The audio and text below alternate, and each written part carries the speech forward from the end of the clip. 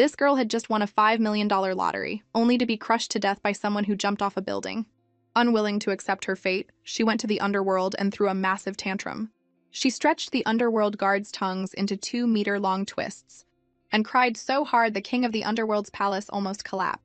The old king had lived for ages, but had never met such a difficult girl. He was at his wits' end and quickly arranged for her to be reincarnated as a princess in her next life, destined to enjoy a life of immense wealth and luxury. The girl was overjoyed and immediately asked, "Will I have a mom and dad? Brothers and sisters? Will everyone love me?" The old king gave an awkward smile and said, "Yes, yes, you'll have everything you want." He just wanted to get this little troublemaker out of his sight. So he threw out the Book of Fate and yelled, "Unjust Soul 99, hurry up and get reincarnated." But when the girl opened her eyes, oh my God, she was in the cold palace. Her brother was locked up in a dark cell, her mother was powerless to protect herself, and her grandparents had been exiled for treason. Was this some kind of super tragic starter pack? And just 0.01 seconds after becoming a princess, she was forced to disguise herself as a boy and live as a prince. "I hate you, old king of the underworld," Jojo seethed. "Where's the doting family you promised? Where's the wealth and luxury?" Jojo basically shut down, screaming internally, "Just destroy it all. My happy little world is gone." 5 years passed, and Juju's life was miserable. Not only was she short on food and clothes, but she had never even seen her so-called father. She figured she'd just muddle through this life, but then she accidentally offended the arrogant Princess Anyang. All because Juju didn't kneel to her. The name Princess Anyang sounded a bit familiar.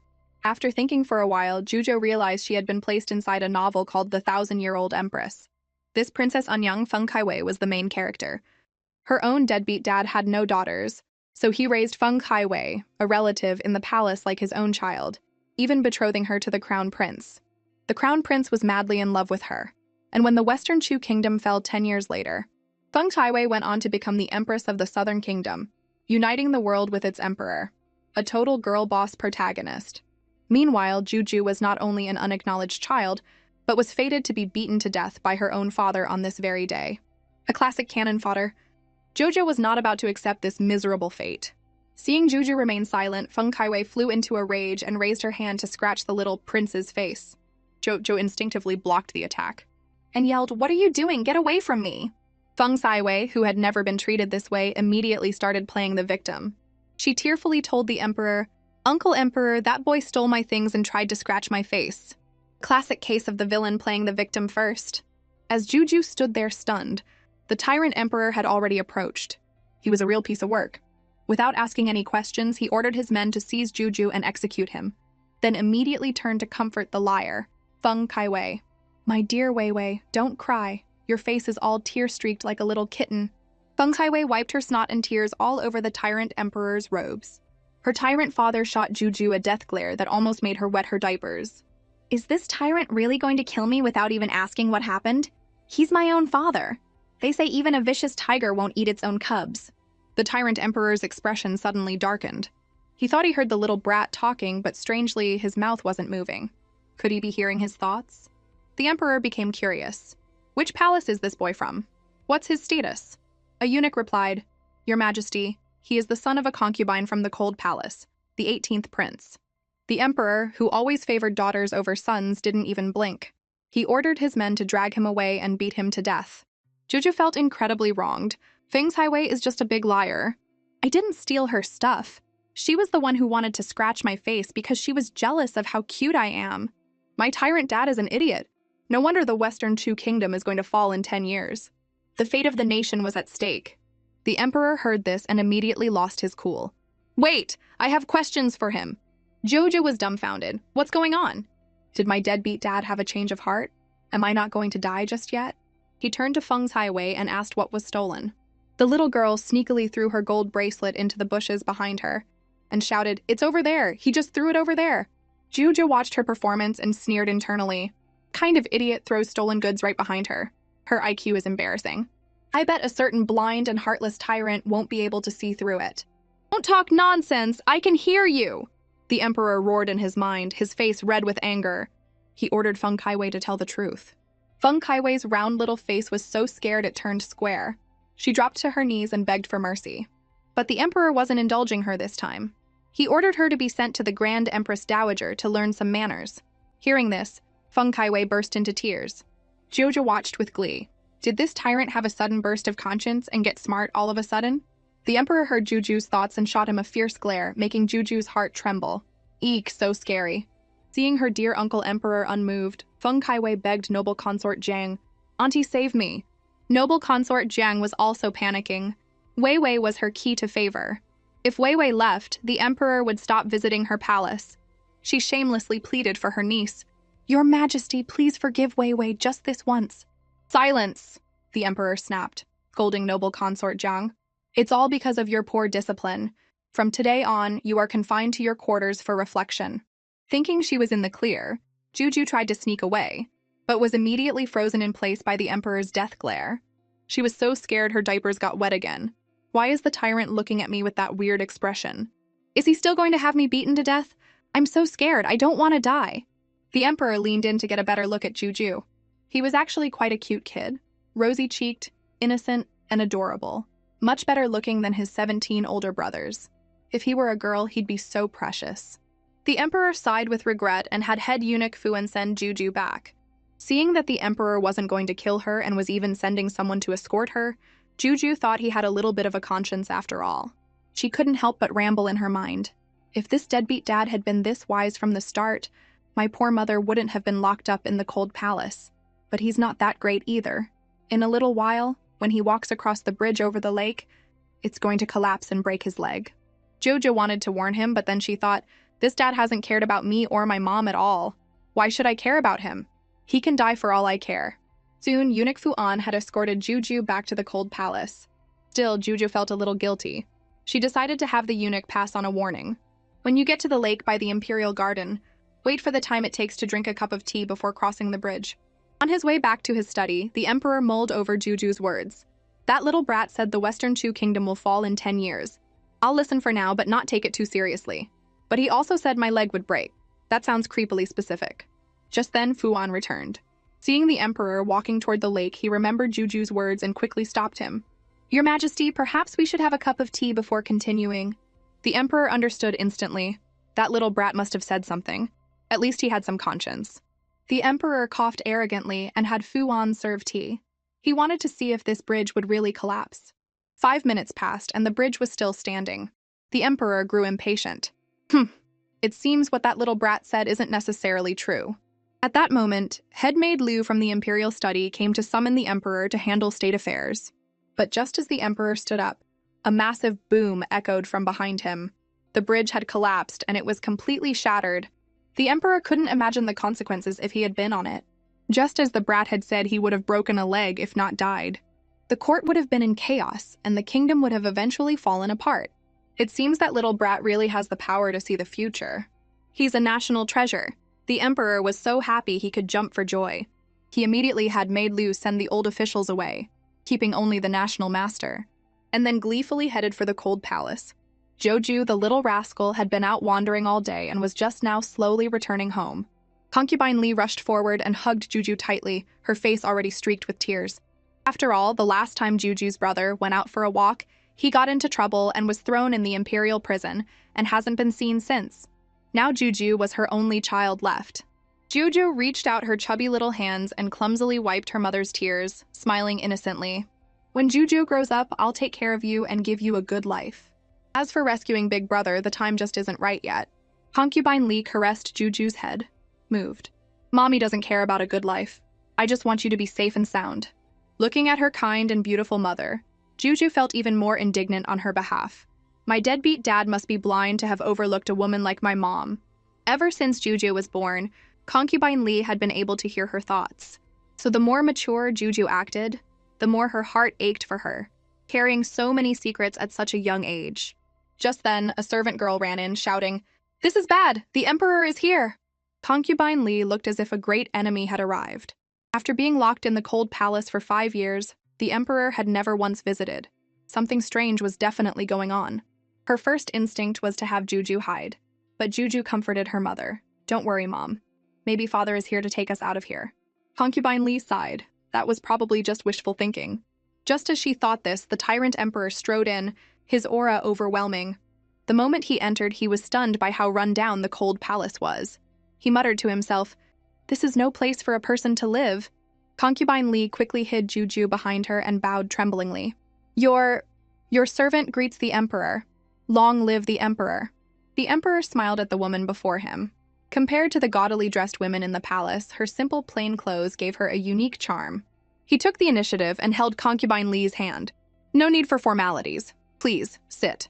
A whole tea time passed and the emperor hadn't said a single word, but his mind was racing. Jojo saved my life, so she should be rewarded. But if I tell her I know and she gets upset and stops giving me predictions, what will I do? Just as Concubine Li was about to break the awkward silence, the emperor finally came up with a reason that would both keep Juju on his side and not hurt her feelings. He cleared his throat and said, Concubine Li, I plan to reopen the case of your alleged treason. Furthermore, you have done a great service by raising the 18th prince. You may move out of the cold palace. This sudden favor left Concubine Li stunned and overjoyed. This servant thanks his majesty for his grace. Juju looked at the emperor and grumbled in her mind. My deadbeat dad has finally seen the light. Keep it up, and maybe I'll even start to like you. The arrogant emperor scoffed internally. He didn't care about Juju's affection. His coldness made Juju feel even more wronged. Of course he doesn't care if I like him. What was I even thinking? Hearing this, the emperor suddenly felt a pang of guilt. Just then, Fuan rushed forward. Your Majesty, they're calling for you from the imperial study again. They say it's urgent. The emperor immediately stood up and, with a wave of his hand, granted Concubine Li and Juju the Autumn Water residence, the best location in the palace. He even ordered Fuan to personally help them move. Juju's eyes darted around as if she'd thought of something. My deadbeat dad is going to discuss the war on the front lines. In this next battle, the Western Chu Kingdom is not only going to be utterly defeated, but will also lose 30,000 soldiers. The losses will be devastating. They'll have to give up land and pay reparations. It's going to be a total disaster. Hearing this, the emperor, who was about to leave, stopped in his tracks. Fu An gently reminded him, Your Majesty, we're in a hurry. The emperor shamelessly sat back down. I'm a bit thirsty. I'll have another cup of tea before I go. He pricked up his ears, desperate to know the reason for the defeat. But Juju just looked confused. Is there something wrong with my deadbeat dad? Why is he looking at me with that weird expression again?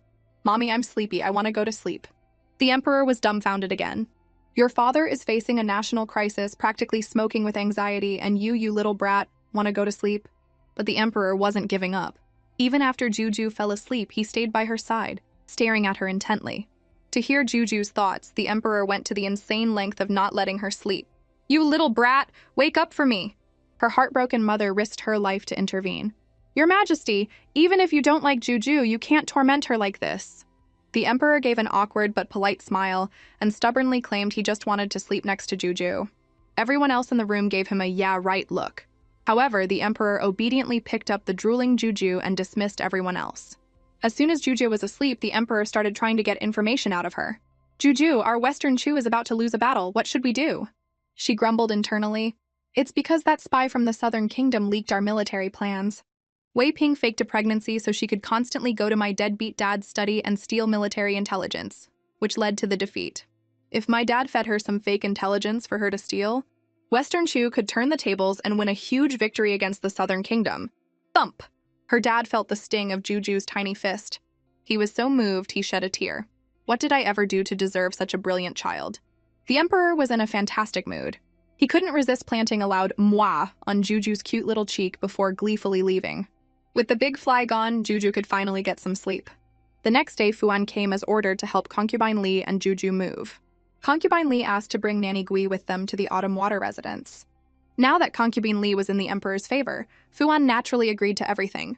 The happiest of all was Juju, because in her 5 years in the cold palace, besides her mother, Nanny Gui had been the kindest to her.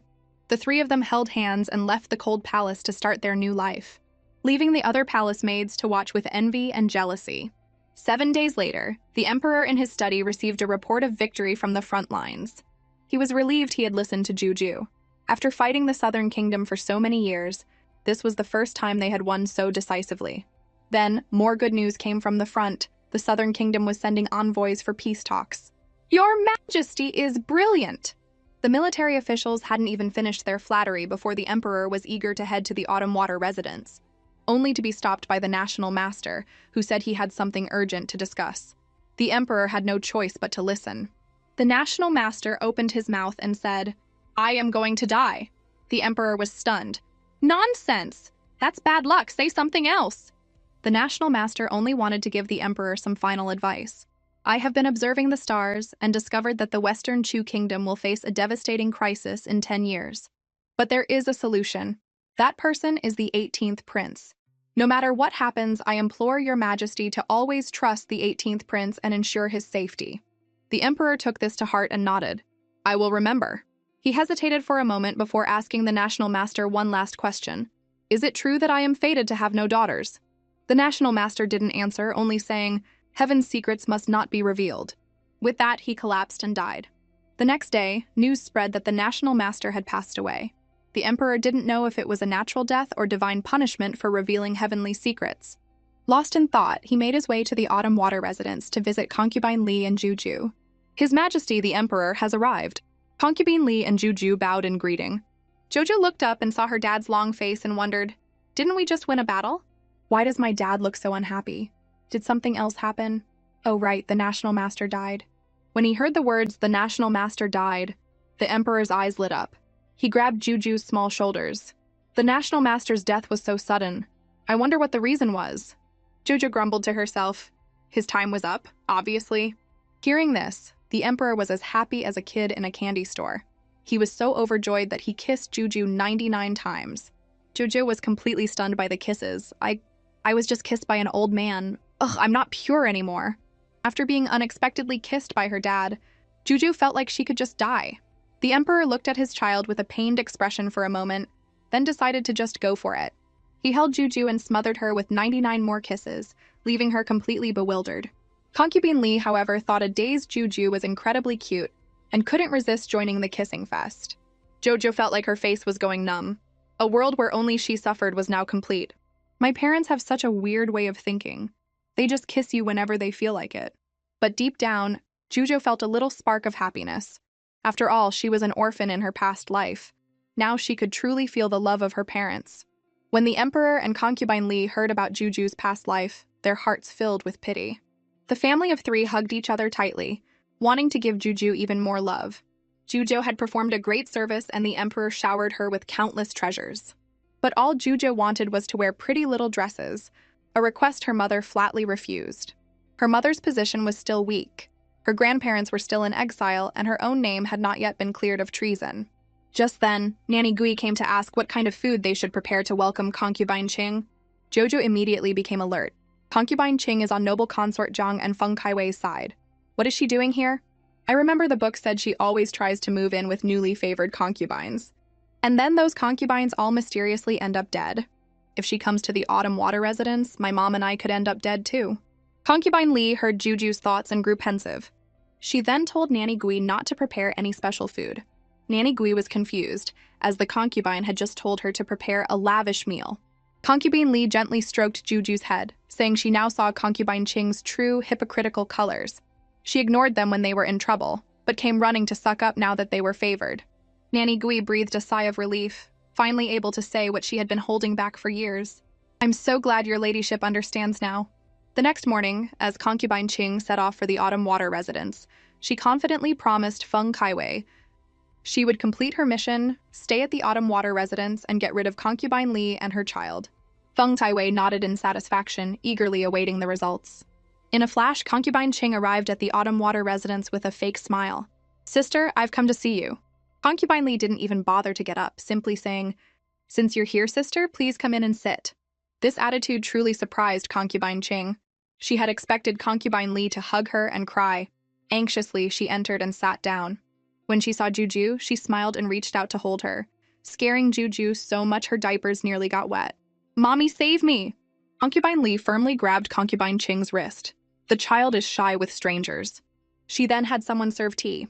As Concubine Qing drank her tea, she looked around the Autumn Water residence and said sarcastically, Your place is so magnificent, sister. Not like my shabby little green jade pavilion. Concubine Li was unfazed and told her to ask the Department of Household Affairs to repair it. Concubine Qing immediately started playing the victim, crying, Those dogs at the Department of Household Affairs only help those who are favored. They'll never help me. Concubine Li wasn't having it. She casually pointed to her sleeve. This shoe brocade is fine material. Are you sure they're ignoring you? Concubine Qing was once again speechless. Finally, she used the excuse that she missed Concubine Li after so many years apart and wanted to move in with her. Concubine Li mercilessly exposed her malicious intentions. Concubine Qing was flustered, made a few clumsy excuses, and tried to leave, hoping Concubine Li would ask her to stay. Instead, Concubine Li immediately told her to leave.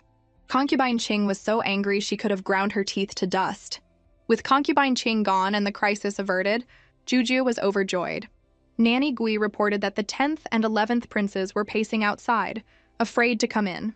Concubine Li coldly ordered them to be sent away. Juju was puzzled. Why is mom so cold to these two brothers? They were the closest to my 13th brother. After he got into trouble, they tried their best to save him and even lost their own lives in the process. But mom never liked them, which is why they died full of guilt. Thinking of this, Juju tugged on her mother's sleeve, begging her to let her brothers in. Concubine Li, having heard Juju's thoughts, was shocked. She never knew the 10th and 11th princes were so loyal and righteous. After years in the cold palace, she had learned the value of true friendship and nodded in agreement. When the two princes saw Concubine Li, they quickly bowed and promised to keep trying to find a way to save their 13th brother. Hiding behind her, Juju could see their anxiety and nervousness. They had planned to leave after paying their respects, but were shocked when Concubine Li invited them to sit for tea. This nearly scared the souls out of them, as they were used to being scolded by her. Sensing their panic, Concubine Li took their hands and formally apologized for misjudging them in the past. The sensible 10th prince quickly said, "It was us who were young and foolish, always angering your ladyship. It won't happen again." Seeing that her mother and two brothers had resolved their misunderstanding, Juju swaggered out to meet them. The moment she saw them, she gasped. She instantly became a huge fan of her two handsome older brothers. Juju was ecstatic. The two princes were surprised to find they could hear Juju's thoughts, but didn't say anything. Worried people might think Juju was a monster. They had to protect her. The brothers hit it off immediately, both of them fighting to hug and kiss the adorable little Juju. Just as things were getting lively, the Tyrant Emperor appeared at the most inopportune moment, shattering the heartwarming scene. He even snatched Juju out of the 10th prince's arms. "10th prince, you look so pale. Did someone upset you? I'll stand up for you." "You're the one misinterpreting the situation, you tyrant. The one who's upsetting me is you," the 10th prince thought miserably. Fighting fire with fire, the 10th prince replied, "Your son just has an upset stomach from something I ate." The emperor immediately scolded him to go see a doctor, and while he was at it, sent the 11th prince away as well. The two didn't dare disobey and dejectedly left, though their hearts ached to stay with Juju. Jojo saw her brother's reluctance and tugged on her dad's sleeve. "Father, Juju likes my brothers. Brother's stomach hurts because he's hungry. Juju wants to eat with my brothers." The emperor readily agreed. The 10th and 11th princes were so moved they almost cried. But during the meal, they were so nervous they didn't dare touch their chopsticks. Juju guessed, "My brothers must be scared of my dad. I want to help them win his favor." The two brothers felt a wave of warmth knowing Juju's intentions. However, when Juju looked at her dad, she found him staring intently at her mom, his eyes looking anything but innocent. He looked like a hungry wolf. When Juju's thought came out, everyone almost spat out their food. Only the emperor felt wronged. "How am I a wolf for looking at my own wife?" "Father, eat more and you won't stare at mommy like a creep." The emperor sighed. "Thanks a lot, you little brat." Just then, Fuan reported that the emperor's favorite, Princess Anyang, was kneeling outside begging for forgiveness. The emperor was unmoved. "If she wants to kneel, let her." Suddenly it started to rain. Princess Anyang remained kneeling, her small body trembling and crying pitifully. Onlookers felt sorry for her. When Duke Duan and his wife heard their daughter had been kneeling in the palace for so long, they rushed in to persuade her to get up. But Feng Kaiwei seemed glued to the ground, saying she wouldn't get up until her uncle emperor forgave her. Her words were full of arrogance and threat, terrified of losing her favor and wealth. A eunuch rushed to report to the emperor that Duke Duan and his wife wanted to take the royal family's only girl, Feng Kaiwei, home. The emperor's face darkened, but he said nothing, his mind whirring. It was Juju who muttered to herself, "It's obviously that bratty princess's own fault. Dad already sent someone to tell her to go back. Duke Duan and his wife are so clueless. Are they trying to manipulate the emperor?" The emperor glanced at Juju and gave a meaningful smile. You little brat, you really understand me." After a moment's thought, the emperor ordered the duke's family of 3 to be sent out of the palace, and from now on they were not to enter without a summons. It was a display of pure imperial authority, enough for the emperor to feel smug in front of Juju for a lifetime. Meanwhile, a eunuch swiftly ran out and announced the emperor's order in a high-pitched voice. "Send the duke's family out of the palace!" The group kneeling in the rain was instantly panicked. They never expected their little drama to fail so spectacularly. Feng Kaiwei did not want to leave the palace. Once she left, she would no longer be the high and mighty princess. She gritted her teeth and slammed her head against a nearby water basin used for growing lotuses, fainting on the spot. The eunuch ran back to report to the emperor. The emperor was furious. "Who cares about someone else's daughter? I have my own princess." His eyes fell on Juju with a strange, almost creepy smile that nearly scared her out of her wits. He was holding a beautiful pale yellow dress, chasing Juju all over the place. "Juju, isn't this dress so pretty? Don't you want to wear it? I don't want to, I don't want to." Seeing Juju's strong resistance, the emperor played his trump card. "Juju, if you agree to wear this dress, I'll reward you with 500 taels of silver." The emperor's antics left the eunuchs and nannies completely dumbfounded. Nanny Gui was worried Juju would throw a fit, but instead, Juju reached out her chubby little hand and snatched the dress. Thinking about that shiny silver, she figured, who would say no to money? She immediately agreed to wear it. Juju took the dress from her tyrant dad and skipped into her room, having Nanny Gui help her put it on and even style her hair into 2 cute buns. When the dressed-up Juju pushed the door open, the emperor turned around and was so moved he almost cried. The little prince had instantly transformed into an adorable little princess, so fair and cute you just wanted to kiss her. And the emperor did not disappoint. He immediately swept her up in a hug, planted a big kiss on her cheek, and declared he would get her even more pretty dresses. As long as Juju was willing, she could name her price. "I don't have any conditions.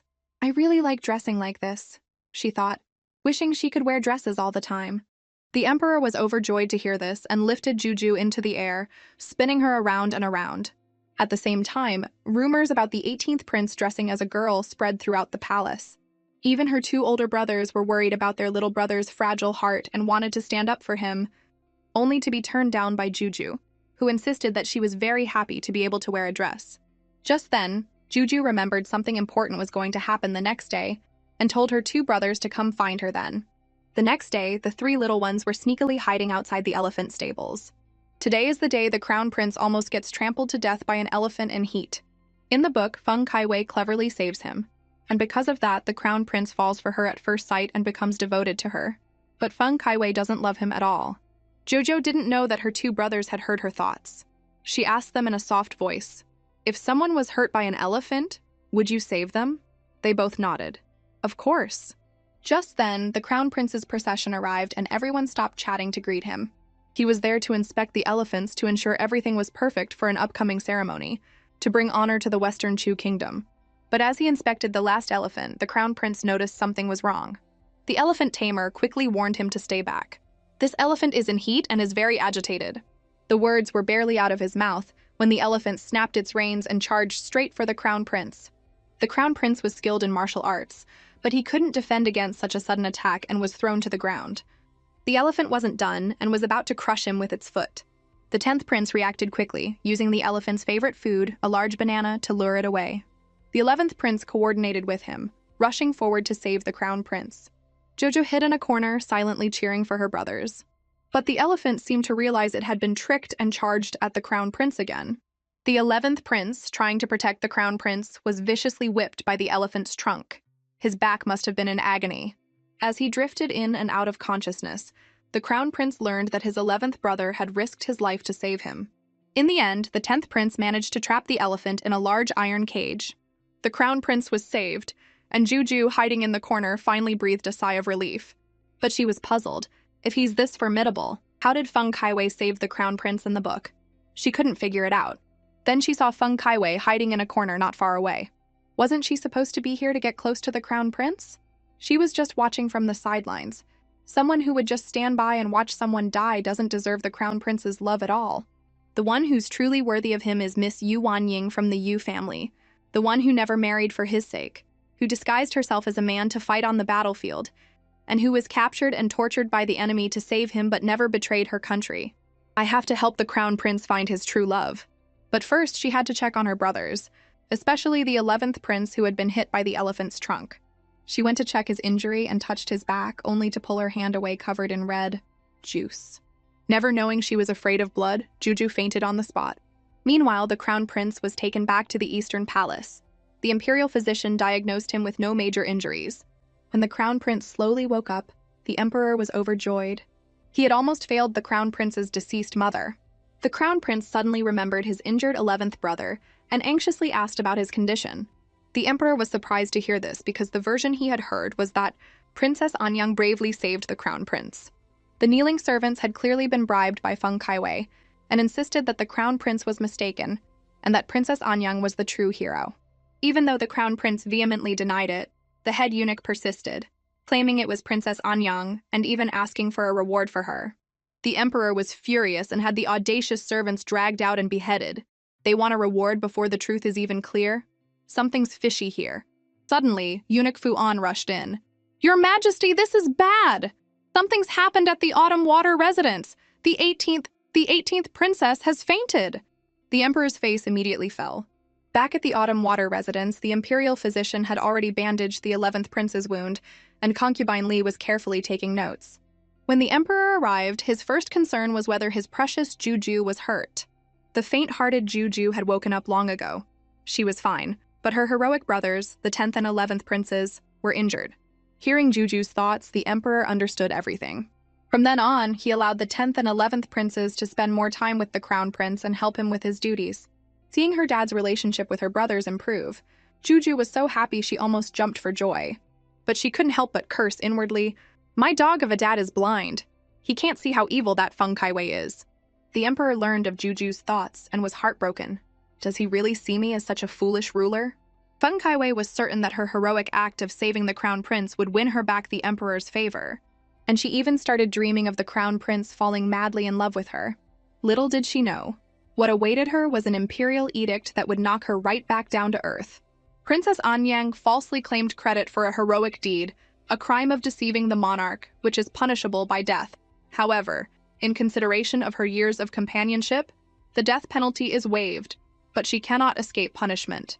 Her title of Princess Anyang is hereby revoked, the betrothal is cancelled, and she is to be expelled from the palace. Feng Kaiwei was instantly stunned. The crown prince was on his way to the Autumn Water residence to thank his 3 younger siblings for saving his life. The courtyard of the Autumn Water residence was bustling with activity, with the 2 brothers chasing Juju, begging for kisses. "No way, no way." Little Juju was exhausted, her face was practically numb from all the kisses. After finally escaping her brother's affectionate pursuit, she ran headfirst into the crown prince's knee. Juju's adorable appearance instantly charmed the crown prince, and his handsome face in turn captivated her.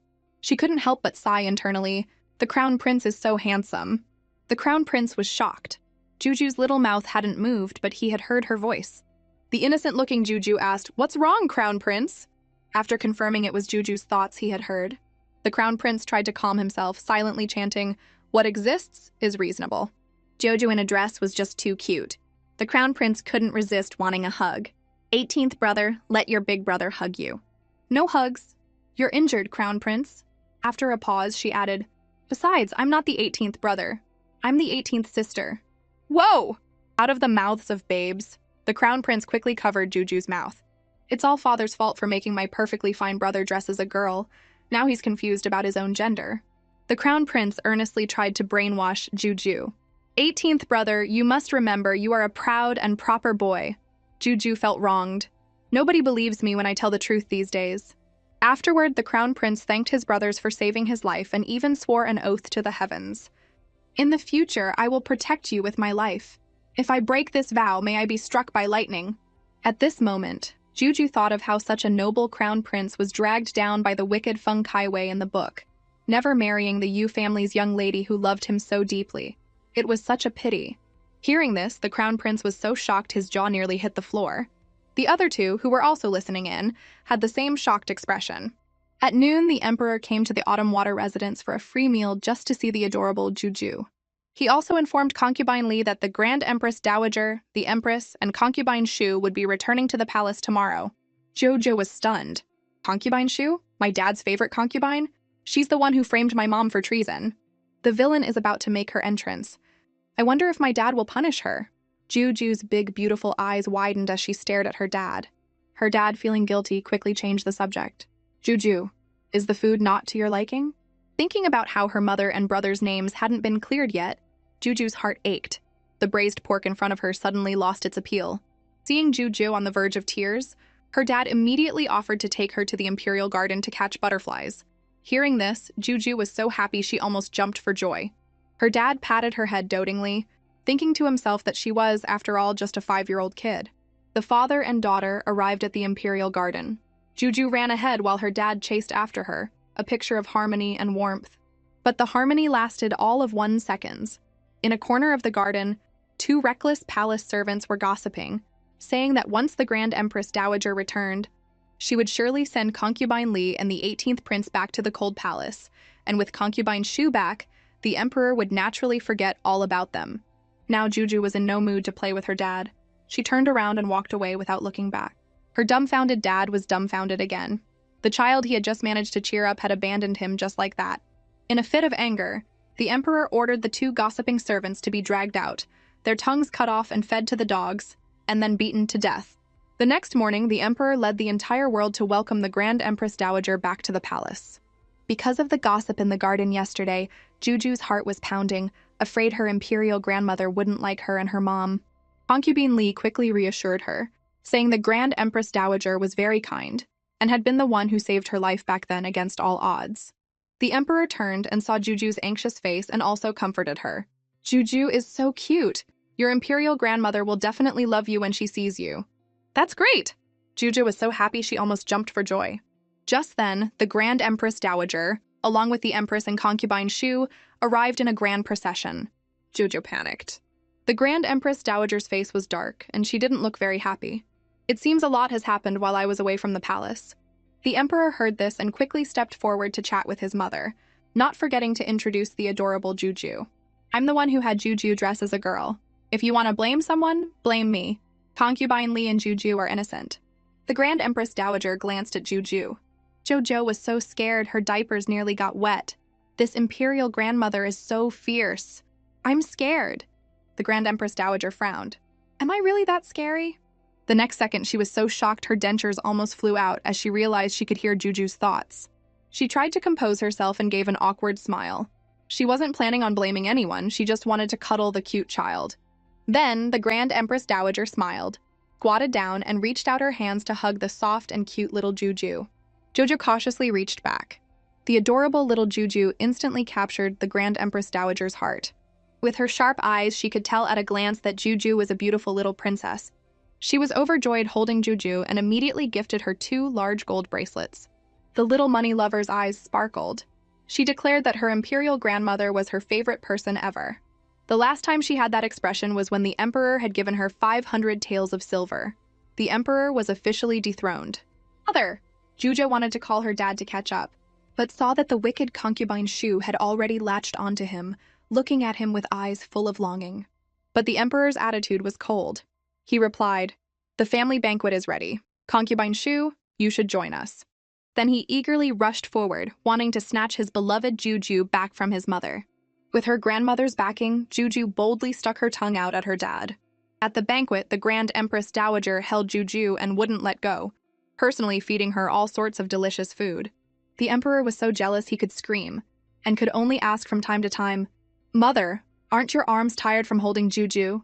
The Grand Empress Dowager rolled her eyes a full 360 degrees. "Emperor, you've asked that question 10,086 times tonight. I'm not tired." While the emperor was feeling sorry for himself, concubine Shu started her act again. She toasted him and leaned against him, her words hinting that she hoped he would choose her for the night. Seeing this, Juju grumbled internally, "She's such a villain, I hate her. My dad would never go to her place. When is he going to clear my mom's name? It was all concubine Shu who framed my mom." After hearing Juju's thoughts, the emperor fell into deep thought. Maybe he really should investigate concubine Shu for framing concubine Li. To avoid alerting her, the emperor took concubine Shu's drink and downed it. But concubine Shu seemed to sense something was off. She didn't press the issue and instead invited him to her palace for some sobering soup, saying she would go back and wait for him. Concubine Shu happily changed into a beautiful skimpy garment and eagerly awaited the emperor's arrival. But to her surprise, a maid rushed in to report that the emperor had gone to the Autumn Water residence with a load of gifts. Concubine Shu was instantly furious and started cursing, "That bitch concubine Li! What kind of spell did she use to bewitch the Emperor? I refuse to accept this. Losing favor on her first day back, and the culprit was the person she hated most, Concubine Lee. Concubine Shu smashed her teacup. Who does Concubine Lee think she is? She was so angry she could have ground her teeth to dust, hating that the treason charge hadn't finished her off last time. The Emperor, wanting to confirm his suspicions, went to Concubine Shu's palace. As he reached the entrance, he heard her smashing things and ranting, saying things that left him in disbelief. The Emperor clenched his fists, suppressing his rage, and continued to listen as Concubine Shu incriminated herself. Now everything was clear. The Emperor signaled Fuan to open the door. As the door opened, he saw Concubine Shu still lost in her tirade against Concubine Lee. A kneeling maid saw the Emperor and his entourage and tried to signal her mistress. But Concubine Shu didn't get it, and even scolded the maid. "You dead girl, what are you winking for? I'm not the Emperor, you can't seduce me." The maid whispered, "The Emperor is here." The Emperor stood behind Concubine Shu, his face dark, his presence suffocating. Concubine Shu was already gasping for breath, her face pale with panic. She knelt and stammered, Your servant greets the Emperor. Your Majesty, when did you arrive?" She was terrified, desperate to know if the Emperor had heard her. If he had, she was finished. The Emperor remained silent, just glaring at her. As Concubine Shu tried to stand, the Emperor kicked her in the shoulder, saying he never hit women, but she was so disgusting he had to make an exception. Concubine Shu burst into tears and tried her damsel in distress act, claiming she only said those things out of jealousy because she loved him so much. But the Emperor wasn't buying it. He threw her aside and announced to the entire palace, "Concubine Shu has been stripped of her title and sent to the Cold Palace for framing another concubine." The charge of treason against Concubine Lee was baseless. Today, her name is cleared and she is declared innocent. As for the 13th prince, he would have to find the right time to release him. Otherwise, he wouldn't be able to silence the court officials. Meanwhile, Concubine Lee and Juju were getting ready for bed, when a stream of rewards began pouring into their palace. They were both astonished. Concubine Lee had no idea what had gotten into the Emperor to suddenly bestow so many treasures. The little money lover Juju's eyes sparkled at the sight of the treasures. After the eunuchs had delivered all the gifts, the Emperor appeared. He looked at Concubine Lee with a hint of guilt and said, "Concubine Lee, you have suffered all these years. I personally heard Concubine Shu admit that she was the one who framed you. I should have investigated properly back then, and not been so quick to send you to the Cold Palace." Not only did the Emperor clear the names of Juju and her mother, but he also came to apologize in person. The mighty Emperor bowing to a woman made Juju suspicious. "Did my deadbeat dad suddenly fall for my mom?" The Emperor heard Juju's thoughts and sighed to himself. "You little rascal." Concubine Lee shook her head, thinking, "This silly child, what does she know about love? Emperors don't have time for love." She then asked the Emperor to go back to his own quarters to sleep. But the Emperor wanted to stay at the Autumn Water residence, only to be politely rejected by Concubine Lee. The Emperor's face fell like a sad puppy's. "All right then, I'll wait until you're ready. I'll go back to sleep. Juju, you're coming with me." He then picked up Juju and strode out with an air of undeniable authority. Concubine Lee was left completely stunned. Juju cursed internally. "My dad is so despicable. He can't have my mom, so he's taking me hostage." Juju, at such a young age, was carrying so much. She felt wronged, while the daughter-obsessed Emperor was amused by her interesting thoughts. One day, Juju woke up, rubbing her sleepy eyes. The Emperor announced he was taking her to the morning court session.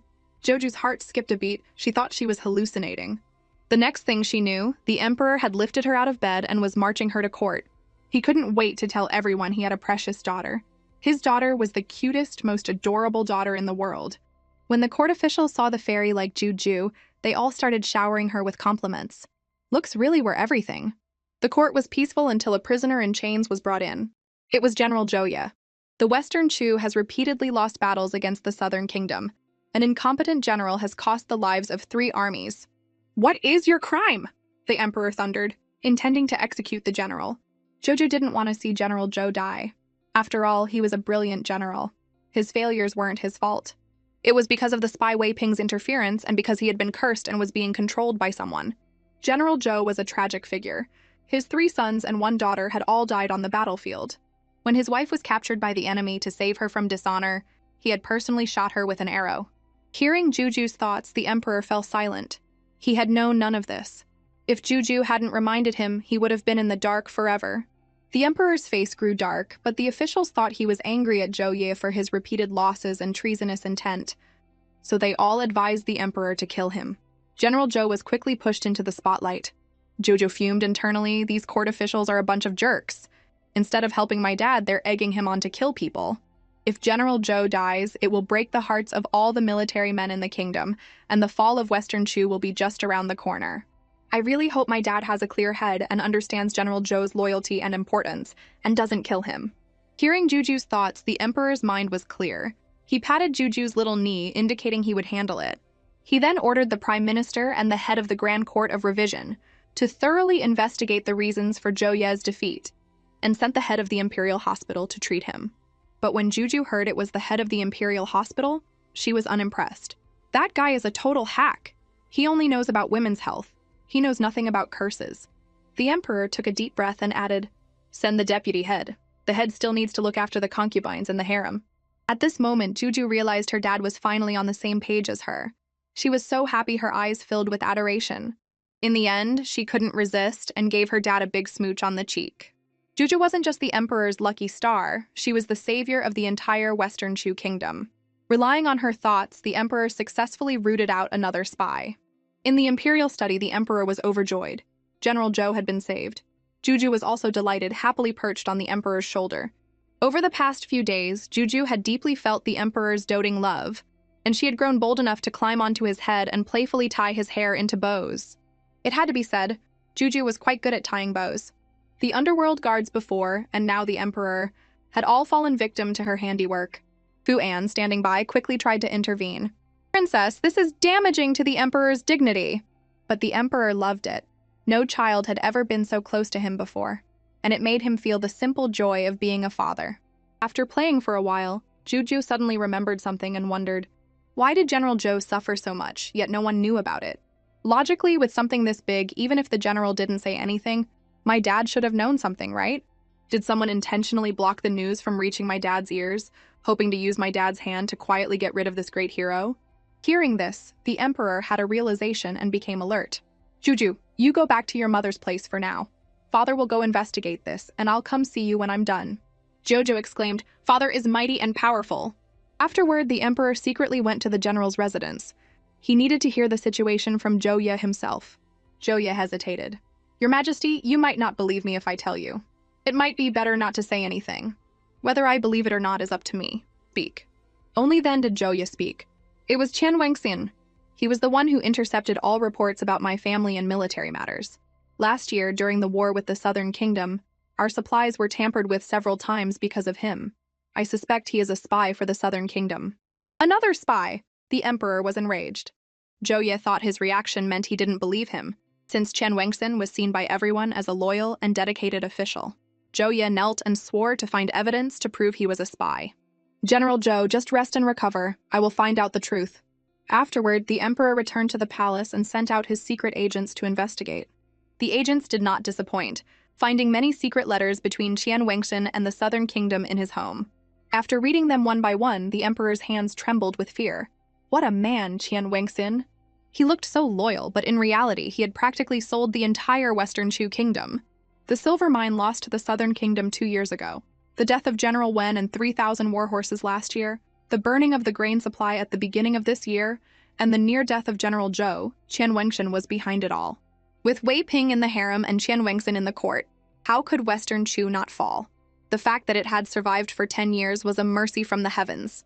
Thinking of this, the emperor was furious. He ordered Qian Wengxin's entire family to be executed, and his head, along with Wei Ping's, to be hung on the city gates as a warning to all. Juju is truly a great blessing for the entire Western Chu. If it weren't for her, the kingdom would have been sold, and I'd still be helping them count the money. The emperor calmed himself and asked Fu An, "Where is Juju now?" "Reporting to your Majesty, the 18th princess is with the crown prince. The Southern Kingdom's envoys will be arriving soon for peace talks, and the crown prince is in charge of receiving them. The princess is there to join in the fun." At this moment, Juju was being held by the crown prince as they studied a guide, 108 Ways to Deal with Foreign Envoys. The densely packed words were making Juju sleepy. Zhaoer lighted some refreshing incense. At the crown prince's call, Juju was instantly awake. "Zhaoer? She's here with the crown prince? Why am I reacting so strongly? Is this Zhaoer a spy too? The Crown Prince never imagined that his personal maid could be a spy from the Southern Kingdom. She has such an innocent face, but she's a total snake. In the original story, when Western Chu was defeated, they received the Southern Kingdom's envoys. Zhaoer colluded with them, poisoned an envoy to fake his death, and blackmailed Western Chu out of 5 cities. Even though Western Chu won this time, Zhaoer will definitely still try to poison someone to frame us. Then this victory would be for nothing. No way, I can't let them get away with just giving up land and money. Thinking of this, Jujo was fuming. The Crown Prince panicked when he learned of the plot. It was a 1,000-year-old rule that you don't kill envoys during wartime. If what Juju said was true, not only would their victory be pointless, but he might lose his position as Crown Prince. Worried that Zhaoer might have tampered with the incense, he sent her away. But he couldn't alert her, so he couldn't get rid of her just yet. To stop the Southern Kingdom's plot, the Crown Prince racked his brain for a solution and actually thought of drinking the poison himself. His intelligence was truly touching. The thought of dying without an antidote, without having achieved anything, without getting married and having children, and without even meeting the Miss Juju mentioned, filled him with regret. Just then, Juju's thoughts provided a much better solution. If we secretly get the antidote from the envoy, we can expose their scheme. Western Chu can turn the tables and maybe even make them give up more land and money. Juju was delighted with her own cleverness, while the Crown Prince was nearly brought to tears by his own stupidity. Juju is so smart! She's my savior! Thinking this, he planted several kisses on Juju's little cheek. Juju's face went numb. What's wrong with the Crown Prince? My poor cheeks are suffering again. Worried the Crown Prince wouldn't be able to handle the poisoned envoy situation, Juju came up with her own plan. Although she was an orphan in her past life, she had learned traditional medicine from the director of her orphanage. If the Crown Prince couldn't find the antidote, she could create a universal one for him.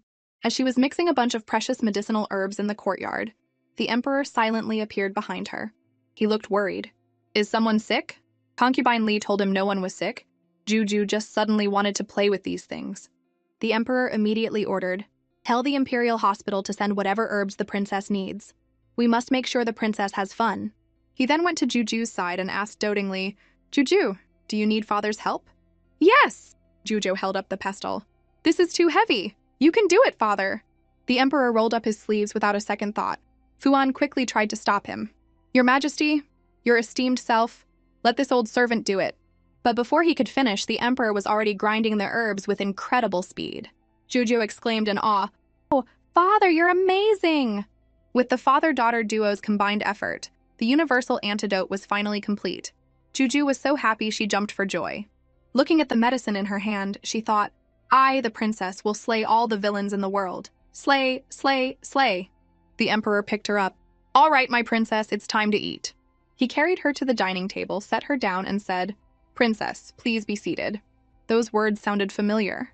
In her past life, she had heard, "Princess, please get in the car. Princess, please have some water. Princess, please go to sleep," and so many others, but no one had ever said them to her. In this life, someone was finally treating her like a real princess. Juju contentedly gave the Emperor a kiss, and he grinned like a fool. "Juju kissed me on her own initiative." He became even more enthusiastic, bustling around her. "Princess, please take your chopsticks. Princess, please hold your bowl. Princess, please open your mouth." And Juju got lost in the chorus of "Princess." Concubine Li watched the loving scene between father and daughter and couldn't help but smile. With the family so happy and harmonious, who in the harem would be the next to get jealous? On this day, the envoys from the Southern Kingdom arrived for an audience, and a grand banquet was prepared in the palace. The Emperor, ignoring all objections, brought Juju with him. The Southern Kingdom's envoy came forward to state his purpose, claiming they came for peace talks and, as a sign of sincerity, wanted to toast the Emperor. But the Emperor raised his teacup and responded authoritatively, "I have a precious daughter now. My daughter doesn't like the smell of alcohol, so I will use tea instead of wine." This move not only showed off the happiness of having a daughter, but also gave the Southern Kingdom a firm slap in the face. However, in the midst of this tense atmosphere, an accident occurred. The lead envoy suddenly collapsed, his lips turning black and black blood flowing from his mouth, a clear sign of poisoning. The Southern Kingdom's envoys erupted in chaos, accusing Western Chu of poisoning their envoy and threatening to seek justice from the Supreme Alliance. The Emperor panicked and questioned the Crown Prince. "What is going on?" But the Crown Prince was confident and told the Emperor not to worry, he would handle it. Joju, with her keen eye, saw something clutched in the crown prince's hand and his confident reaction, and guessed that he must have found the antidote and was ready to expose their staged drama. The emperor understood after hearing Juju's thoughts. The other royal family members who were hearing Juju's thoughts for the first time were all completely stunned. The crown prince looked at the troublemaking envoys. "We people of Western Chu are gracious in both victory and defeat. We would never resort to poison. If you wish to ask the Supreme Alliance for justice, then by all means do so." Soon, people from the Supreme Alliance arrived. The Southern Kingdom's envoys' eyes lit up, and they rushed forward crying, "Sir, you must bring us justice! The Western Chu royal family has no honor. They poisoned our master." The chief official of the Supreme Alliance, Liu Jing, confirmed that the envoy was poisoned and looked at the emperor. "The culprit must be from your Western Chu royal family. Do you have anything to say?" The Southern Kingdom's envoys chimed in, demanding they pay a heavy price. "A price?" the crown prince sneered. "What price?" The Southern Kingdom's envoys were arrogant, demanding not only to cancel the land and reparation payments, but also for the emperor to make a public apology. Liu Jing found this to be a reasonable solution and told the emperor to agree. The emperor laughed in disbelief. He stood up, holding Juju. "Forcing me to watch you people of the South poison yourselves to frame my Western Chu? All because you lost a war and don't want to pay up? That's right, that's right," Juju chirped in support of her tyrant dad. The Southern Kingdom's envoys felt their scalps tingle. "Do you have any proof?" "Yes." The crown prince revealed the antidote he had been clutching in his hand. "I found the antidote to the poison in the Southern Kingdom's envoys' quarters." The envoy insisted the bottle and the antidote weren't theirs. The crown prince had anticipated they wouldn't admit it easily and had the imperial physician examine it. The physician, with his 80 years of experience, sniffed it and immediately identified it as the antidote to a poison called red thorn. This poison was exclusive to the Southern Kingdom's royal family. No one else could create it, let alone its antidote. The crown prince decisively handed the medicine to Liu Jing from the Alliance. Liu Jing personally administered it to the poisoned envoy, and the antidote worked instantly. The envoy woke up in less than a second. Liu Jing was amazed. "It really is the antidote." He turned to the envoys and sternly questioned, "Envoys of the South, do you admit to the crime of falsely accusing Western Chu?" The envoys were speechless and all fell to their knees, begging for mercy. Due to the Southern Kingdom's shameless act of framing them, the original reparations of land and money were now doubled. With the matter successfully resolved, Juju couldn't help but give the crown prince a thumbs up. "Crown prince, that was beautifully done." With a huge influx of wealth into the Western Chu treasury, the tyrant emperor was in a great mood and ordered rewards for everyone. The crown prince was overjoyed, scooping up his little lucky star Juju for a series of cuddles and affectionate nuzzles. However, this heavy dose of love was a bit much for little Juju, who was struggling to breathe. The tyrant emperor saw all of this, and a wave of jealousy washed over him. "Crown prince, go investigate who is behind that poisoning incident." The crown prince looked back, completely baffled. "Investigate what now? Give me back my Juju. You've hugged her long enough." With that, he eagerly snatched his daughter back, reminding the crown prince to seriously look into the matter of the Southern Kingdom's spies. The crown prince had no choice but to obey. Having reclaimed his precious child, the tyrant emperor broke into a rare, doting smile. He stroked Juju's little head, thinking to himself, "No one is allowed to steal her from me." Little did he know, a group of royal relatives was already getting restless, plotting to get their hands on the adorable Juju. Prince Ning was the first to speak up, asking the emperor if he could take Juju back to his estate to raise for a while. "This is outrageous." Juju fumed internally. "Do they think I'm some kind of monkey for them to pass around and gawk at?" Even though they clearly heard her internal protests, the relatives pretended not to, showering her with compliments instead. "The princess is so cute. I just want to kiss her and hug her and lift her up high."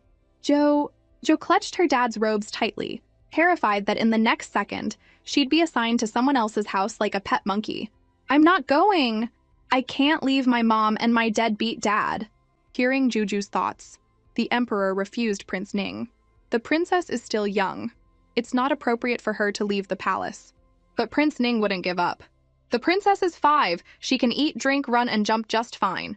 The emperor got flustered and blurted out, "No, the princess is still nursing." Still, Prince Ning wouldn't back down. He suggested bringing the wet nurse along too. "Your Majesty, you raised Duke Duan's daughter in the palace.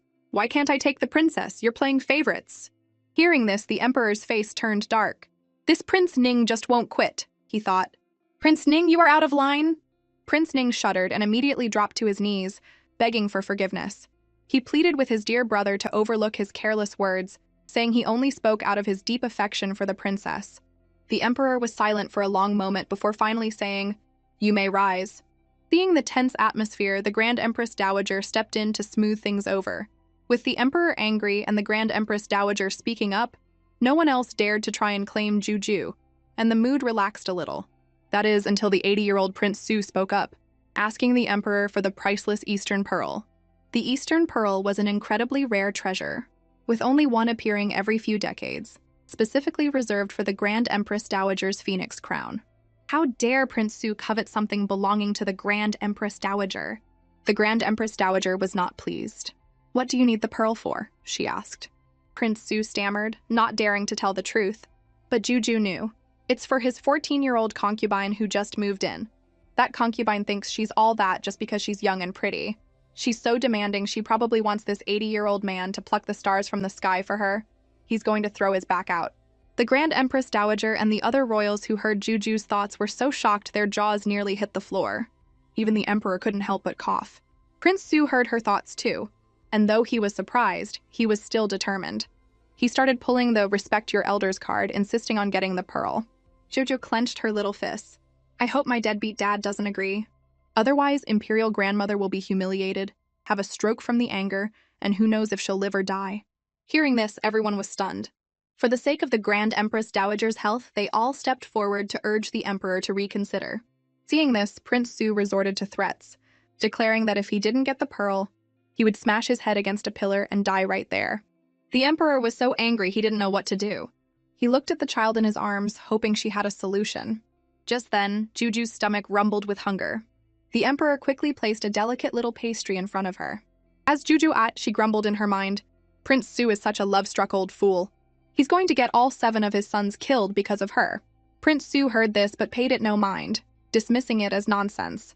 "Grandpa Prince Su, you want the Eastern Pearl, right?" Juju asked in her sweet, childish voice. Yes, yes," Prince Su nodded. "My father has an Eastern Pearl and can give it to you, but it will take some time. I don't know if you can wait." "I can wait! I can wait!" Prince Su beamed at the emperor. "Your Majesty, is what the princess said true?" The emperor instantly understood. Juju was buying him time. He readily agreed. "I don't want to see my dear uncle die in front of me. It's just a pearl, I'll give it to you. In 20 years, I will personally deliver it to you, Prince Su." When Prince Su heard this, he almost coughed up blood. But since he had said, "I can wait," he had no choice but to leave in a huff. Juju was still worried about the love-struck old man. That little concubine is a monster. She's going to kill one of his sons in the next 2 days. Obviously, the old man was determined not to listen. He didn't believe a word of it. A few days later, just as she predicted, Prince Su suffered the pain of a white-haired man burying his black-haired son. The eldest son had drowned by accident. He had discovered proof that the young concubine was poisoning Prince Su and was murdered for it. The concubine, Kaixia, was ambitious and planned to get rid of all of his sons so she could give the 80-year-old prince his one and only heir. The poor Prince Su was still in the dark, lost in grief. The old man, finally snapping out of his daze, suddenly remembered Juju's words. "That little concubine is a monster. She'll kill your sons." He felt like he'd been struck by lightning. He shuddered and immediately rushed to the palace to find Juju and get some answers. At that moment, Juju was busy moving her beloved koi fish to a new spot. The old man hid in a corner, hesitant, regretting not listening to her before. The moment Juju turned around, she spotted him acting suspiciously. To her surprise, the old man scurried away and disappeared. The adorable Juju was dumbfounded. "Juju doesn't eat people? Why is that old man running?" she wondered. He probably feels like he'll lose face asking a 5-year-old for help, so he ran away. However, the old man's hasty retreat deeply hurt Juju's young heart, making her question her very existence. Is it because I look fierce that Grandpa Prince Su ran away in fear? Concubine Li was at a loss for words. Just then, the Tyrant Emperor suddenly appeared, picked up the adorable Juju, and explained, "Prince Su had an urgent matter to attend to at home." Jojo stopped worrying and snuggled into her deadbeat dad's arms, enjoying his warm presence. She couldn't help but say, "Father, you smell so good." Jojo wants to smell good too. Hearing this, the emperor, without a second thought, ordered that his personal, exclusive agarwood incense be sent to Juju.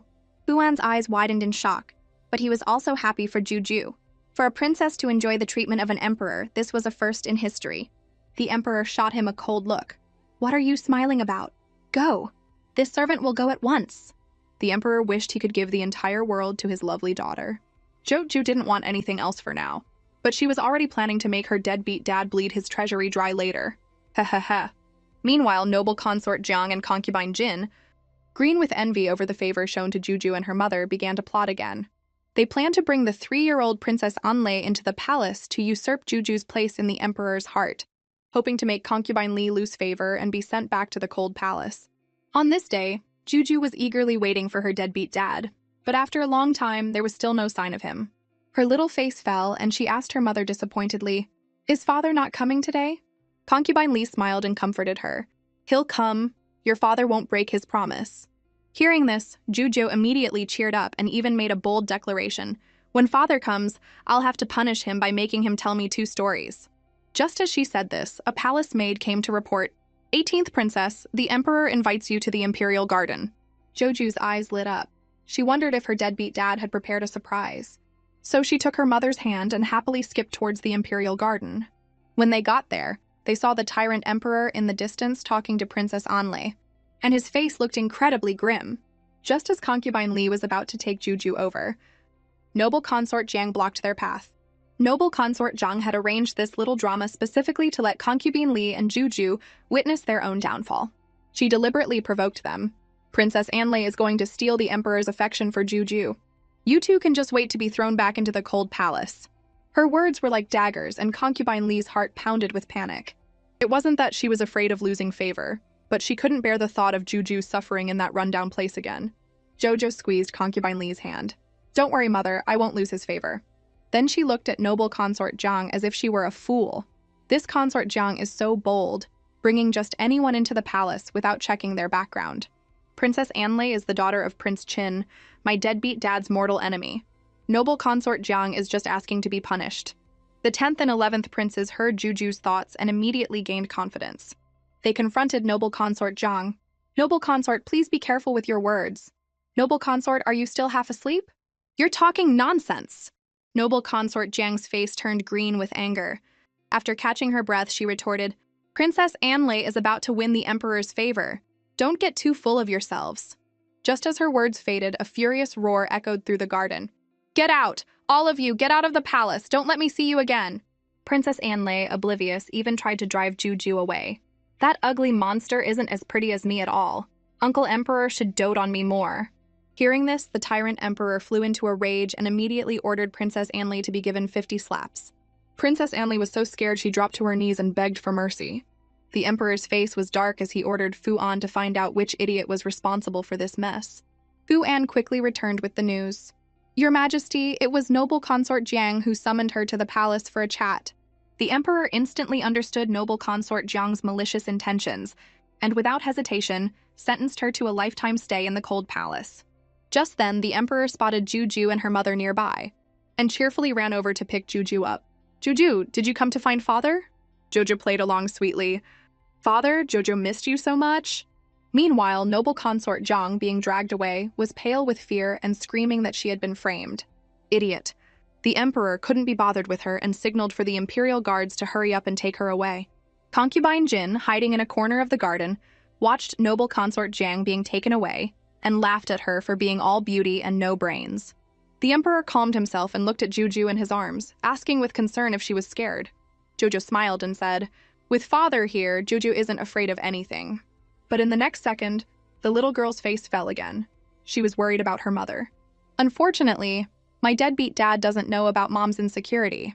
After hearing Juju's thoughts, the emperor's heart ached. He pulled concubine Li into his arms and gently comforted her.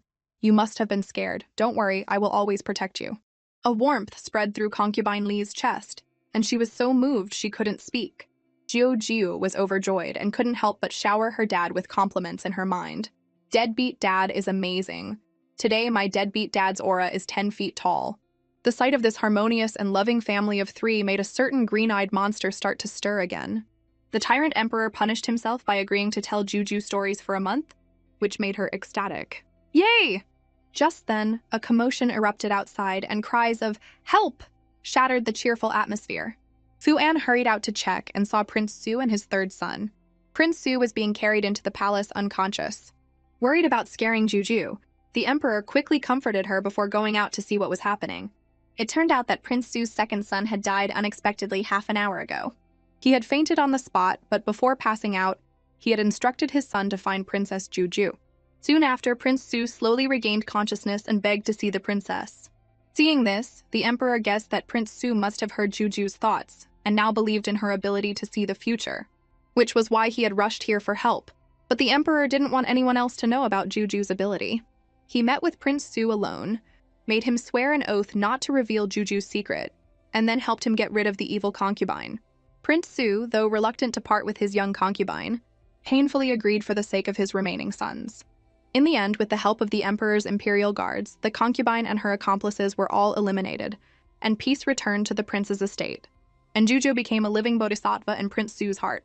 If his son had a cold, he'd seek out Juju. If his son lost a fight with the neighbor's dog, he'd seek out Juju. If his son got a beating from his wife, he'd still seek out Juju. Juju's ears were about to fall off. She cried and hid in the emperor's arms. "I'm so miserable. Boo-hoo. Can someone please do something about Prince Su? That old man comes to the palace every other day to ramble about his family drama. I don't want to hear it. I don't want to hear it." After hearing Juju's thoughts, the emperor, without a second thought, issued an order banning Prince Su from visiting Juju in the palace. Hearing this, Juju was overjoyed. "Juju, for your birthday, father is going to throw you a huge celebration." Juju's eyes immediately lit up. "Does that mean everyone will come to the palace to celebrate with me?" Seeing Juju so happy, the emperor was also filled with joy. Little did he know, the clever little girl was actually thinking about the crown prince's marriage. If everyone comes to the palace, Juju thought, then the crown prince's true love, Yu Wanying, will show up. I really hope father can betroth Yu Wanying to the crown prince. The emperor heard the name Yu Wanying and felt it was a bit familiar, but he couldn't recall which minister's daughter she was. So he simply put the crown prince in charge of organizing Juju's birthday banquet. Juju was eagerly looking forward to the banquet, her mind full of what kind of gifts everyone would bring. "I hope there are lots of snacks from outside the palace. I barely got to eat any special snacks in my past life." Hearing this thought, the emperor's heart ached, feeling as if something had fiercely squeezed it. He wished he could make all the chefs in the imperial kitchen learn to make all of Juju's favorite snacks, like ding-ding candy, pear rock sugar cakes, malt candy, and candied hawthorns. Hearing this, Juju's mouth was practically watering. Seeing this, Concubine Li smiled and advised the emperor, "Don't spoil Juju too much." The emperor looked at the adorable Juju in his arms and said dotingly, "Juju is my daughter. If I don't spoil her, who will?" Juju's heart warmed, and she couldn't resist giving the emperor a big smooch on the cheek. In the blink of an eye, it was the day of Juju's birthday banquet. Concubine Li woke Juju up early in the morning to wash and dress her. The little girl was still sleepy, but when she saw herself in the mirror, all her drowsiness vanished. She was so stunned she couldn't speak for a moment. "Who is this little fairy? How can she be so pretty?" Juju, the little birthday girl, was feeling a bit narcissistic. She kept praising her own beauty in her mind. Even when making funny faces, she thought she looked incredibly good. Concubine Li was amused by Juju's smug thoughts and reminded her it was time to go to the banquet. "Mommy is also very pretty today, like a big fairy." Juju's eyes widened as she looked at her elegant and beautiful mother. The mother and daughter soon arrived at the Dellen Hall where the banquet was being held. It was still early before the banquet started, and Juju didn't want her beautiful mother to just wait there. "I have to hide her so she can make a stunning entrance for everyone later." So, Juju started acting cute, convincing Concubine Li to go to a side hall for some tea. Concubine Li happened to be thirsty, so she nodded in agreement. Before leaving, she reminded Juju not to run around. Juju puffed out her chest and said, "It's okay, I'm going to find my brothers." In a flash, Juju was zipping around Dellen Hall like a little rocket, actually looking for Yu Wanying. When she couldn't find her in the hall, she decided to go outside. Just as she stepped out of the main hall, she saw Fing Kaiwei bullying someone not far away. She had pushed a little girl about her own age to the ground and was kicking her viciously, all while spewing insults. Jojo immediately recognized the little girl on the ground as her little cousin, Nan Yuanxiang. "Bit!" Juju shouted, rushing over like a gust of wind.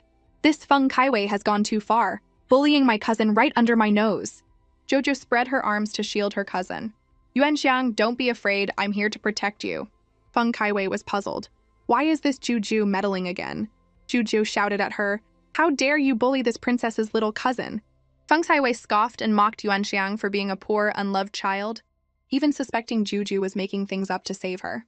Jojo fiercely retorted, I may be little, but I'm not stupid. I wouldn't mistake my own relative.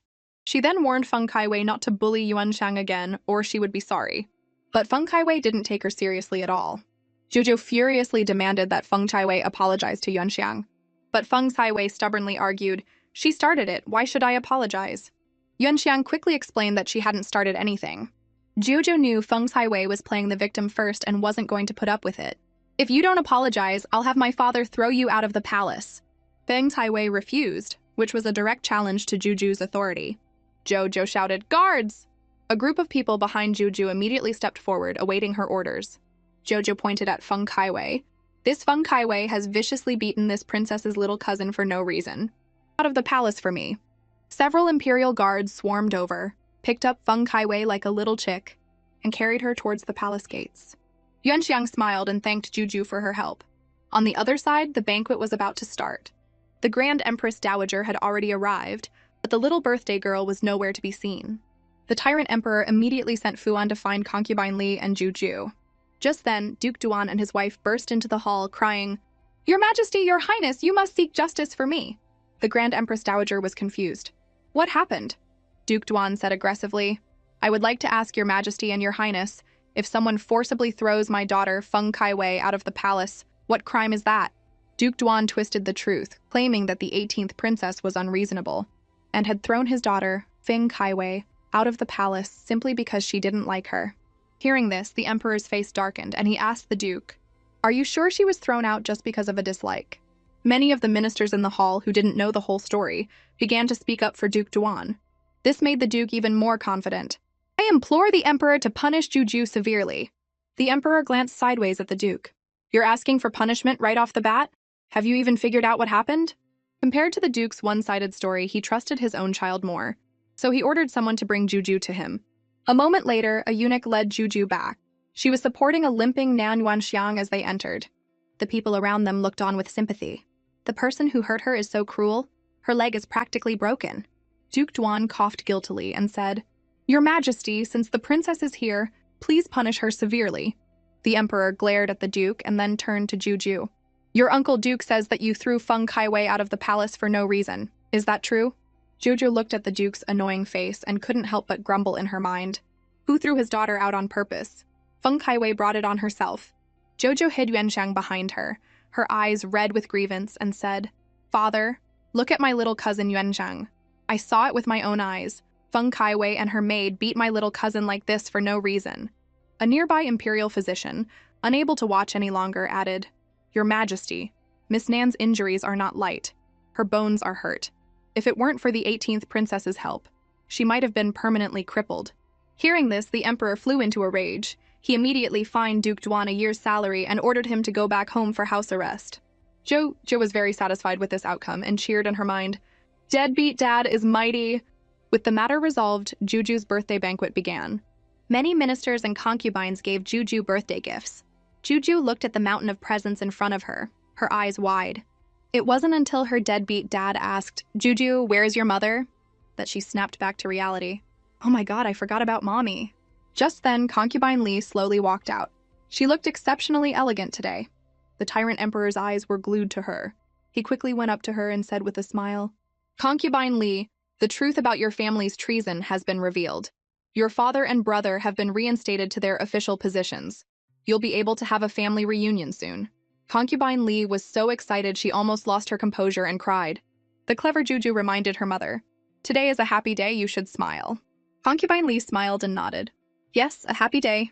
The Tyrant Emperor looked at the bright smiles on Concubine Li and Juju's faces and suddenly felt that nothing in the world could compare to their smiles. While the banquet was in full swing, Juju heard a eunuch report to the crown prince. Yu Wanying is climbing a tree in the imperial garden, spying on men outside.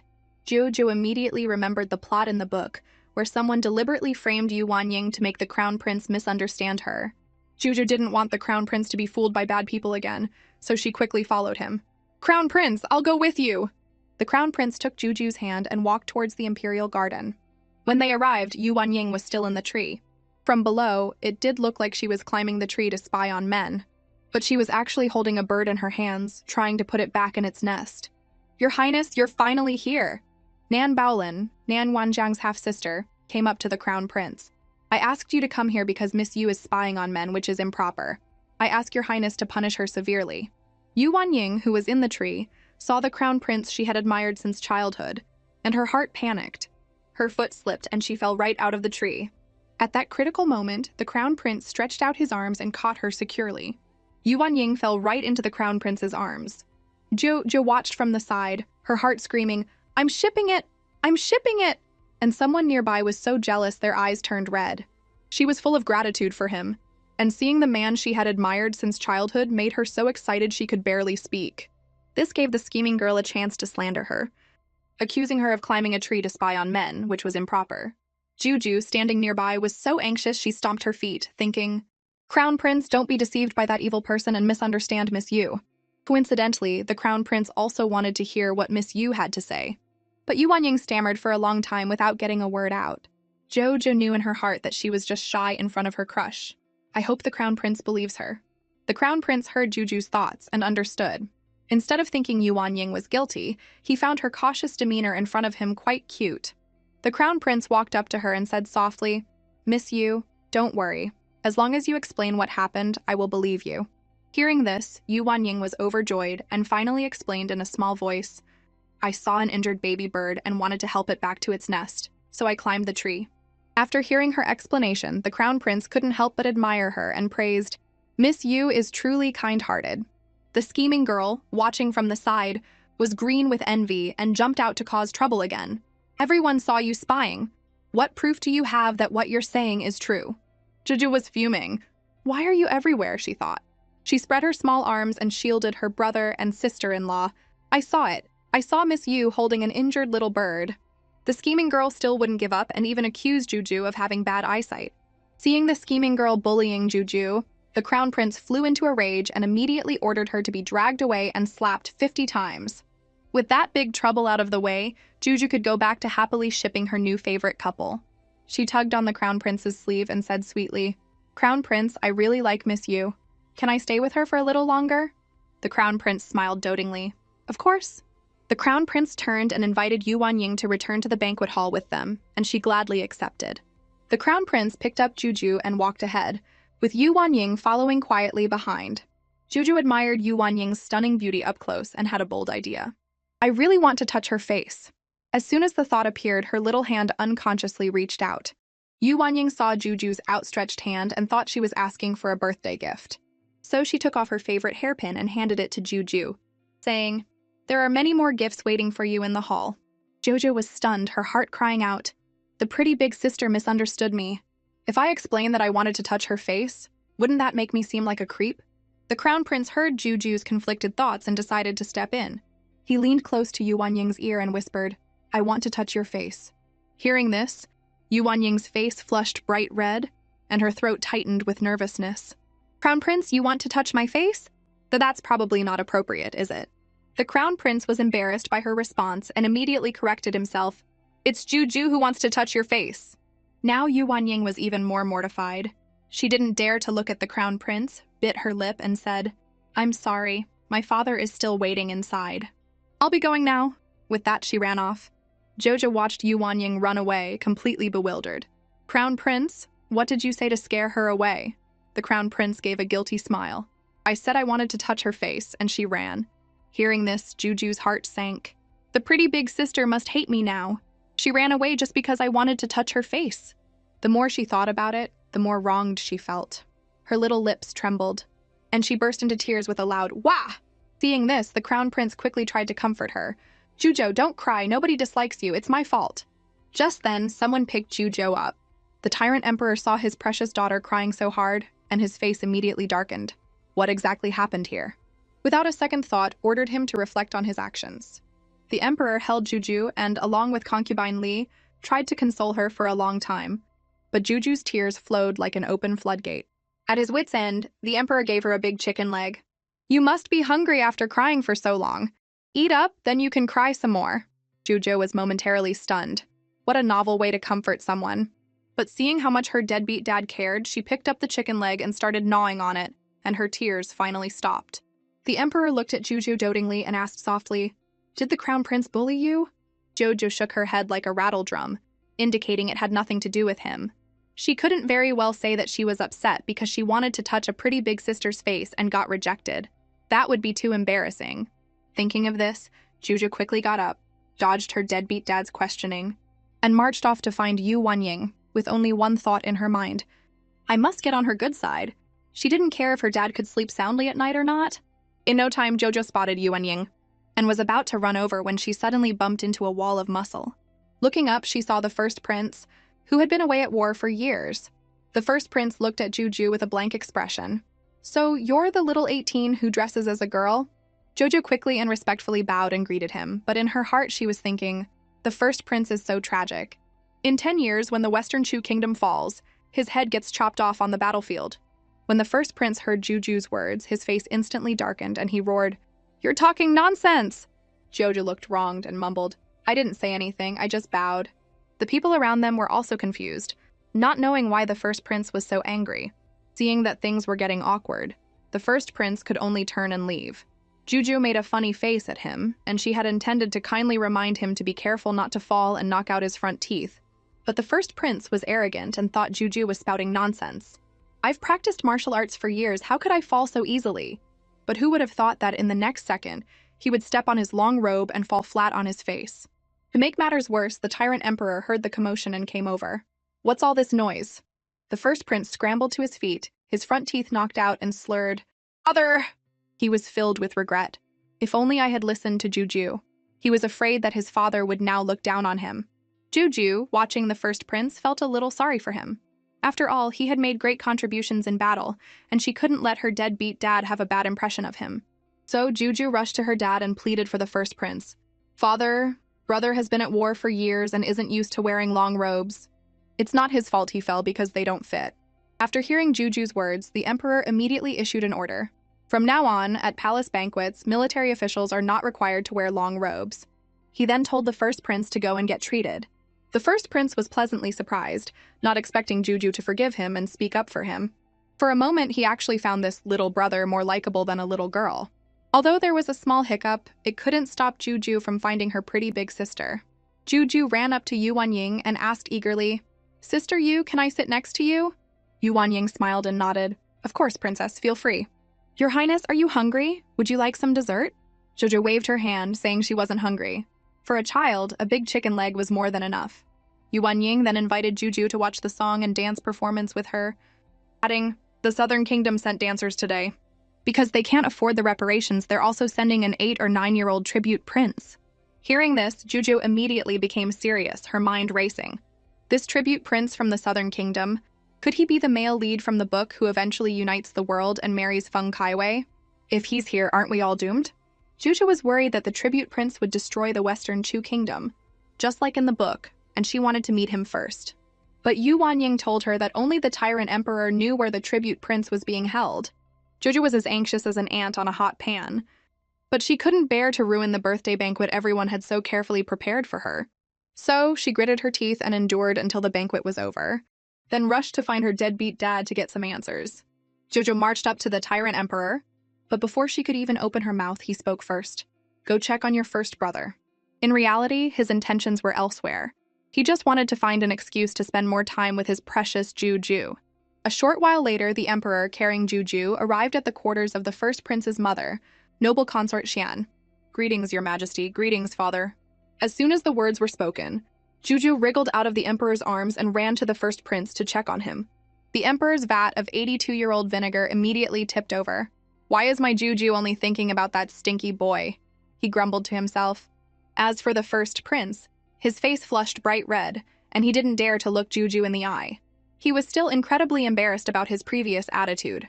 Noble consort Xian, watching from the side, smiled and stepped in to smooth things over. "Thank you for your concern, princess. The bleeding has stopped. We'll find some suitable materials to fix his teeth later." Hearing this, Juju couldn't help but giggle to herself. Big brother is such a magnificent general, but because of a few missing teeth, he's acting as shy as a little princess. The first prince heard Juju's inner thoughts loud and clear and immediately shouted in frustration, "I don't care about these stupid teeth." His outburst scared Juju so much that tears started to well up in her eyes. Is Big Brother opening his mouth so wide to eat Juju? The first prince was completely flustered and didn't know how to explain himself. At this critical moment, the Tyrant Emperor had to step in. He scooped up Juju, protecting the crying child in his arms, then sternly admonished the first prince before turning to leave. The first prince would have to wait until his teeth were fixed to mend his relationship with Juju. On the way back, Juju pestered her deadbeat dad, repeatedly making him promise not to hold a grudge against her big brother. The Emperor, annoyed by her persistence, finally gave his word, "I won't." Only then did Juju breathe a sigh of relief. Seeing Juju so concerned about the first prince, the Emperor felt as sour as a lemon. Next, Juju asked the Emperor seriously about the tribute prince from the Southern Kingdom. The Emperor, worried about Juju's safety, advised her to stay away from him. Jojo smiled sweetly and said, "Then Daddy has to tell me where he is so I know how to avoid him." Jojo knew in her heart that this tribute prince was connected to the fall of the Western Chu Kingdom. Hearing the words "fall of the kingdom," the Emperor's heart skipped a beat. He had wanted Juju to grow up carefree, so he had never dared to ask her about the kingdom's fate. But now it seemed that if this matter wasn't resolved, Juju would be constantly worried. After some thought, the Emperor finally told Juju that the tribute prince was being held in the tribute prince's residence. The next day, Juju secretly went to the tribute prince's residence. It was as desolate as the cold palace. No wonder her deadbeat dad had repeatedly warned her not to come alone last night. But Juju was a bit of a rebel. The more he told her not to come, the more she wanted to. As soon as she reached the gate, she was stopped by 2 guards. "The tribute prince's residence is off limits. Princess, please, go back." Jo blinked her big watery eyes at the guards. "It was father who allowed me to come." When the guards heard it was the Emperor's order, they didn't dare to stop her. But when they offered to accompany her for protection, Juju firmly refused and marched into the residence alone with a swagger. Thinking, the tribute prince is only 8 or 9 years old, he shouldn't be able to hurt me. Just as she was passing a corner in the front courtyard, she suddenly saw a small, thin figure kneeling in the snow. Joju's heart skipped a beat. Could that be the male lead, Daejeong? Jojo quickly ran up to him and told him to get up. Daejeong's body leaned back slightly, as if in resistance. From the guards, Juju learned that this was her tyrant father's way of establishing his authority and intimidating the Southern Kingdom by punishing Daejeong, making him kneel for a full month. Juju thought to herself, Daejeong is just a poor pawn used by the Southern Kingdom. If he keeps kneeling like this, he'll end up with chronic joint problems. No wonder the original book said that after the fall of the Western Chu Kingdom, Daejeong had the legs of all the royal family members chopped off. The grudge must have started here. To prevent the Western Chu Kingdom from meeting that tragic end, Juju decided to have a good talk with her tyrant father first. Before leaving, she held Daejeong's cold hand and promised that she would convince her father to retract the punishment. "Wait for me, I will definitely come back." At that moment, a flicker of warmth seemed to touch Daejeong's frozen heart. But in the next instant, he mocked himself. What am I hoping for? She's just making an excuse to leave. A short while later, Juju ran to the imperial study. "Hey!" The tyrant emperor's face lit up when he saw his precious Juju. He smiled so wide his mouth almost reached his ears and scooped her up. "Why did you come all of a sudden? Did you miss Daddy?" Then he playfully squished and poked Juju's little cheeks. But when he saw her face was dirty, his smile instantly vanished. "Did someone bully you?" After being subjected to her tyrant father's forced affection, Juju managed to squeeze out 3 words. I'm fine." She looked at the emperor seriously. "Daddy, I heard you ordered the tribute prince to kneel for a month." Hearing this, the emperor was furious, thinking the tribute prince had done something to Juju. Jo quickly explained that it wasn't the tribute prince who had bullied her. She just didn't want her dad to punish him by making him kneel anymore.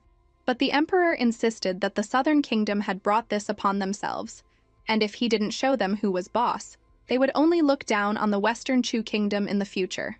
Jojo didn't understand all this political maneuvering. She only knew that doing this would make Daejeong hate them, and the Western Chu Kingdom would surely face his retaliation 1,000 times over in the future. After all, Daejeong was the chosen one, the main character. When he eventually united the world, the Western Chu Kingdom would be finished. The emperor had no idea that this tribute prince was such a crucial figure. He thought about it and agreed that just making him kneel wasn't very effective. Juju thought her dad was going to let Daejeong off the hook, but then the emperor said, "We should just kill him." Jojo was so scared her diapers nearly got wet. She quickly advised her tyrant father to think twice. If word got out, the Western Chu Kingdom would be in the wrong. Besides, Daejeong had the main character's plot armor. He wouldn't be so easy to kill. This would only create more hatred. The emperor heard Juju's thoughts and couldn't help but think of himself. He too was once the chosen one, with many people plotting against him. But in the end, he not only survived to become emperor but also dealt with all of them. This was fate. The emperor was silent for a long time. Juju added, "Let's be merciful today for a better future. It's not good to have someone in the palace who hates us. I really don't want anyone to be in danger." After hearing Juju's reasoning, the emperor finally relented and let Dijiang go. Juju was so happy she jumped for joy, exclaiming, "Thank you, Daddy." At that moment, Dijiang, who was still kneeling, kept replaying Juju's adorable face and determined words in his mind, his heart a mix of emotions. Suddenly, the sound of "Welcome, Princess" reached him. Dijiang was stunned. He couldn't believe that Juju had actually come back. Jojo ran towards Dijiang, overjoyed, and couldn't wait to tell him, "Little brother, father has already canceled your punishment. You can get up now." Looking at the sweet, chubby little princess, Dijiang felt the dark emotions that had been brewing inside him slowly dissipate. But he couldn't help but wonder, can I really trust her? Seeing Dijiang still on the ground, Juju quickly called for an imperial physician to check his legs, worried about any long-term effects. The physician hurried over, but as he was about to touch him, Dijiang flinched like a startled rabbit, refusing to be touched. Jojo quickly leaned in and coaxed him softly. "Little brother, don't be afraid. The physician will make you better." Dijiang finally cooperated with the physician's examination. Luckily, the injuries were only superficial and would heal after a few days of applying ointment. Hearing this, Juju was so happy she could have jumped for joy. "That's great! That's great!" A weight was lifted from her heart. Thank goodness, his legs are fine. Everyone's legs are safe now. Next, Juju, acting like a little adult, took Dijiang's hand and led him inside, saying, "Come on, I brought lots of delicious food." The table inside was filled with delicacies. Jojo looked at Dijiang's thin frame and her heart ached. She had specially ordered all this from the imperial kitchen to help him get his strength back. Dijiang looked at the feast on the table and felt a warmth spread through him. But then he remembered the Tyrant Emperor's previous threats, and he immediately sobered up. How could that old fox let me off just because of this little girl? He's probably up to something. Is he trying to use this little girl to get rid of me? Dijiang's mind was racing with suspicion. He even suspected the food was poisoned, and was about to discreetly use his silver thumb ring to test it when Juju wasn't looking. Juju noticed Dijiang's strange expression, and her mind started worrying. A moment later, she remembered the imperial edict she had gotten from her father, and quickly had a eunuch read it aloud. The eunuch announced in a high-pitched voice, "The tribute prince from the southern kingdom is hereby exempt from kneeling in reflection. His food and lodging shall be of the same standard as the imperial harem, and he shall not be neglected." Dijiang couldn't believe his ears. Is this real? I don't have to kneel anymore, and I can eat properly from now on? It all felt like a dream, a beautiful dream woven just for him by this little girl. "Little brother, hurry up and eat," Juju said, grabbing a big chicken leg and stuffing it in her mouth. She ate until her face was greasy, mumbling, "The imperial kitchen's cooking is so good."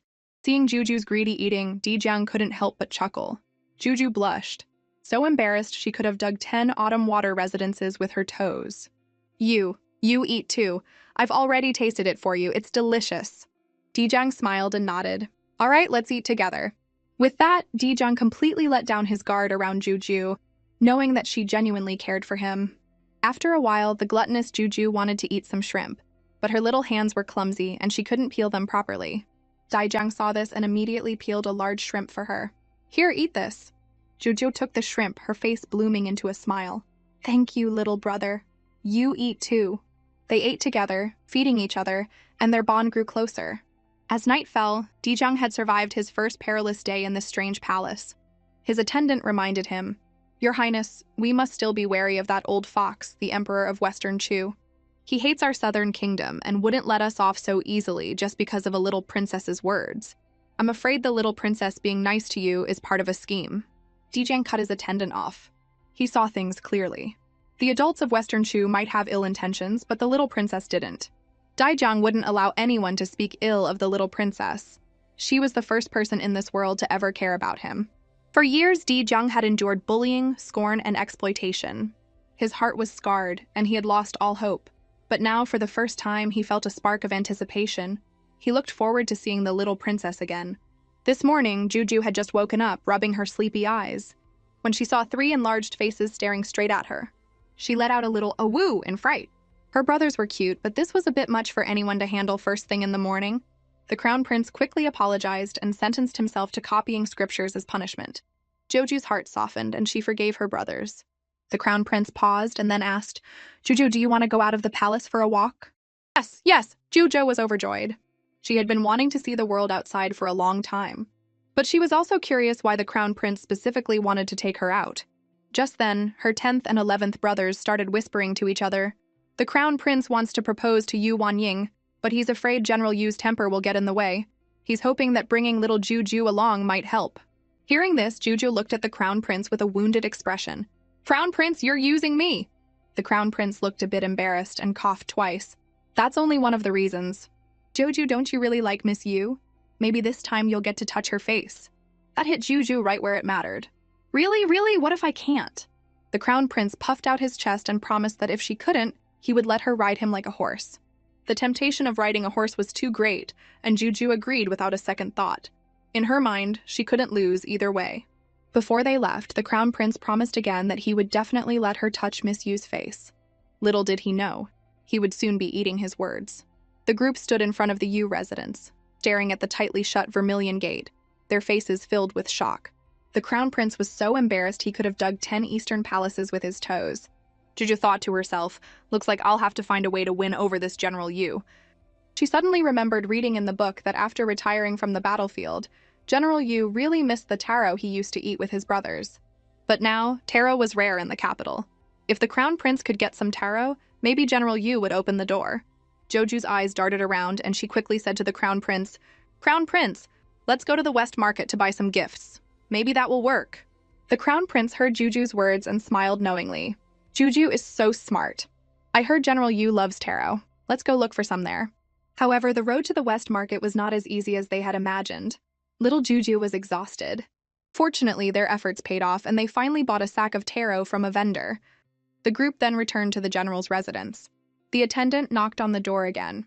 His Highness has brought General Yu his favorite taro. Please let us in. Hearing the word taro, the servant immediately and politely invited them into the front hall to wait, while he went to inform his master. A short while later, the servant announced in a loud voice, General Yu has arrived. General Yu strode in. Although he had retired, the rugged aura honed on the battlefield was still palpable, commanding respect. Suddenly, his gaze locked onto Juju, making her shudder. Why is this old man looking at me like that, she wondered. Then General Yu's face broke into a smile like an old chrysanthemum. The princess is here too? Why didn't you inform me earlier? Then he saw the taro he had been craving for so long, and his eyes lit up. Juju, seeing her chance, pleaded in her sweet voice for him to grant the crown prince's request. Hearing this, the smile on General Yu's face vanished instantly. If you are here to propose marriage, then you should give up that idea right now. Joju's heart sank. Is my favorite couple going to break up just like that? Jojo was utterly confused. My crown prince brother is so outstanding, what's not to like? General Yu, however, looked calm and spoke slowly. His Highness the Crown Prince is undoubtedly a man of great talent. But I have already chosen a son-in-law, Liu Pei, the son of the Minister of Works. He is a gentleman worthy of my daughter's hand. I hope your Highness will find another match. The Crown Prince's pupils contracted in shock. He was about to protest when he heard Juju grumbling in her mind. What kind of gentleman is Liu Pei? He's just a lecherous brute who bullies men and women alike. If the Crown Prince can let Grandpa Yu see his ugly true colors, he'll definitely cut off this toxic engagement.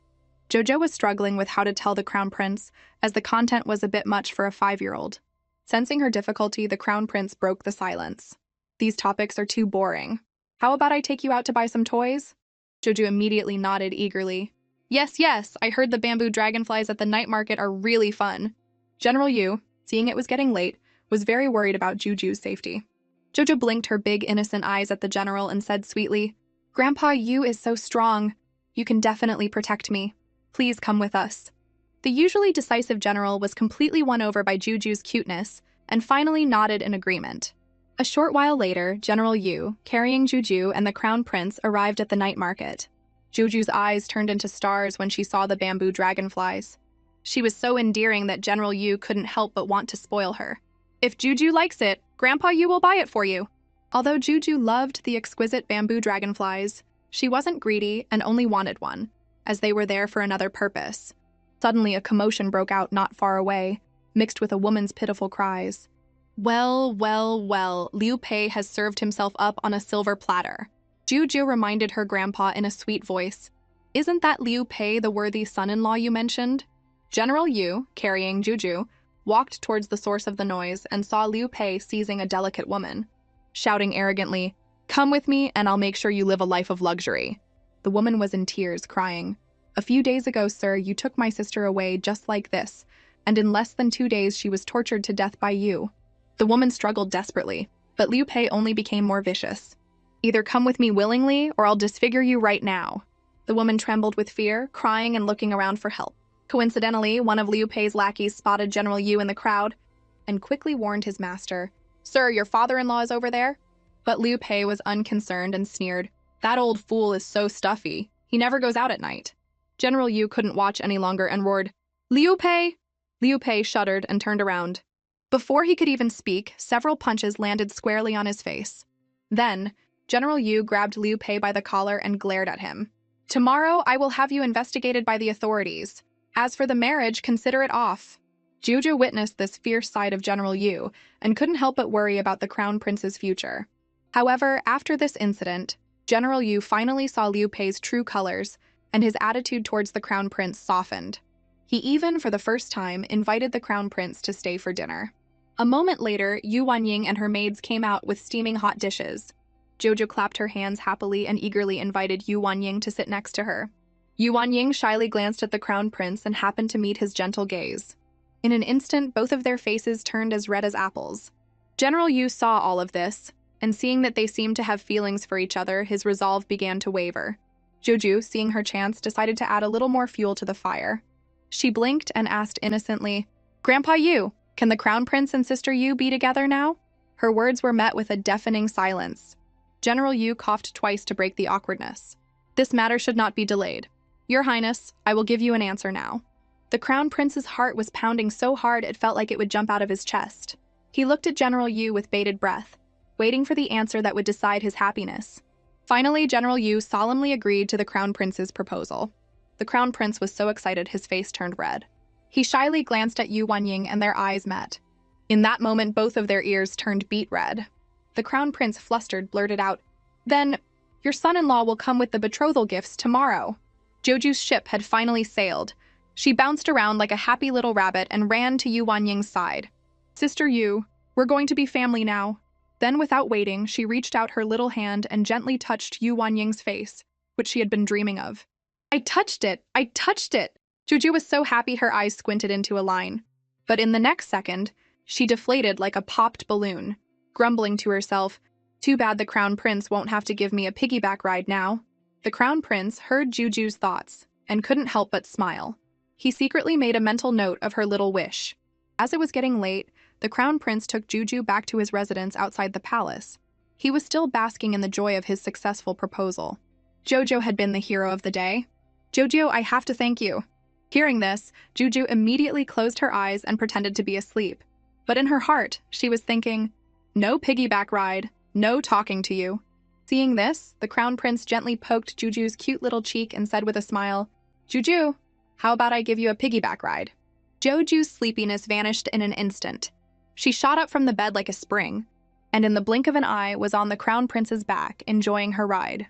While the two were having fun, the attendant rushed in to report, "The second prince has come late at night to congratulate your Highness and says he has something important to tell you." The Crown Prince had been close to the second prince since they were children, so he immediately told the attendant to let him in. But Juju's face changed drastically and she shouted in her mind, "The second prince is not a good person. He's hiding the fact that he's a fake prince and deliberately getting close to the Crown Prince to usurp his position."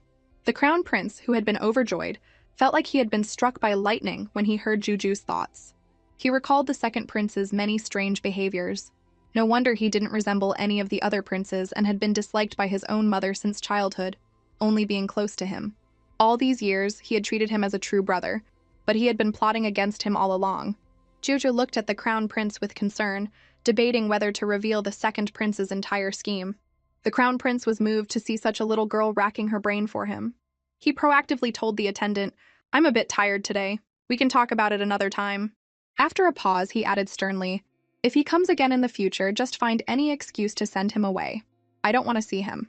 Jojo was impressed by the Crown Prince's decisiveness and cheered in her mind, "The Crown Prince is so amazing." The Crown Prince heard Juju's exaggerated praise and smiled. "Juju, it's too late today. How about I give you another piggyback ride another day? Okay. Juju nodded obediently.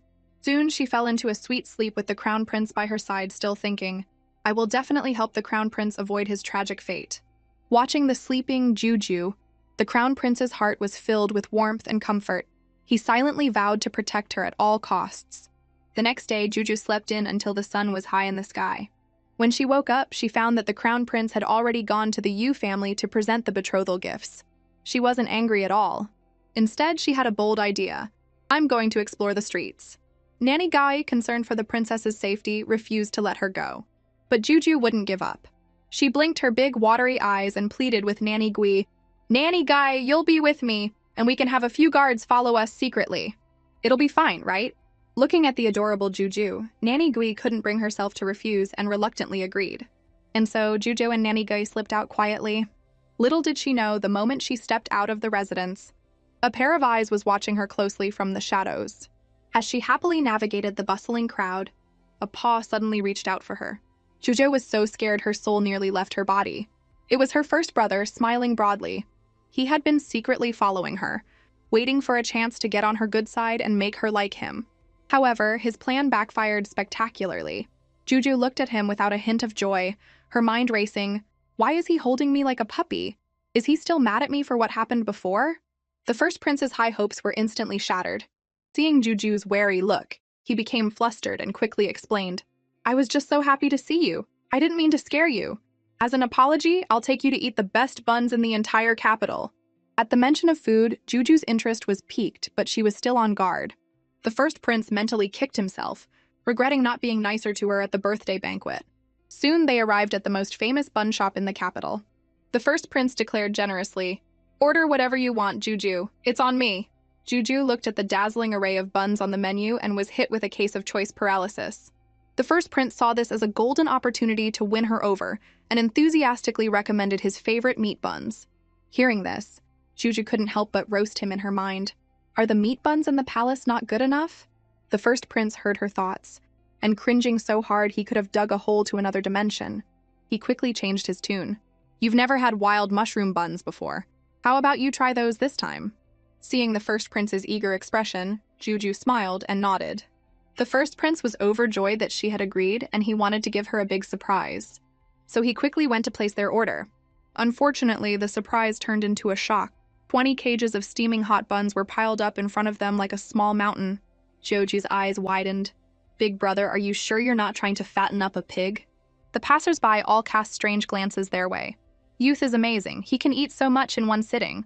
Joju was worried they wouldn't be able to finish all the buns, but the first prince confidently stated that this was just a normal meal for him. The passers-by were stunned, shocked that someone so young could have such a massive appetite. Jojo was so embarrassed she could have dug 10 imperial palaces with her toes. She jumped up and ran. I'm not eating anymore. I'm going to go look around. She didn't forget to turn back and tell the first prince to finish all the buns and not to waste any. Having escaped her clueless big brother, Juju wandered the streets alone. Suddenly her attention was caught by a jewelry stall. Since she was out of the palace, she wanted to pick a gift for her mother.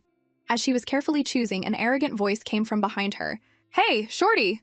My sister wants that gold inlaid jade pendant around your neck. Hand it over. Hearing this, Juju immediately clutched the pendant and turned around warily.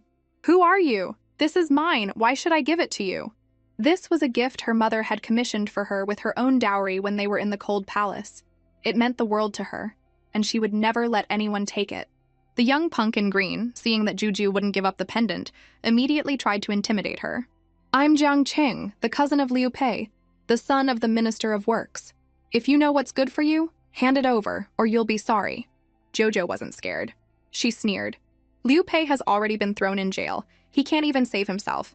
And since you're robbing people in broad daylight, you can go join him in jail. Jiang Qing flew into a rage. You little brat, you're asking for it! Just as he was about to lunge at Juju, a large bun flew through the air and hit him squarely in the face with a thwack. The first prince had arrived just in time. He shielded Juju and roared, I'd like to see you try. You take one more step and you'll regret it. Jojo felt an overwhelming sense of security. Big brother is a general. With him here, I'll be fine. The first prince heard Juju's thoughts, and his cheeks flushed bright red with pleasure. Jiang Qing, seeing his prize about to slip away, roared in frustration. Who are you? Your front teeth aren't even real, and you dare to meddle in my business." Hearing this, the first prince's face darkened. "I am the first prince of the dynasty. Watch your mouth." Jiang Cheng scoffed and laughed out loud. The first prince would eat at a street stall? Don't tell me you're going to try and convince me that the shorty behind you is the 18th princess. With that, he waved his hand and arrogantly ordered his lackeys to snatch the gold-inlaid jade pendant from Juju's neck. The first prince frowned. "You want to fight? I'm happy to oblige." To avoid accidentally hurting Juju, he quickly told her to move to a safe spot. His opponents charged forward aggressively, but in less than a second, they were all on the ground. After years of leading armies, these small-time thugs were no match for him. In the blink of an eye, he had them pinned to the ground. Jojo cheered excitedly, "First brother is so cool, so cool, so cool." Hearing Juju's praise, the first prince's heart swelled with pride, and his fists flew with even more force. One punch per person, he easily took care of Jiang Cheng's lackeys, and once again won Juju's affection. "Brother is so amazing. He hits wherever I want him to hit. It's so satisfying." Jiang Cheng, seeing that he had picked a fight with the wrong person, knew he was in trouble, but he still tried to act tough. "You just wait. My dad is Jiang Qingshan, a high-ranking official in the palace. You're finished." Jojo stuck out her tongue, unafraid. "Go ahead, we're not scared. Is there anyone in this world with a higher rank than our dad?"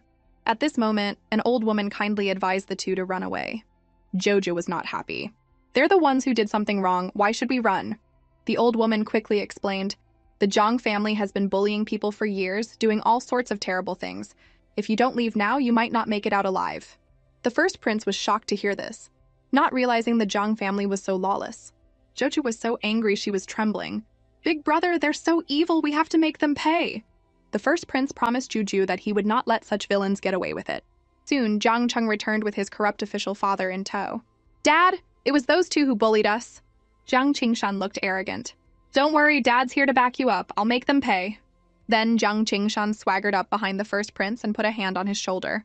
"Kid, aren't you going to turn around and kowtow to me? If you beg for mercy now, I might let you live."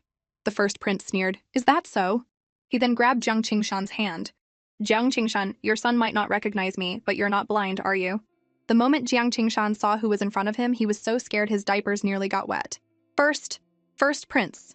His legs went weak, and he dropped to his knees, begging for mercy in terror. But Jiang Cheng, completely oblivious, was still questioning the first prince's identity. Jiang Qingshan slapped his son so hard he fell to the ground. "You worthless son, get on your knees now. You've really gotten your father into deep trouble this time." Jiang Cheng, feeling wronged, started arguing heatedly with his father right there. The first prince frowned and immediately ordered the father and son to be taken to the government office.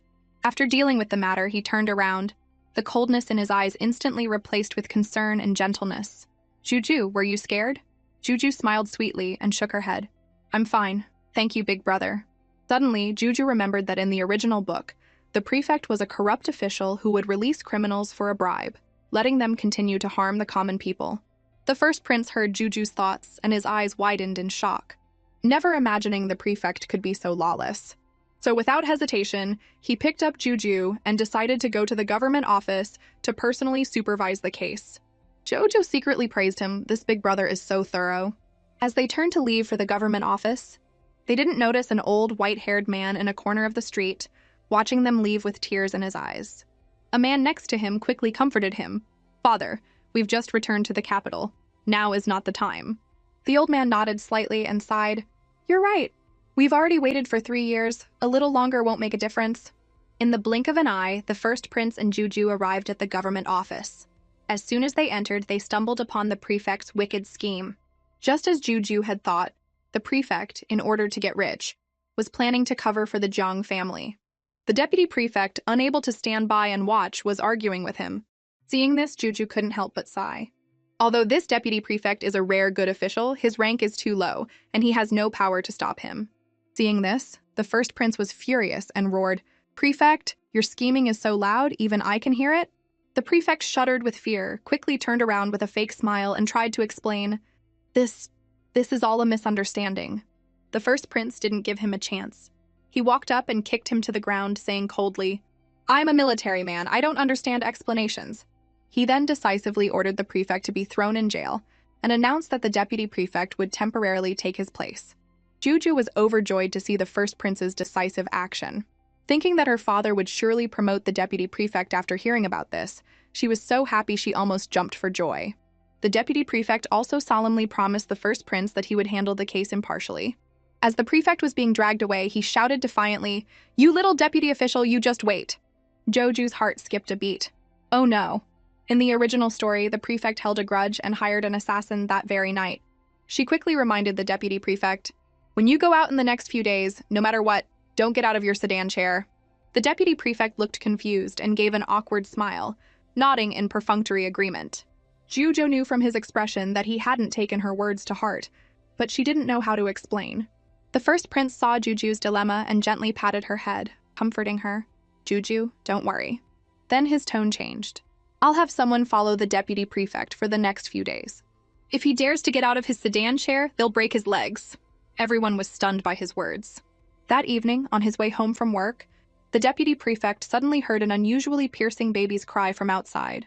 His heart tightened, and he immediately ordered his servant to stop the sedan chair. The servant advised him not to get out, but he insisted that as an official, he couldn't ignore the suffering of the people. Disregarding the servant's advice, he got out of the chair. Little did he know danger was quietly approaching. Sure enough, as soon as he got out, someone struck him hard from behind. The deputy prefect fainted on the spot, and his servant broke out in a cold sweat. But they never expected that the attacker was actually one of the first prince's men. After a few words of instruction, the first prince's man disappeared into a small alley. The next day, the first prince couldn't wait to tell Juju what had happened. When he got to the crucial part, he deliberately left her hanging. Jojo was so anxious she stomped her feet and threatened, "If you don't tell me, big brother, I'll tickle you." The first prince was terrified of being tickled and quickly surrendered. Don't, I'll tell you." Actually, there was no crying baby in the alley, just a professional voice actor. Under interrogation, he confessed everything. It was all Prefect Jung's scheme. Hearing this, Juju clenched her little fists, wishing she could punch that cunning villain. The first prince smiled dotingly. "Don't worry, Juju. Father has already dismissed him from his post and sentenced him." Juju then asked, "Have the Zhang and Liu families been punished?" Of course. Liu Pei was sentenced to death, Zhang Qingshan was exiled, and their children were sent to the palace as servants. Juju felt incredibly satisfied. With the matter settled, she prepared to return to the palace. The first prince was reluctant to let her go and insisted she stay another night. When Juju refused, he played his trump card. "I'll give you a piggyback ride." Juju's eyes immediately lit up. Big brother is taller and stronger than the crown prince. This will be fun. But she quickly came to her senses, remembering that clearing her mother and brother's names was urgent, and she had to return to the palace to prepare. After hearing Juju's thoughts, the first prince understood the gravity of the situation and didn't delay any longer, personally escorting her back to the palace. In the blink of an eye, Juju was back at the Autumn Water residence, where the Tyrant Emperor happened to be. The moment the Emperor saw Juju, his face lit up with joy, and he immediately scooped her up for kisses and hugs. But when he heard Juju praising her two brothers, his vat of 82-year-old vinegar tipped over again. Suddenly, Juju remembered the important matter. "I heard that your sworn sister, Princess Wen, is returning to the capital today." As soon as she said this, the faces of the Emperor and concubine Li changed, and they looked troubled. Jojo realized this was a taboo topic, but she would not give up the chance to clear her 13th brother's name. At a banquet years ago, Prince Dun had died after eating poisoned food, and her father had ordered a strict investigation. As a result, Princess Wen, who had been bribed by the real culprit, framed the unfavored 13th prince, leading to his wrongful imprisonment and her mother's implication. Princess Wen had then fled. Now that Princess Wen was back, Juju was determined to find out the truth and clear her brother and mother's names, even if it meant being disliked by her father. She secretly resolved to convince her father to reopen the case. After a long internal monologue from Juju, the Tyrant Emperor realized there was more to the story of what happened years ago. He immediately decided to release the 13th prince first, and then investigate thoroughly. Hearing this, concubine Li dropped to her knees to thank him. The Emperor, heartbroken, helped her up and asked about the details before the incident. But concubine Li couldn't remember anything. This left the Emperor at a loss, not knowing where to start the investigation. Jojo thought to herself, "It seems the only way to get to the bottom of this is to start with Princess Wen." Back then, Princess Wen received money and a life-saving pill for her mother from the real culprit, so she's been blackmailed all these years. There must be letters between them. If we can find those letters, we might uncover the truth. The Emperor heard Juju's thoughts. and immediately ordered a thorough investigation of all of Princess Wen's correspondence from 2 months before the incident until now. Jojo looked at her tyrant father with wide eyes, praising him in her mind for being so smart today. The emperor felt a little strange. Why only smart today? But then he thought, I really am not as clever as Juju. Juju noticed his strange expression and asked, Daddy, why are you looking at Juju like that? The emperor took the opportunity to kiss Juju. Because Juju is cute, father can't get enough of looking at you. Jojo looked disgusted. When did Daddy get so cheesy? Concubine Lee, watching the father and daughter, couldn't help but laugh. Seeing her mother happy, Jujo was also happy. Seeing Concubine Lee happy, the emperor was also happy. Time was of the essence, so the emperor didn't stay long. He got up to start the investigation and promised to give Juju and her mother a satisfactory answer. After the emperor left, Juju remembered she had bought a gift for her mother outside the palace, but when she felt for her pouch, it was gone. She told her mother to wait at the Autumn Water residence while she searched for it in the palace. Jojo searched the palace high and low but couldn't find her pouch anywhere. Just then, she saw the deputy head of the Imperial Hospital holding her pouch. She ran over, and the deputy head, surprised, bowed and said, Greetings, 18th Princess. Jojo said directly, Skip the formalities, please give me back my pouch. The deputy head quickly apologized. Princess, please forgive me.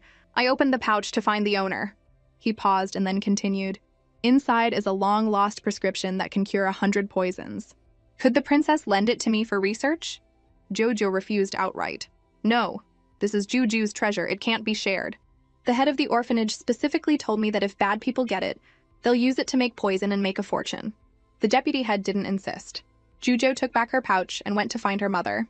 Little did she know their conversation had been overheard.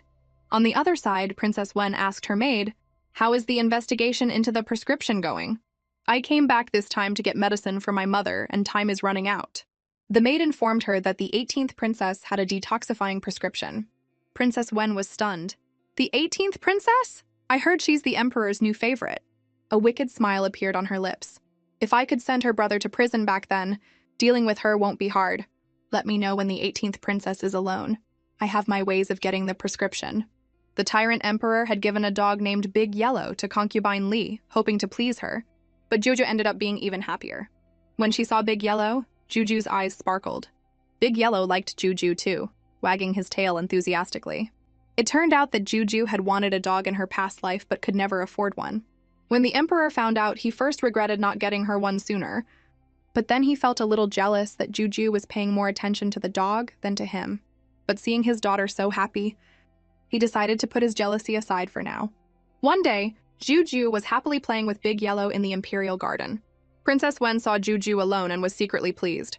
A malicious smile flickered across her face as she tiptoed over. Princess? Jojo turned around abruptly and saw a woman with a fake smile. I am the grand consort of the Mengdun tribe. It's a pleasure to meet you. Then she took out a wooden box. This is the rarest cowhide candy from the Mengdun tribe. I hope the princess will accept it. She held the box out to Juju. Joju's heart skipped a beat. From her words, she recognized her as Princess Wen, the one who had framed her mother and brother. She's up to no good. She refused without hesitation. Princess Wen's smile froze and she cursed under her breath. Ungrateful brat. But she didn't give up and continued to persuade her. Why don't you try it first, princess? This candy is sweet and chewy. You can't get it in the capital. Seeing Juju unmoved, Princess Wen flew into a rage and grabbed Juju's wrist. Jojo felt a wave of nausea and forcefully shook off her hand. I said, I'm not eating it. Seeing this, Princess Wen guessed that Juju knew what had happened in the past and held a grudge against her. She dropped the act and reached for the pouch on Juju's waist.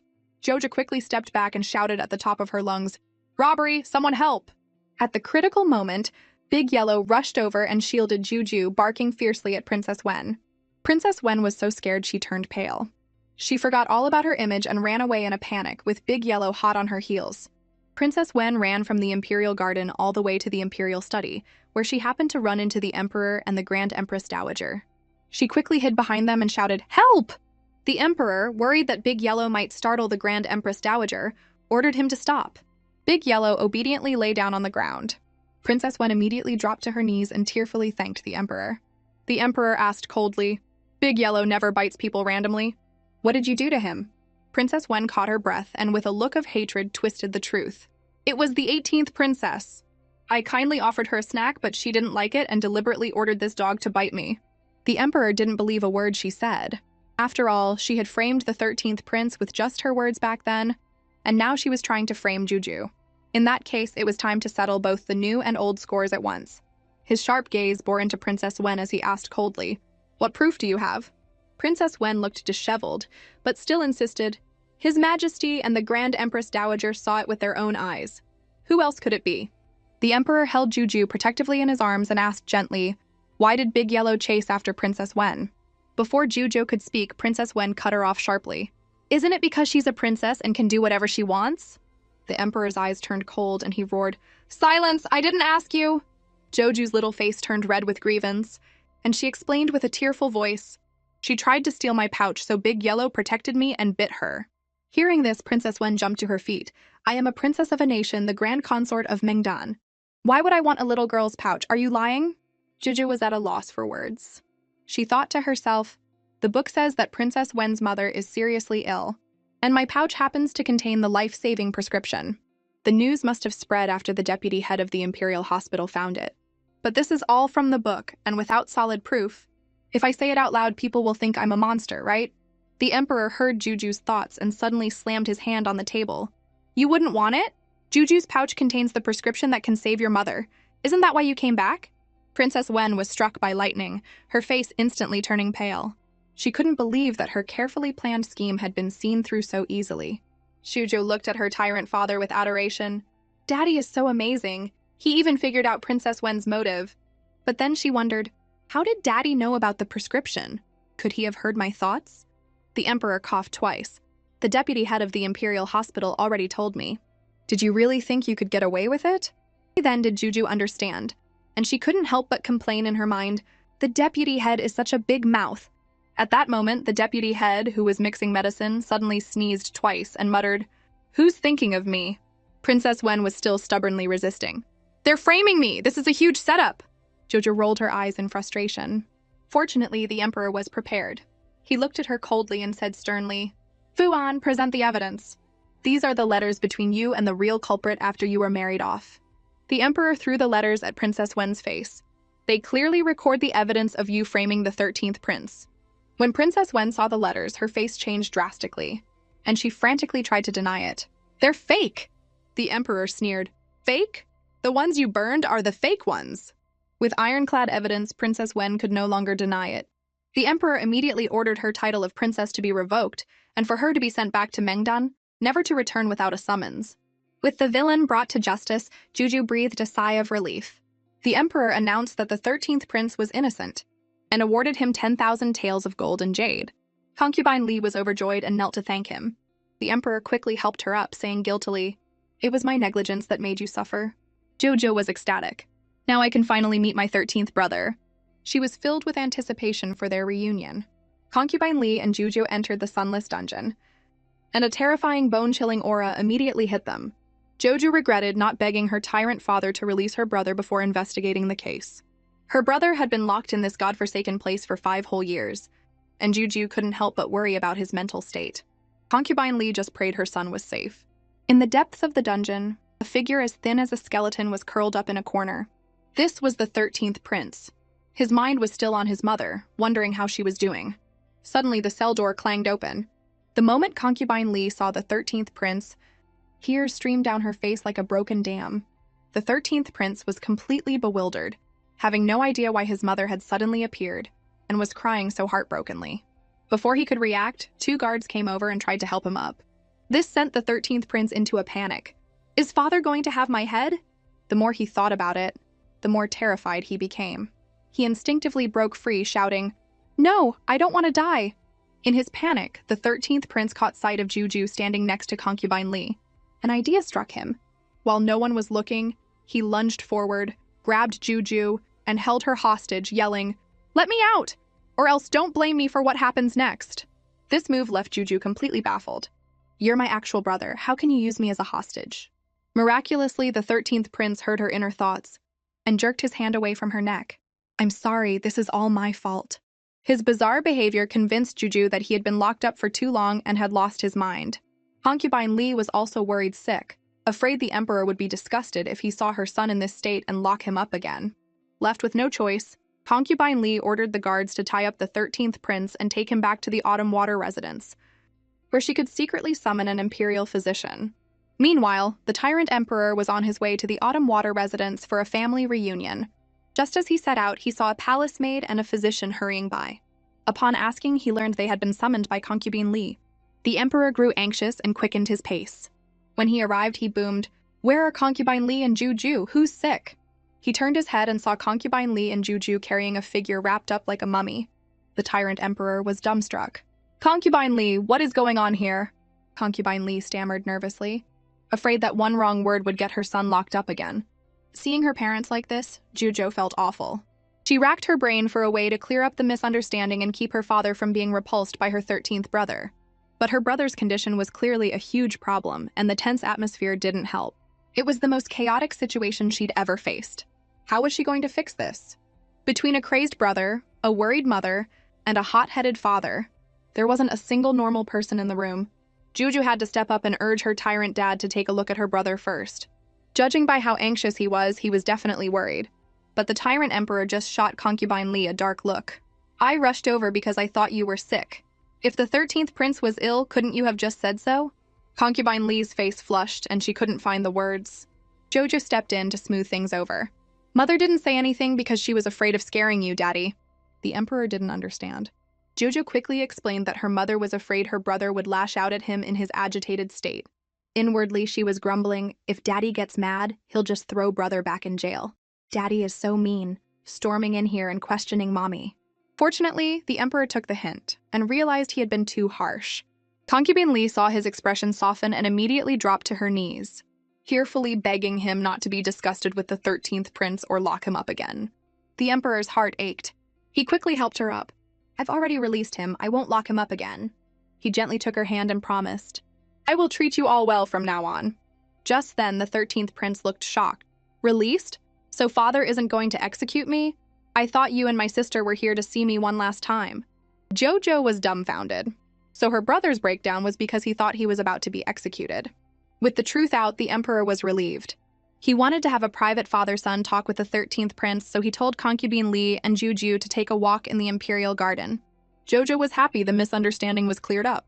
But then she noticed her mother secretly wiping away tears. Her mother explained they were tears of joy. Her brother was finally cleared. Jojo was favored, and her family could finally rest easy. Speaking of family, Jojo suddenly got curious. "I haven't met them yet." Concubine Li asked if she wanted to go, and Juju's eyes lit up. "Yes, I want to go with you, Mother." But Concubine Li looked troubled, explaining that palace rules forbade concubines from leaving at will. Jojo pouted. "If you're not going, then I'm not going. If we go as a family." As luck would have it, the Emperor overheard their conversation. He decided he would accompany them to visit her family the next day. Concubine Li was about to refuse, but the Emperor shut her down with a simple, "It's a royal decree." And just like that, it was happily decided. The Emperor then turned to the 13th prince. "I've said my piece, now it's your turn." Jojo and Concubine Li looked on, confused, as the 13th prince cautiously walked over to Juju. "Jojo, I was wrong earlier, I'm sorry." He then handed her a small handmade kitten doll. Jojo happily accepted it and forgave her brother. Suddenly, the Emperor leaned over to Concubine Li and whispered conspiratorially, "Should we have Juju change back into a boy's clothes tomorrow?" Concubine Li's heart skipped a beat. Oh no, she'd almost forgotten the Emperor still thought Juju was a boy. The 13th prince was just as baffled. "What's this bombshell? Wait, my little sister is actually my little brother?" Jojo tried her best to explain that she was a girl, but the Tyrant Emperor wouldn't listen. He just thought that wearing dresses for so long had confused her. So, with a heavy heart, the Emperor decreed that from this day forward, Juju would resume her life as a boy. Hearing this, Juju was stunned. How could Daddy do this to me? The 13th prince was just as confused. Is my adorable little sister really going to become a stinky little brother? Concubine Li sighed to herself, deciding to tell the Emperor the truth when the time was right. The next morning, Juju was forced to change into boys' clothes. She complained furiously in her mind, "My tyrant dad is so mean. He even took away all my pretty dresses overnight."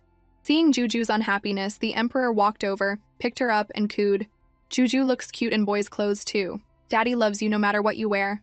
But Juju just looked disgusted and shook her head like a rattle. No, I only like pretty dresses." This put the Emperor in a tough spot. How was Juju supposed to make her way in the world like this? He racked his brain, trying to correct her thinking. To instill a bit of masculinity in her, he made Juju learn to get into the carriage by herself. Although Juju was rolling her eyes on the inside, she gritted her teeth and used all her strength to climb aboard.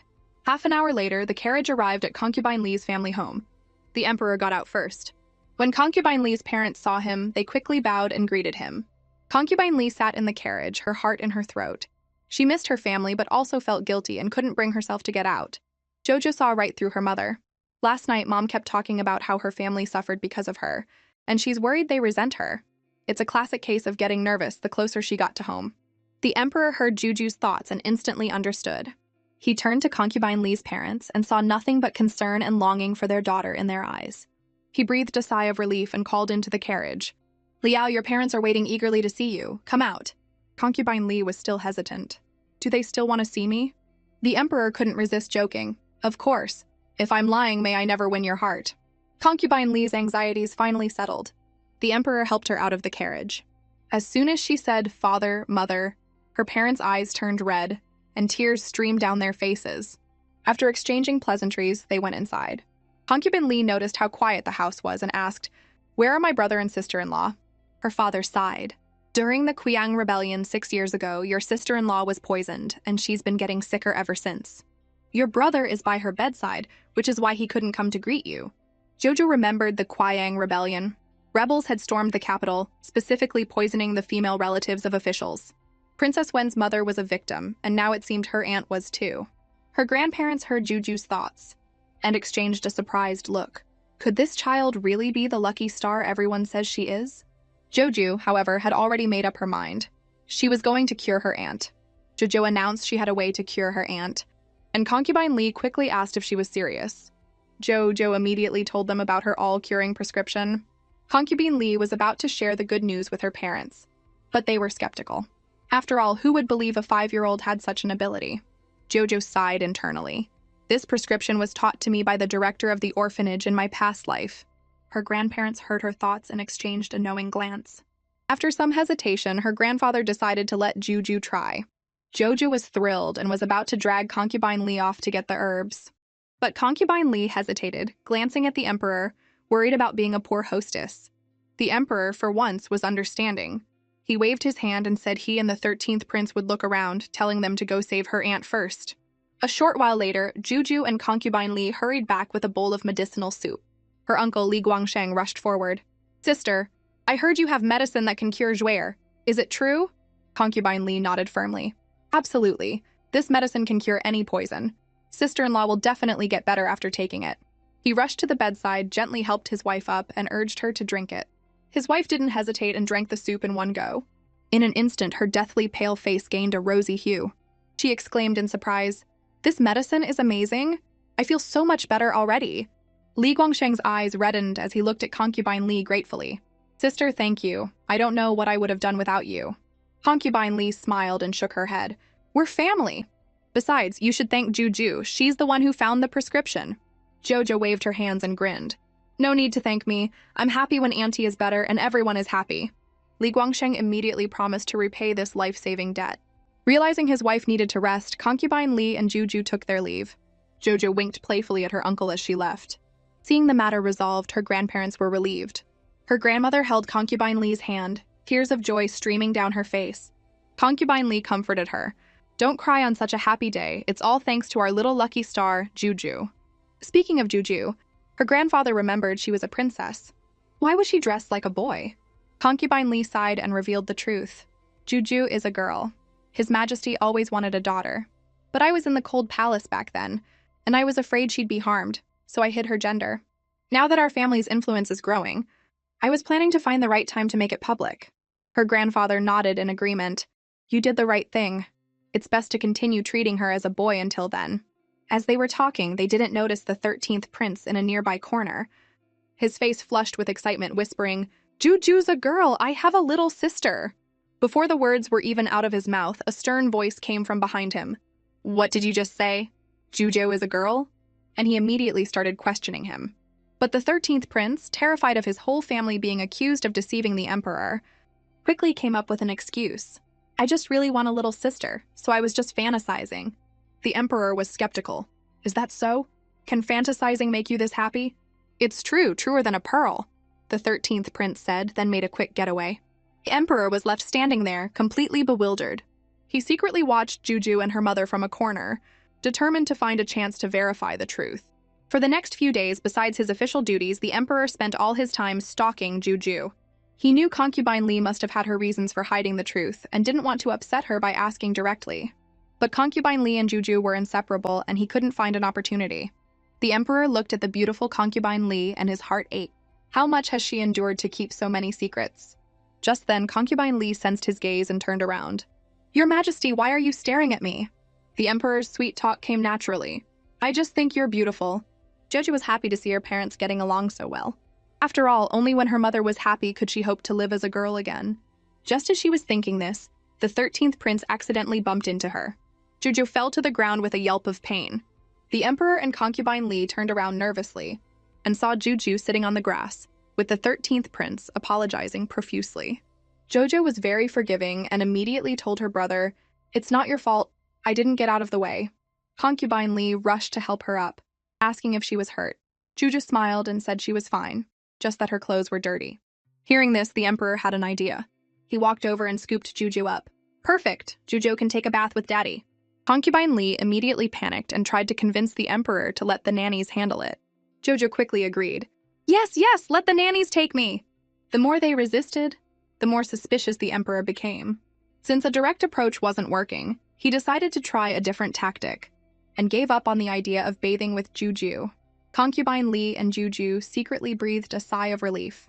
Half an hour later, a nanny brought the clean Juju back to her bedroom and turned to leave. But before she could take a few steps, the emperor's stern voice stopped her. "Halt!" The nanny quickly knelt. The emperor got straight to the point. "Did you see clearly? Is Juju a boy or a girl?" Just as the emperor confirmed with the nanny that Juju was indeed a little princess, a silly grin still on his face, he sensed a shadow flicker behind him. He spun around and snapped, "Who's there?" "Father, forgive me." The first prince dropped to his knees, his forehead beaded with sweat. "I was just so worried about Juju that I climbed the wall to see her." The emperor frowned, scolding him for his recklessness. But then he realized his conversation had probably been overheard. Seeing his father's dark expression, the first prince quickly cupped his hands and said, "Congratulations, father, on gaining such a precious pearl." The flattery worked perfectly, and the emperor's mood lightened.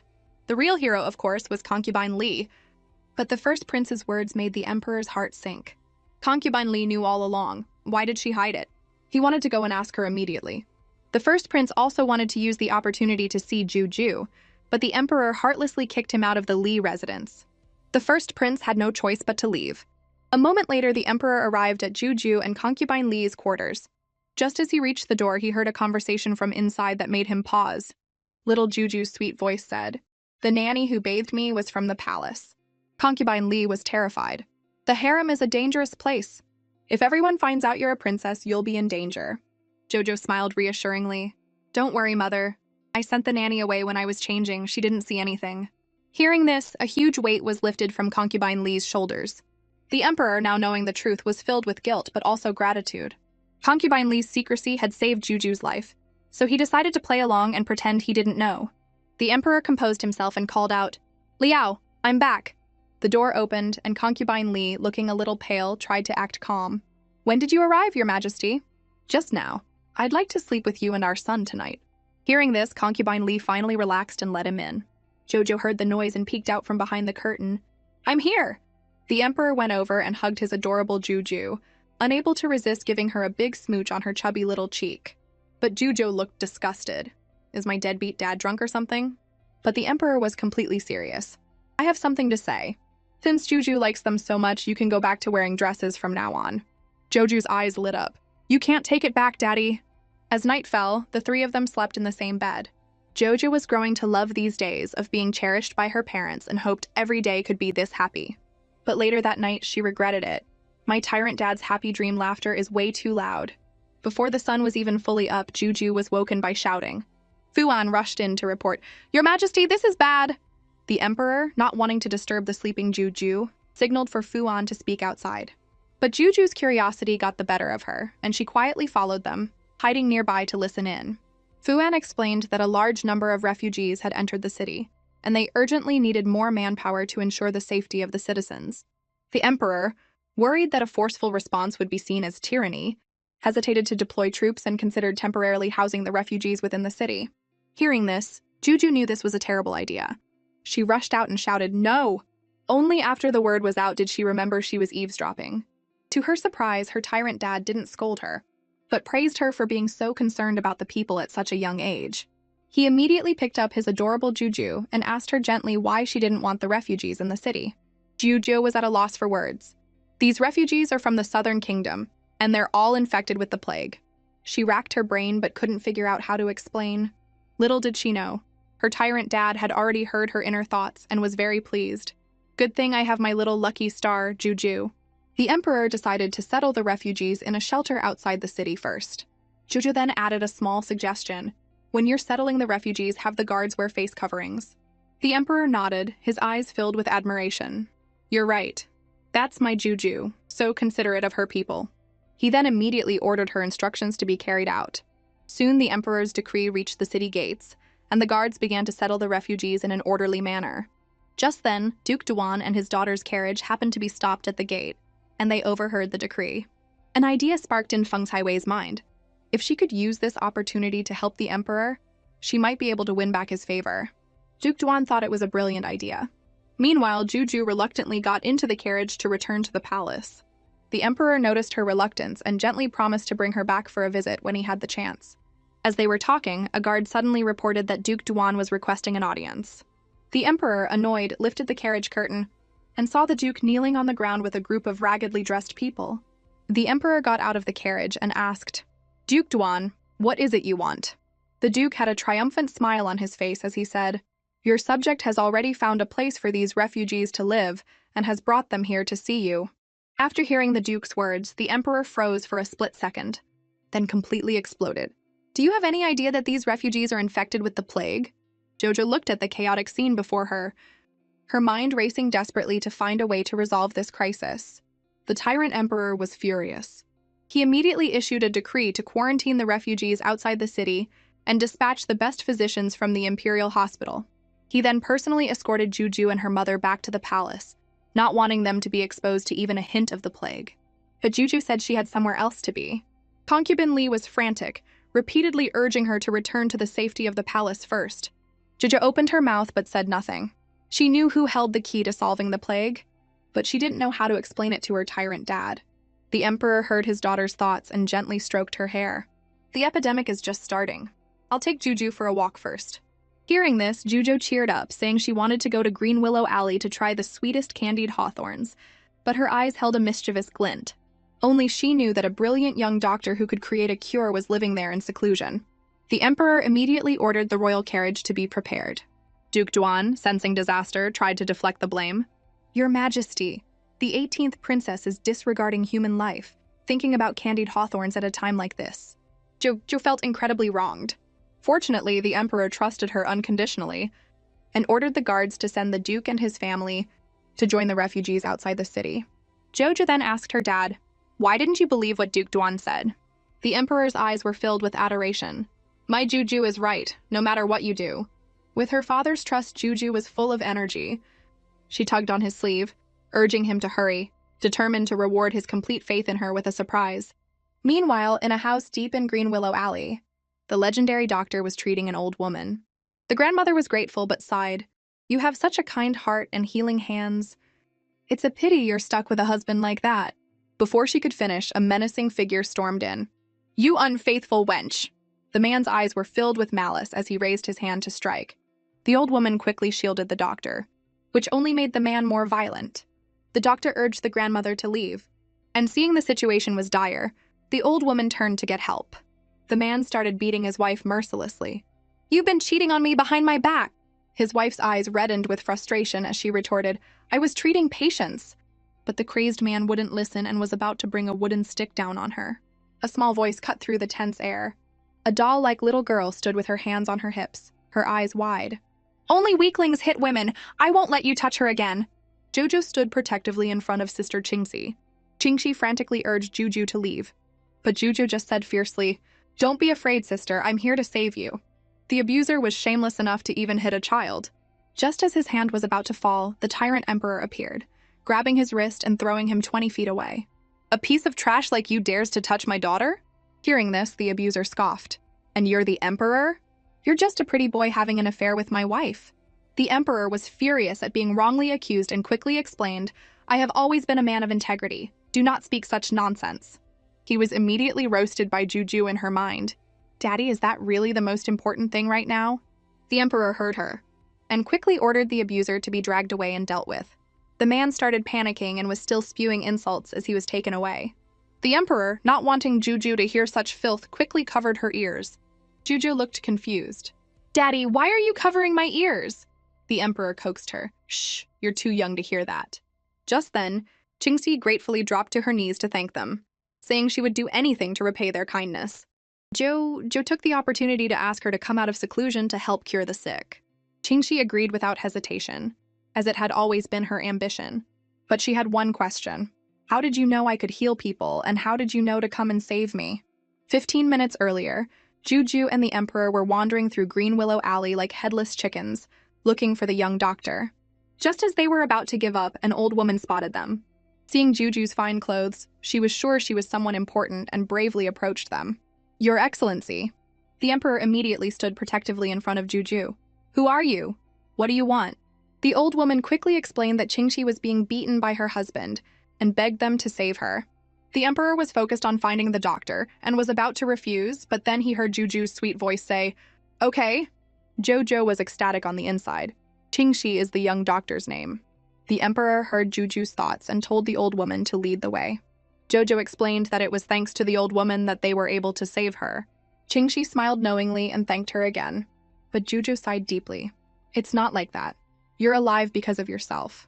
She reached out her chubby little hand and held Qingxi's. "Because you always insisted on doing good. The old woman remembered your kindness and took the risk of offending a noble to ask for our help. So you were saved because you deserved to be." Qingxi was moved to tears, not expecting such wisdom from a child so young. The Emperor was filled with pride. "That's my daughter, cute and kind-hearted." Jojo looked at her tyrant dad's goofy expression and grumbled to herself again. "Daddy needs to focus on what's important." The Emperor immediately turned serious. "Doctor, the plague is about to spread through the city, and the situation is critical. I'll ask you one more time, are you willing to come out and develop a cure?" Qingxi readily agreed to help. But she had one more thing she needed the Emperor's help with. The Tyrant Emperor promised to see that justice was done for Qingxi. Qingxi's gaze suddenly fell to a corner. "That is my son Yunyan." A small, thin boy covered in bruises cautiously approached and knelt, begging the Emperor to give him and his mother a place to stay. The Emperor looked at the boy, a flicker of surprise in his eyes. How can a living person be so silent and still? Jojo also noticed something was off and immediately knew this boy was perfect material for a secret guard. She tugged on her tyrant dad's sleeve and sweetly asked him to grant Sister Qingxi's request. Without a second thought, the Emperor issued a decree. If Qingxi could cure the plague, she would be appointed as an imperial physician and given her own residence. As for Yunyan, he could enter the palace for secret guard training. Hearing this, Qingxi's eyes filled with tears as she kowtowed in gratitude. Yunyan was grateful to Juju and vowed to train hard to protect her in the future. With the decree issued, the Emperor ordered Qingxi to leave with him immediately. Time flew by, and in the blink of an eye, several months had passed, and winter had arrived. Juju snuggled by the warm stove and couldn't help but think, "Sister Qingxi is amazing. She cured the plague in just 1 month." Yunyan is also progressing quickly and has become an apprentice guard. And Mom and Dad's relationship is getting better and better. Life was good. But it seemed she had forgotten something important. Someone important. Meanwhile, the forgotten Dijiang had nearly turned into a stone statue from waiting. His young attendant couldn't stand it anymore and said, "Your Highness, stop waiting. That little princess was probably just making empty promises." Dijiang was convinced Zhuzhou wouldn't lie to him. The young attendant stomped his foot in frustration. "But we barely get any charcoal for the winter. So much for being treated well." Before he could finish, Dijiang cut him off sharply. "Enough, it's probably just the Department of Household Affairs looking down on us." Just then, a mocking laugh came from nearby. "Well, at least you know your place." Zhang Cheng and his sister, Zhang Shui'er, appeared with a bag of charcoal. "I'll be honest with you, I'm the one who's been shorting you on your charcoal. What are you going to do about it?" Dijiang's face was cold as he retorted, "You're just the children of a disgraced official, now palace slaves. How are you any different from me?" Zhang Xuer's eyes were filled with scorn. You're delusional. Waiting for the princess like a fool every day. She's long forgotten you. Daijang was furious and yelled, You two dogs, how dare you speak of the princess like that? You're looking for death. Zhang Cheng flew into a rage and was about to roll up his sleeves, but his sister stopped him. Zhang Xuer giggled, Brother, let's take all the charcoal and let him suffer. Zhang Cheng grinned menacingly. Good idea, let's see you freeze to death this winter. The young attendant rushed forward to stop them, but was pushed to the ground by Zhang Cheng. I can't hit your master, but I can hit you. Just as his hand was about to fall, a small pink figure flashed by. Stop! Jojo appeared, furious, her little hands clutching a snowball, her eyes wide with anger. You touch them one more time and you'll see what happens. Dijang was moved, but also found it hard to believe. As for the Zhang siblings, their legs had already turned to jelly.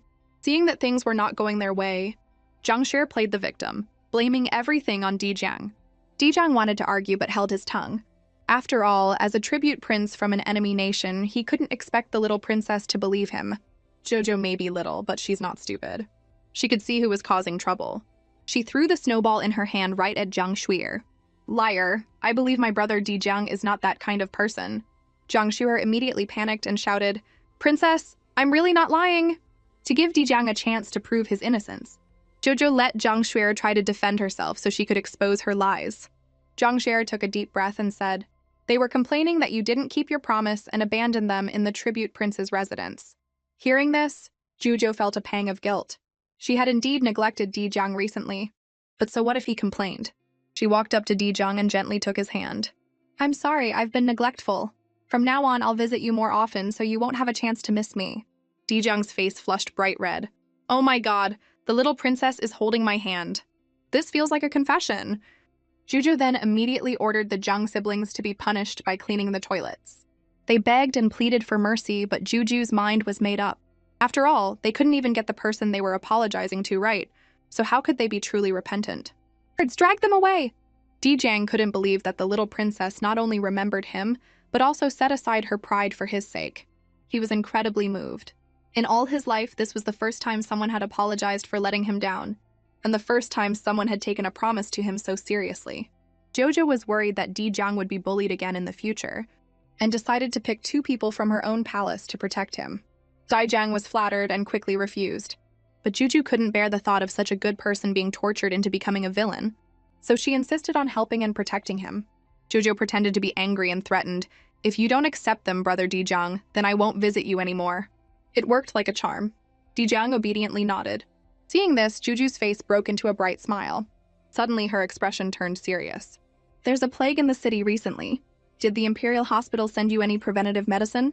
Daijing looked clueless, having never heard of it. Joju's face darkened. It was just like in the book. The doctors were planning to let him get sick so they could extort a huge sum of money from him. Jojo wouldn't let them get away with it. Since they wanted to profit from his misfortune, she would give them a taste of their own medicine on Dijang's behalf. Jojo pulled Dijang towards the Imperial Hospital.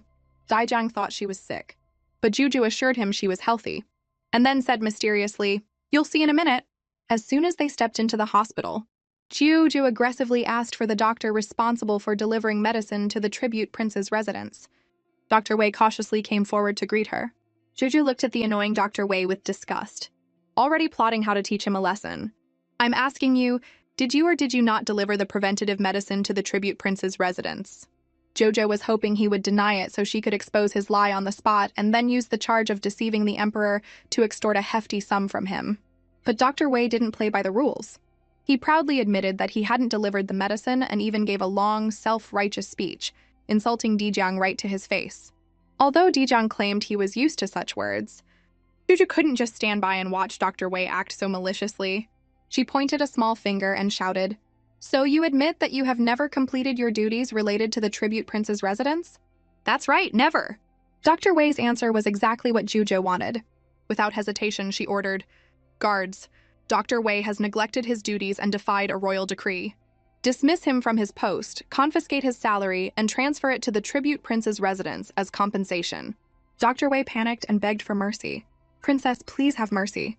Jojo frowned and scolded. You admitted it yourself, and you still have the nerve to beg for mercy?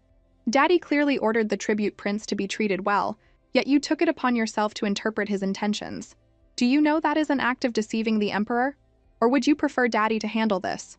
Hearing the Emperor's name, Dr. Wei was too scared to say another word.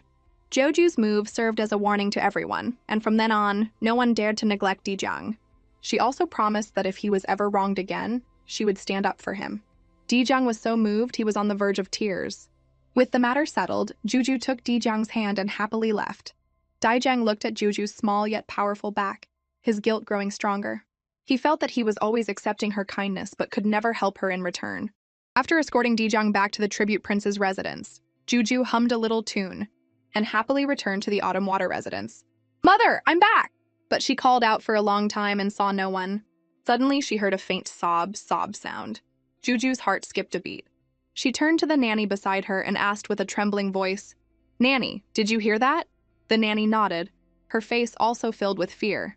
Jojo was so scared her diapers nearly got wet. "Is the Autumn Water residence really haunted?" Jojo diving under the covers like a scared little rabbit. Nanny Gui quickly comforted her. "Princess, there are no ghosts in broad daylight. It's probably just a palace maid crying somewhere." Hearing this, Jojo cautiously peeked out and declared fiercely, "No one is allowed to be unhappy in the Autumn Water residence." With that, she trotted off on her little legs. Jojo followed the sound of crying and searched the residence high and low, finally finding a woman secretly wiping away tears in a corner. Mumbling, "What will happen to my son?" Jojo approached her. "Are you the one who was crying? Which palace are you from? You're a concubine? I haven't seen you before." The woman was startled, and seeing the doll-like little face, guessed her identity and quickly curtsied. "Greetings, princess. I am noble Lady Anne. Because of a disfigurement, I rarely leave my quarters, so it's normal that you haven't seen me." Jojo knew this story. Noble Lady Anne was the third prince's mother. She had been a great beauty, but she was poisoned during her pregnancy, which left both her and her unborn son with marks on their faces, causing her to fall out of favor. Later, after the third prince's engagement was broken off, he fell gravely ill, and noble Lady Anne had to threaten suicide to save his life. But when the third prince woke up, he only found her body. He eventually turned evil, betrayed the kingdom, and contributed to the fall of the Western Chu. Since noble Lady Anne was still alive, there was still a chance to change things. Jojo tentatively asked, "Noble Lady Anne, are you crying because third brother is sick?" Noble Lady Anne looked surprised. "How did you know, princess?" Jojo thought quickly. "I heard it from the Imperial Hospital." Noble Lady Anne sighed and was about to leave. But Jojo couldn't let the tragedy happen again, and grabbed her arm. "Noble Lady Anne, wait! I have a way to save third brother." Noble Lady Anne, aware of her own situation, advised Juju not to get involved. But Juju was moved by her kindness and was determined to help. She pulled Noble Lady Anne along and ran to the Imperial Hospital. When they arrived, Noble Lady Anne was still trying to talk Juju out of it. But Juju marched in with a swagger and shouted, "Where are the doctors?" Her shout nearly sent the doctors to an early grave. One doctor came forward, trembling. "Princess, what can we do for you this time?" Jojo waved her hand grandly. "Noble Lady Anne and the third prince are under my protection now." The doctor immediately understood. "This subject will send someone to treat the third prince at once." Noble Lady Anne was completely bewildered. She had begged for 3 whole days to no avail, and Juju had solved it with a single sentence. Nanny Gui explained, "Princess Juju is deeply favored by His Majesty, so of course the doctors listened to her." Noble Lady Anne was overcome with gratitude. "I will never be able to repay the princess's kindness." Jojo just hoped that noble Lady Anne would stay alive and her third brother wouldn't turn evil. But since she couldn't reveal the future, she decided to win over her third brother herself. Jojo accompanied noble Lady Anne back to her palace. Seeing the gaunt-faced third brother and the cold, simple living quarters, Jojo instantly understood why he had turned to the dark side. She secretly vowed to rewrite his tragic fate. She quickly ordered the doctor to treat him. After a thorough examination, the doctor reported that the third prince's condition was not serious, and that he would wake up within 3 days after taking some medicine. Hearing this, noble Lady Anne burst into tears of joy and hugged Juju, thanking her repeatedly. Jojo wiped away her tears and said sweetly, "Don't cry, noble Lady Anne. You're a beautiful lady, and I don't like to see beautiful ladies cry." Noble Lady Anne smiled shyly. "I wouldn't dare call myself beautiful." Joju's words were as sweet as honey. "Beauty is in the bones, not the skin. In my eyes, noble Lady Anne is as beautiful as a fairy." Her words were like a warm ray of sunshine in winter, instantly warming noble Lady Anne's heart. Seeing it was getting late and worrying her own mother, Juju decided to return to the Autumn Water residence. Before leaving, she made sure to remind the doctor that if he didn't do his job, she would know. 3 days later, Juju happily went to visit her third brother. As soon as she entered, she was met with a question. "Who are you?" The third prince stared at her warily. "What are you up to?" Jojo quickly waved her hands and said, "I just want to save you." In her heart, she thought, third brother must still be on high alert after being so sick. The third prince heard her thoughts and was skeptical. "Save me? A little girl like you can save me?" Jojo hated being looked down on. "What's wrong with being little? I'm the only princess in the palace." Hearing this, the third prince finally realized that the little girl in front of him was the legendary 18th princess. But as the saying goes, it's easy to add flowers to a brocade, but hard to offer charcoal in a snowstorm. He still didn't believe she would save him. Jojo was so angry her face turned red and she turned to leave. Just as she reached the door, she ran into Noble Lady Anne. Noble Lady Anne was delighted to see her. "What are you doing here? The third prince has woken up and I was just about to go and tell you." The third prince was confused. Why is mother so friendly with her? Just then, Noble Lady Anne introduced them. "This is the 18th princess who saved you." The third prince's heart skipped a beat. Now he had to believe it. But Juju deliberately said in a sarcastic tone, "I'm just a little girl. How could I possibly help?" The third prince was embarrassed and quickly apologized. "Please forgive my arrogance just now." Seeing this, Juju winked playfully. "Just kidding. I'm not mad." She understood him deep down. After all, he was all too familiar with the cold realities of the harem. After this, the third prince slowly let down his guard and accepted this sensible and cute little sister, even vowing to repay her kindness one day. Jojo didn't care about being repaid. She just wanted him to get better soon. Originally, the third prince had planned to join forces with the Southern Kingdom to take revenge on the Western Chu. But Juju's act of kindness made him change his mind. Meanwhile, news of the third prince's recovery with Juju's help soon reached Dijang's ears. Dijang knew that his plan to win him over would be much harder now, but he was determined to try anyway. The third prince was punishing himself by copying scriptures, one part for the Western Chu he had almost betrayed, and one part for his kind and adorable little sister Juju. Suddenly he heard a noise outside. He had gotten so used to the peace and quiet of being with Juju that he had almost forgotten about the Southern Kingdom's spies. The third prince barked, "Come in!" The visitor tested his willingness to form an alliance. The third prince decisively refused, stating that this was their last meeting and the next time they saw each other, they would be enemies. The masked man was curious. "Is it because of the little princess?" The third prince glared at him. "Shut up! Don't ask what you shouldn't, or don't blame me for being rude to your master." The masked man's heart skipped a beat. He didn't dare say another word and quickly left. The third prince knew that even though he had cut ties with the Southern Kingdom, he still needed to be careful. For Juju's happiness, he was willing to make peace with the Western Chu. On the other side, Dijang found out that his recruitment attempt had failed and that the third prince cared deeply for Juju. His little jealousy meter instantly overflowed. There are so many people who love her.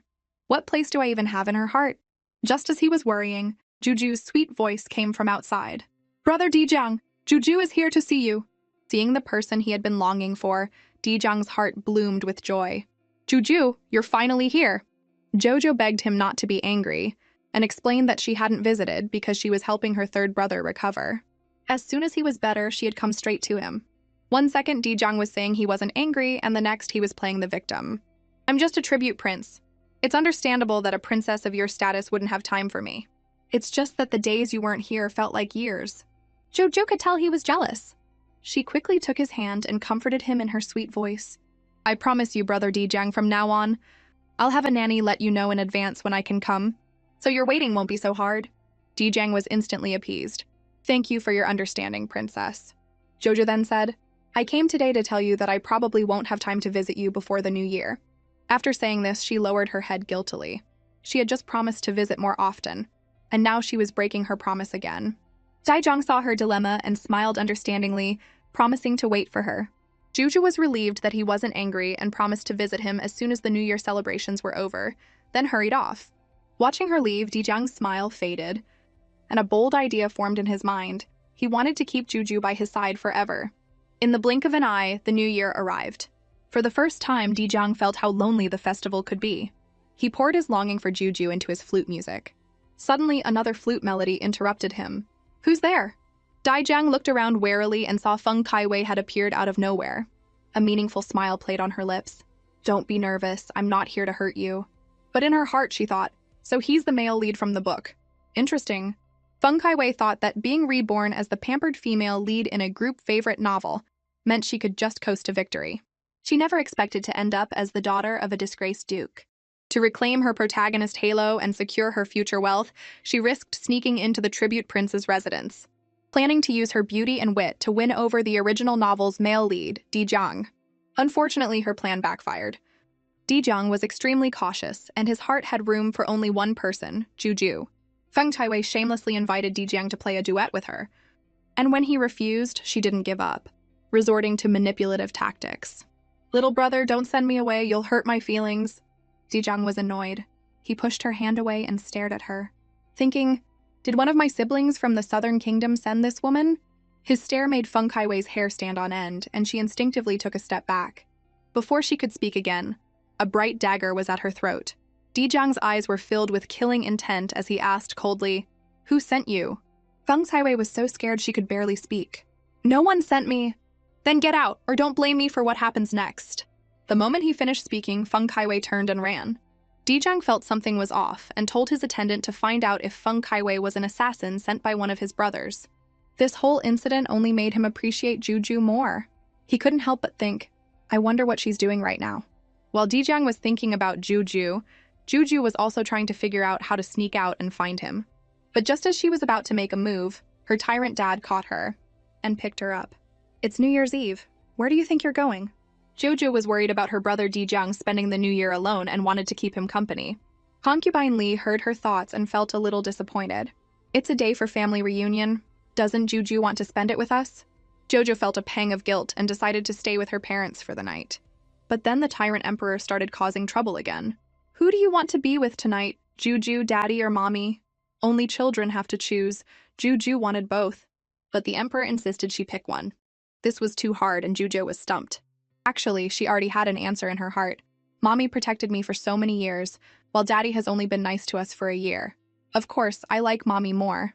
The emperor heard her thoughts and felt a wave of guilt. He quickly said, "Don't worry about it, Juju. Daddy was just teasing you." With that, the family of three sat down together. Juju looked at the delicious food on the table, her mouth watering. The emperor watched her gobble down her food, his heart filled with contentment. But there was still one thing on his mind. When would Concubine Li finally let go of her worries and tell him that Juju was a princess? Thinking of this, the emperor stood up. "Everyone, today is New Year's Eve, a very important day. I have an important announcement to make. The 18th princess is no longer a child. She was born in the cold palace, and I have always felt I've wronged her. Today, I have a gift for her." Concubine Li smiled and nudged Juju forward to thank the emperor. Jojo was full of anticipation. What kind of gift is Daddy going to give me? The emperor personally took up a brush and began to write on a piece of paper. When he was finished, he announced loudly, "The gift I have prepared is to give you a name and a title. From this day forward, the 18th princess's name shall be Feng Jinyue, and her title shall be Yongle." Hearing this, Juju was overjoyed and quickly thanked her father. But Concubine Li's brow furrowed slightly, as if the name held some hidden meaning. A moment later, Juju bounced over to her like a happy little deer, eager to share her joy. Concubine Li sighed softly. "Feng Jinyue is a good name. When the swallows return, the moon fills the western tower." Jojo was completely confused. "What does that mean?" The emperor explained, "It means that my beloved daughter has come to my side like a returning swallow, and my life is now complete." His words not only deeply touched Juju, but also moved himself. He quickly asked Juju for her reaction. Juju just winked playfully. "Let me think about it." However, the others at the banquet were having a bit of an existential crisis. Is His Majesty really treating a prince as a princess? Has he taken this act too far? The 13th prince, who knew Juju was a girl, couldn't hide his smugness, his smile almost reaching the ceiling. The crown prince, seeing his cheap-looking expression, couldn't help but ask, "13th brother? You seem very pleased with yourself." The 13th prince gave a guilty smile and tried to explain, "Juju is my little sister. I'm just happy for her." Just then, an annoying voice broke the pleasant atmosphere. "Brother, it's been a while." The second prince walked towards them. The crown prince's face was filled with disgust. This guy is so persistent. The second prince had a fake smile on his face as he asked to join the crown prince for a drink. But the crown prince rejected him without a second thought. The sudden refusal made the second prince's smile freeze. He knew that if this continued, his carefully laid plans would be ruined. So he turned his attention to the naive 13th prince. Jojo saw her 13th brother happily chatting with the second prince. and grew worried, afraid her innocent brother would be tricked. She rushed over and stopped him from drinking the wine. The second prince is a fake prince and a major villain. Getting close to him will only lead to trouble. Hearing Juju's thoughts, the 13th prince's heart skipped a beat. He quickly put down the cup and breathed a sigh of relief. Good thing Jojo warned me, otherwise I would have been framed and thrown back in jail. The second prince, having been rejected twice, was furious. He thought to himself, "You look down on me now, but one day you'll be begging to get close to me." He quickly walked up to the emperor. "Father, I have a request." The emperor looked at him scrutinizingly. "What is it?" The second prince looked serious as he reported, "The Chaoshu village area has been hit by a severe snowstorm, and there aren't enough people for disaster relief. I request that you assign a few of my brothers to assist me." Hearing this, the 13th prince was intrigued, thinking it was a good opportunity to earn some merit. But Juju's thoughts served as a warning bell, telling him there was a trap. Jojo was frantic and decided she had to stop the second prince's scheme. The naive 13th prince almost fell into the trap set by the second prince, but luckily Jojo intervened in time. Her tyrant dad was confused and asked for a reason. Jojo was at a loss for words, but in her heart she was thinking, putting aside the second prince's ill intentions, the snowstorm in the coming year will cause countless casualties. I don't want my own brother to walk into danger. But she couldn't say any of this out loud.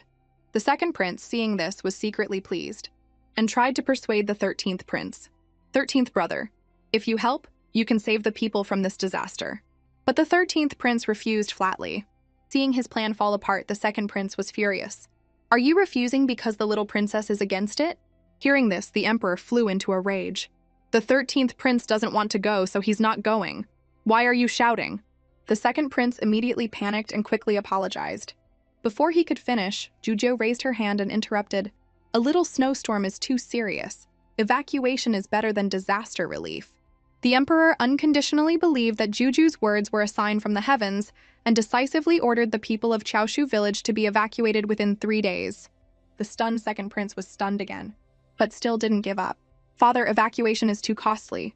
The emperor frowned and waved his hand. I have acknowledged the will of heaven and issued a decree. Are you defying my order? Hearing this, the crown prince and the 13th prince were speechless. The will of heaven? Clearly, father just heard Juju's thoughts. Now the second prince held a grudge against Juju and decided to go to the disaster site himself, planning to come back and prove her wrong. Jojo sighed helplessly. If you don't believe me, there's nothing I can do. I've warned you. If you get into trouble, don't blame me. With that little episode over, the New Year's Eve banquet performances were about to begin. Jojo happily ran to her parents' side. As the banquet was drawing to a close, she took advantage of her father being slightly tipsy and her mother being busy to sneak out. She was still worried about her brother Di Jiang and managed to slip past the guards to get to the tribute prince's residence. As she happily stepped through the gate, she saw a sneaky figure flash by. Did someone else come to see brother Di Jiang? Just then, she saw a small figure sitting in the cold courtyard. Brother Di Jiang, Jojo called out in her sweet voice. Di Jiang spun around and, seeing the doll-like little girl, was first stunned, then excitedly got up to greet her. Juju, you came to see me. Is this a dream? Of course not, I came especially to see you. Juju's face was beaming with happiness. Look, I brought you some delicious food. She was then pulled inside by Di Jiang. Suddenly, Jujo stopped and said seriously, Brother Di Jiang, I have something to ask you. Di Jiang swore a solemn oath that he would never hide anything from her. Only then did Juju slowly ask, I saw a girl at the gate when I came just now. Did someone else come to see you? Di Jiang was suddenly flustered, terrified that Juju would misunderstand. To protect Juju, Di Jiang told a white lie, saying that the person was just a servant who had come to bother him as usual and that he was used to it. Hearing this, Juju huffed, How can you get used to that? She was determined not to let her brother Di Jiang suffer such humiliation again, and promised to have her father reiterate his orders when she got back. Di Jiang looked at the indignant Juju, his heart filled with gratitude. Not wanting to dwell on unpleasant things, Jojo quickly took out a food container. Brother Di Jiang, I brought you some dumplings, but I don't know what kind of filling you like. Di Jiang's eyes were filled with joy. He said he liked anything she brought and picked up a dumpling to put in her bowl. Jojo said she had already eaten and urged him to try them. Then she asked curiously what people in the Southern Kingdom ate for the new year. Di Jiang smiled and replied, Besides dumplings, we also have peach blossom crisps. Hearing this, Juju's face lit up. That sounds delicious. I wish I could try some. Seeing this, Di Jiang immediately ordered his attendant Chu Yang to bring the remaining peach blossom crisps. Chu Yang agreed on the surface but was secretly distressed. They had already run out of the ingredients, and in this rundown residence, their only comfort was gone. When Juju saw the peach blossom crisps, her eyes instantly lit up. She eagerly grabbed a piece and popped it in her mouth, then cheered, "This is so delicious!" Seeing Jojo so happy made Dijang happy too. He secretly vowed to become stronger so that Juju could be this happy every day. The immediate task at hand was to solve the problem of the peach blossom crisp ingredients. Soon, news of Dijang's search for ingredients reached Feng Xiwei's ears. She was secretly pleased, hoping to use this opportunity to win Dijang's heart. The old butler warned her that the estate was in financial trouble, and they needed to be careful with their spending.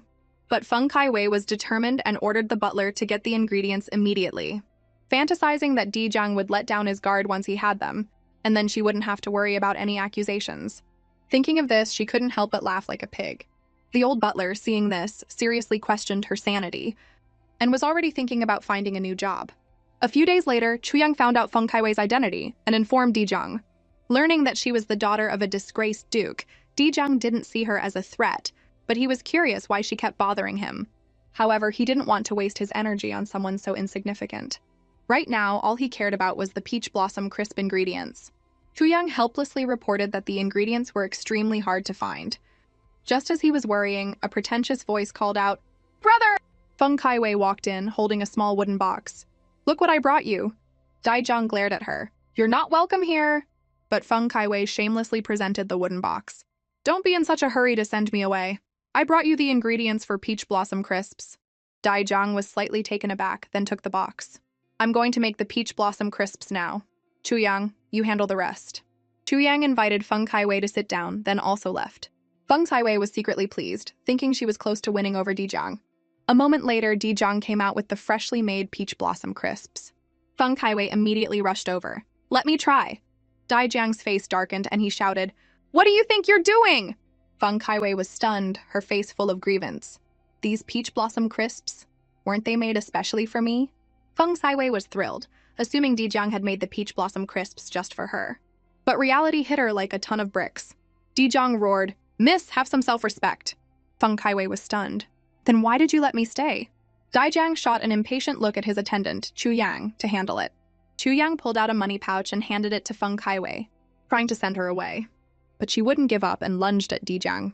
He dodged gracefully, and she ended up face-planting on the floor, kneeling and looking up at him pitifully. Dijang warned her coldly, "Don't get any funny ideas. Take the money and get out." Furious, Feng Xiwei had no choice but to scurry away. With the troublemaker finally gone, Dijang breathed a sigh of relief and immediately told Chuyang to send the peach blossom crisps to Juju. Chuyang was confused. "Why not wait for the princess to come so you can give them to her in person? That might make her want to visit you more." Dijang smiled faintly. "I can't bear to make her wait." How he wished he could one day walk freely out of this residence and go see her himself. Meanwhile, Juju was happily showing off her peach blossom crisps, gushing internally about how wonderful her brother Dijang was. Concubine Lee saw her and smiled. "You really love these pastries, don't you, Juju?" Jojo nodded like a pecking chicken. "They're so good. You have to try one, Mom." Concubine Lee waved her hand with a smile. "Why don't you have your 13th brother try some? He should take a break." Juju obediently ran over to her 13th brother and offered him a crisp. He didn't even look up and flatly refused. Joju's face fell instantly.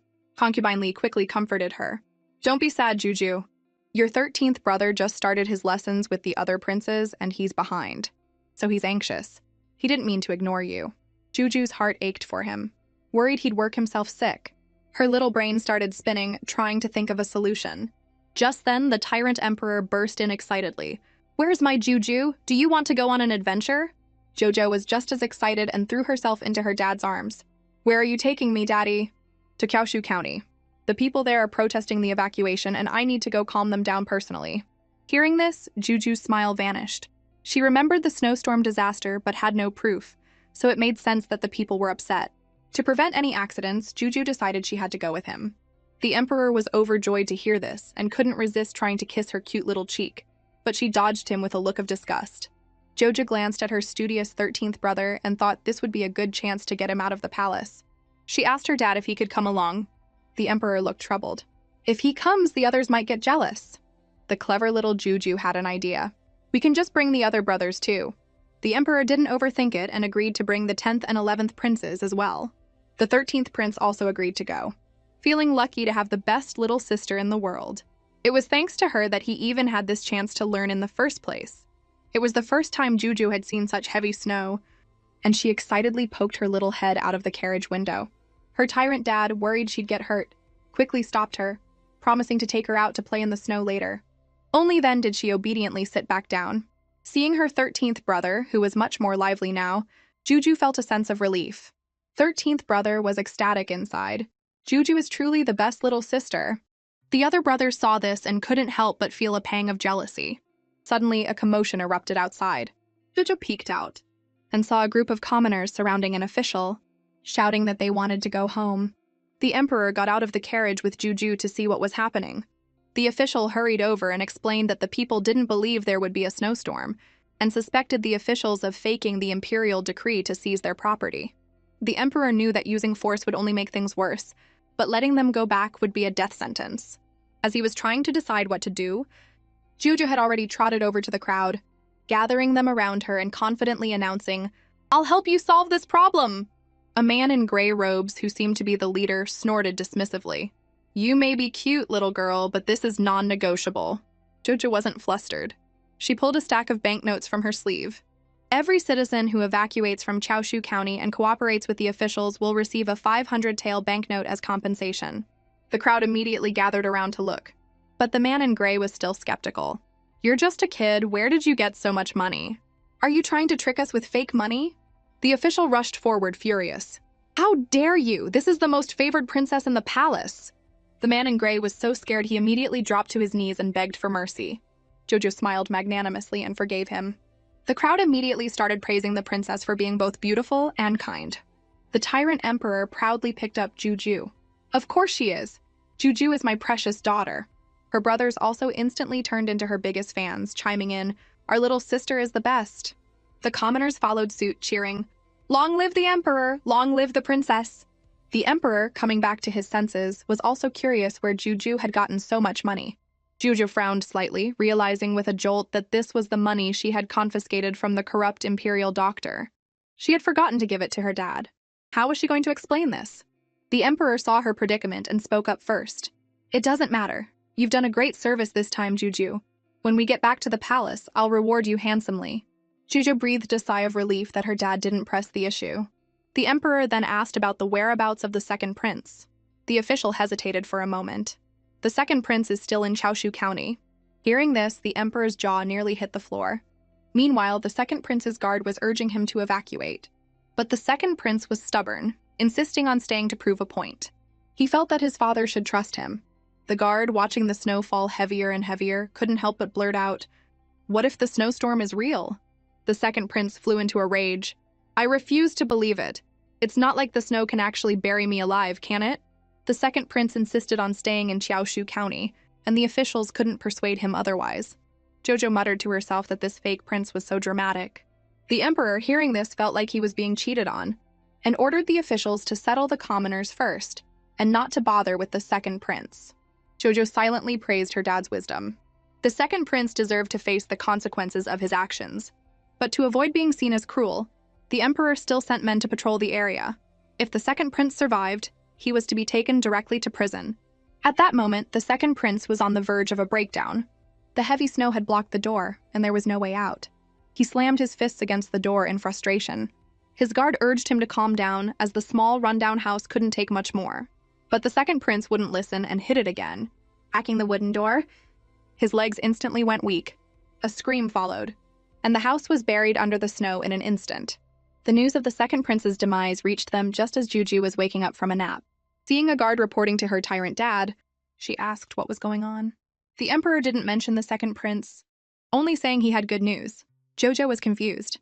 The emperor picked her up and told her that Chaoshu County had been hit by a severe snowstorm the night before, and many houses had collapsed.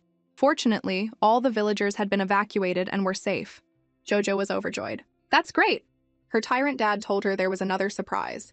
He opened the main door, and a crowd of commoners was kneeling outside. Jojo was surprised. "What are you all—" The people said in unison, "We came to thank the princess for saving our lives. The princess is the lucky star of Western Chu." Although Juju already knew the future, She was still overjoyed to see that she had really saved so many people, and silently vowed to continue helping others. The emperor was very pleased, thinking that with Juju's ambition at such a young age, the future of Western Chu was bright. Seeing they had some time, the emperor decided to stay and inspect the area for a few days. Jojo was looking forward to it. But then the crown prince said he wanted to take her somewhere interesting. Jojo immediately wriggled out of the emperor's arms and ran to her brother. "Great! It's been so long since I've gone out to play with you, crown prince." The emperor watched the two siblings' close bond, his jealousy meter off the charts. Half an hour later, they arrived at a beautiful scenic spot. The 13th prince caught a fish and called Juju over to see. She trotted over and saw a large silver fish shimmering in the sunlight. Jojo exclaimed, "This fish is so pretty." The 13th prince smiled. "This is a pine jade fish. It's not only beautiful, but also delicious." Hearing this, Juju's face changed. "This river, it's not the Songyu River, is it? The book said that not long after the snowstorm, this river would be poisoned." The crown prince and the 13th prince were stunned. Jojo remembered that after the snowstorm, spies from the southern kingdom would poison the Songyu River. First, they would kill the fish to drive up the price of imported fish, and second, they would harm the people of Western Chu. But since nothing had happened yet, she didn't know how to investigate. Her brothers, understanding her thoughts, exchanged a knowing look. The crown prince broke the silence. "Juju, did you have another one of your dreams?" A light bulb went off in Juju's head, and she quickly went along with it. "I dreamed that someone was poisoning the river, and a lot of fish died." The 13th prince immediately said, "I'll go to father and ask for an order to have people patrol the area." The crown prince quickly chimed in, "We'll definitely catch the culprit soon." Jojo was happy, but also a little worried. Was it too reckless for her brothers to believe her so easily? Would her father agree? To her surprise, when the Tyrant Emperor heard that the clue came from Juju's dream, he immediately ordered more men to patrol the area and to do whatever it took to catch the culprit. Seeing this, Jujo couldn't help but wonder if Western Chu's downfall was due to this kind of blind trust. But for now, solving the immediate problem was the priority. To catch the poisoner, the crown prince specially took Juju to a fishing festival. This place was upstream and crowded, making it the perfect spot to poison the river. Jujo thought the crown prince's analysis was spot on and was determined to do her best to find the suspicious person. The crown prince asked Juju gently if she remembered any distinguishing features of the poisoner from her dream. Jojo thought for a moment and said slowly, "The person was dressed like a beggar, looking homeless, but was actually looking for a hole in the ice to drop the poison in." The crown prince comforted her gently. "You've already done great, Juju. With this lead, we'll definitely be able to catch him." To cheer her up, the crown prince bought her a candied hawthorn. Her other brothers also did their part, one picking out a cute hat, another busy catching a big fish. For a moment, it seemed like they had forgotten their mission and were just on a fun outing. Just as Juju was starting to worry, she caught sight of a suspicious beggar in a corner. Noticing the pattern on his bowl, she quickly alerted the crown prince, "Brother, look! How can a beggar afford a bowl with a pattern on it? Something's wrong with that bowl." The crown prince immediately signaled for his secret guards to protect Juju and gave a look to the 13th prince to distract the beggar. The 13th prince walked straight up to the beggar. "Hello, I noticed your bowl is quite special. I'm willing to buy it for a high price." The beggar's expression changed instantly, and he flatly refused to sell. The 13th prince made a quick decision and signaled for the guards to move in. Two guards swiftly approached and subdued the beggar in an instant. They then presented the bowl to the crown prince. The crown prince immediately questioned him, "What's with the pattern on this bowl?" The beggar, fearing for his life, quickly confessed, "It's painted with a poisonous dye. Someone gave me a sum of money and told me to find a hole in the ice and drop the bowl in. I'm innocent." Jojo felt something was fishy. If he was just paid to do a job, why would the person tell him the bowl was poisonous? This man and his boss must be in on it together. The 13th prince said sternly, "Tell us where your accomplice is." But the beggar just sneered, a wicked glint in his eye. "I'll tell you, my accomplice is right behind you." Before the words were even out of his mouth, Juju was suddenly snatched up by a man in black. Jojo slowly woke up to find herself in a warehouse.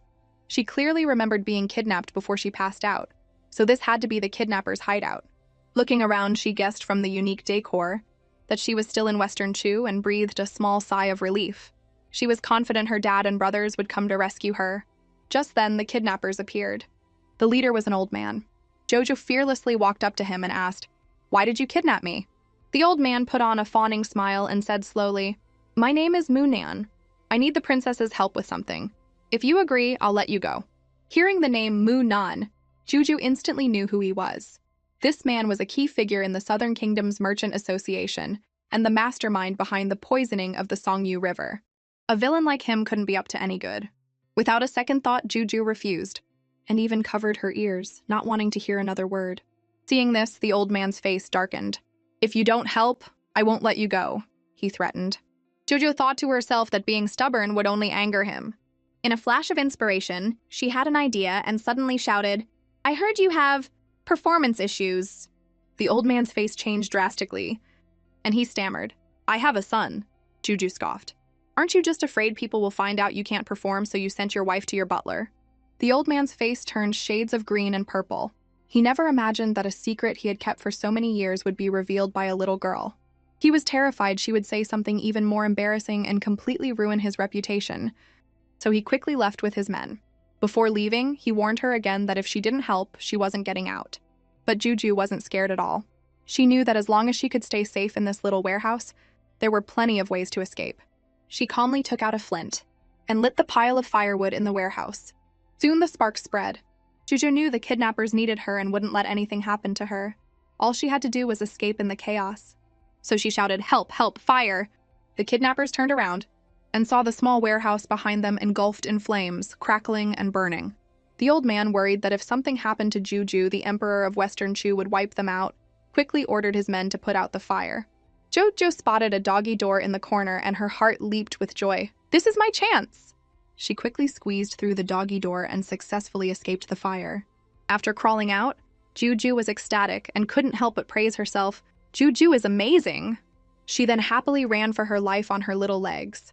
But she ran headfirst into a wall of muscle. She looked up and saw her first brother.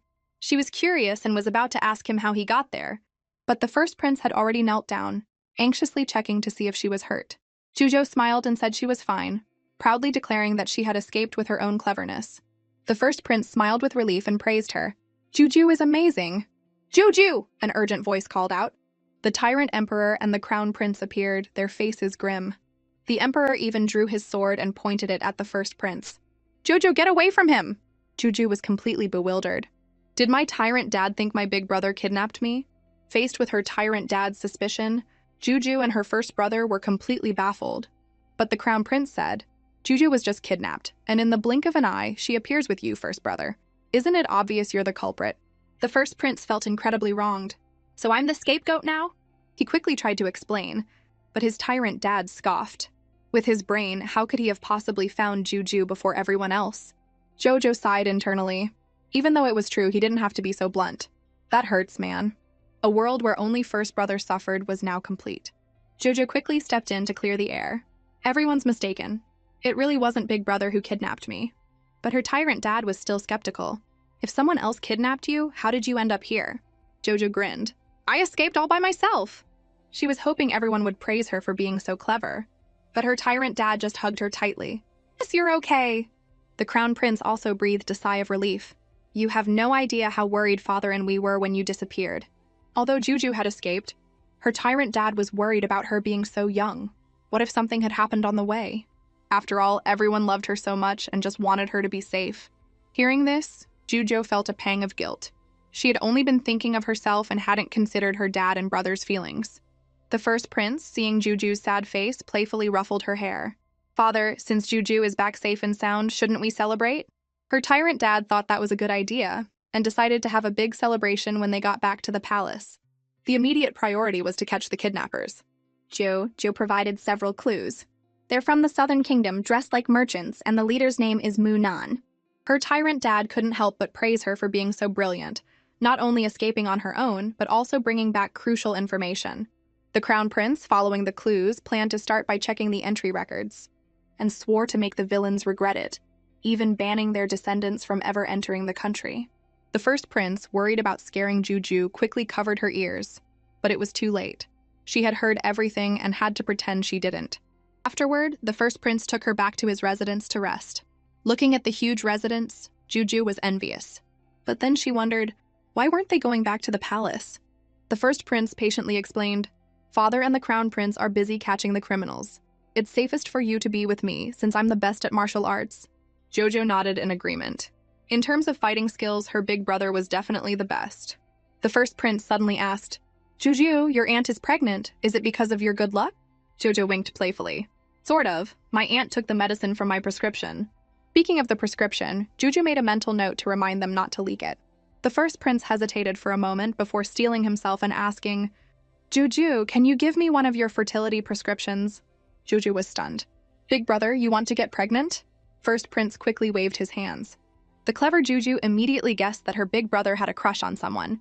The first prince was first surprised, then blushed and admitted, Sort of. It's someone I've loved for years, Xiao Jingwen. Her family rejected my proposal and married her off to someone else. But she hasn't been able to have children for 3 years and is treated poorly by her in-laws. I want to help her. Hearing the name Xiao Jingwen, Juju remembered what was written in the book. She was the first prince's fated partner, deeply in love with him, but married to the wrong person and lived a miserable life. After the first prince died in battle, she also died of a broken heart. Thinking of this, Juju was determined to prevent the tragedy. Since they were in love, she had to help them be together. A brilliant idea suddenly struck Juju. Let's go see Sister Xiao together. The first prince immediately felt guilty and quickly refused. He understood Juju's intentions, but Xiao Jingwen was already married. A good ex should stay out of the picture. Jojo sighed helplessly, thinking about Xiao Jingwen's suffering. She refused to consummate her marriage and couldn't have children, was unloved by her own family, and was frequently beaten by her husband after getting married. As she was trying to figure out how to explain this to her big brother, he heard her thoughts and was filled with both heartache and self-blame. The love of his life was suffering, and he had no idea. He pretended to be calm and coughed twice. As a prince, it's not a bad idea to go and check on the common people. With that, the two set off. In a flash, they arrived at Xiao Jingwen's husband's home, the Li residence. As soon as they entered, they heard a woman's painful cries and a man's vicious shouts. Xiao Jingwen, if you don't admit you hate the first prince, the next whip will land on you. Xiao Jingwen stayed true to her heart and remained silent, letting her husband's whip fall on her again. Suddenly, someone snatched the whip away. Who dares to touch me? Lieutenant Li turned around angrily and saw Juju walking up to him fiercely. It was this princess who had the guard do it. You got a problem? Juju had thought her big brother would have a change of heart, but in the end, she had to act on his behalf. But then she thought, at least he's taken the first step to save Sister Xiao. Jojo accused Lieutenant Li of hitting a woman, but he shamelessly denied it, calling it a misunderstanding. Juju got angry. This princess saw it with her own eyes and you still dare to argue? That's another crime. Seeing that things were not going his way, Lieutenant Li immediately knelt and begged for mercy. I'll go help the princess find her kite. Princess, please rest for a moment. Then he called 2 women over to serve her. Juju noticed that the 2 women weren't dressed like servants and asked with a smile, Who are they? They are my concubines. Princess, feel free to order them around. The first prince was furious to hear this. He had promised not to take any concubines when they got married, and he had broken his promise so quickly. Jojo pointed to Xiao Jingwen. This princess wants her to accompany me. Lieutenant Li, trying to cover up his crime, made all sorts of excuses, but was met with Juju's roar. What? You have a problem with this princess's decision? Lieutenant Li instantly cowered. I wouldn't dare. I wouldn't dare. Jojo couldn't be bothered with him and just wanted to use the kite story to get him out of the way. At this moment, Xiao Jingwen, not knowing Juju's intentions and afraid of being a poor hostess, asked if the concubines could accompany her instead. Jojo smiled brightly. I just like you. Don't you like me? The sudden confession made Xiao Jingwen blush. The princess is so adorable. How could I not like you? And the first prince, seeing her smile for the first time in a long time, felt his heart flutter. Afterward, Xiao Jingwen took Juju to her own quarters, which were so run down it was hard to look at. Jojo immediately understood that Lieutenant Li was deliberately making things difficult for her. Seeing Juju's troubled expression, Xiao Jingwen felt very apologetic. Jojo said frankly that she despised Lieutenant Li. A grown man making his wife live in a place like this while he eats and drinks his fill? He's not even human. Just as Juju was fuming, Xiao Jingwen suddenly felt dizzy and collapsed. The first prince was quick to react, rushing forward to catch her. Jojo asked anxiously, What's wrong with Sister Xiao? After checking her, the first prince confirmed she had only fainted from exhaustion and breathed a sigh of relief. But then he blamed himself for never caring about her. Jojo quickly comforted him. It's not your fault, big brother. It's all Lieutenant Li's fault.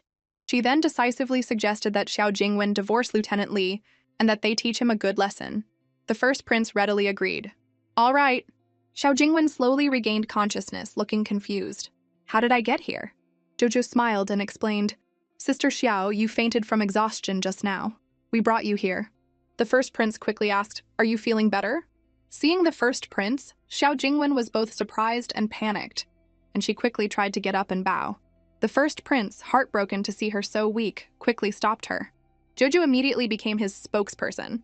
Big brother was afraid of damaging your reputation, so he came in my name. Xiao Jingwen politely thanked them both, saying she was fine. The first prince, seeing the love of his life in pain, was filled with sorrow but didn't know how to open her heart. But Jojo said frankly, Sister Xiao, don't pretend anymore. Big brother and I are here to help you. Xiao Jingwen was a smart woman. Even if Juju hadn't said anything, she knew why they were there. Jojo took the opportunity to persuade her to get a divorce.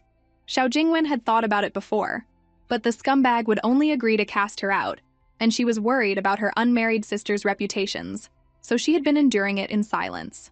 Hearing this, Jojo puffed out her chest and promised, I will definitely help you get a successful divorce. Xiao Jingwen was skeptical. Really? Of course, as long as you agree to one small condition. Before Juju could say what it was, Xiao Jingwen had already guessed that she wanted her to marry the first prince. But right now, she couldn't agree. Jojo was confused.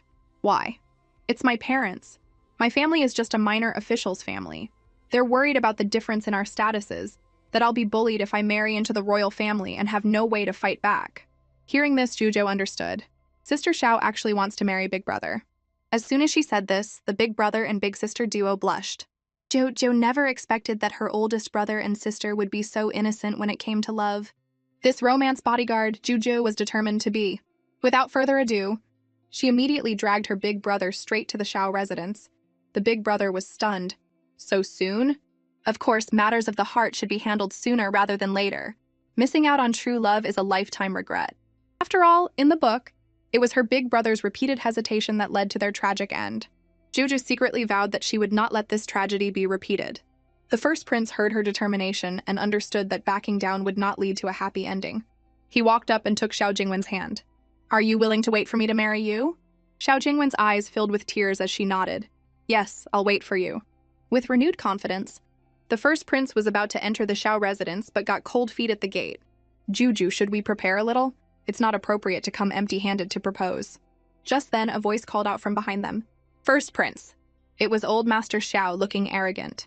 My Jingwen is already married. Why have you come to our residence now? Jojo was puzzled. What minor official would dare to speak to a royal family member like that? Seeing her big brother cowering, Juju decided to take matters into her own hands.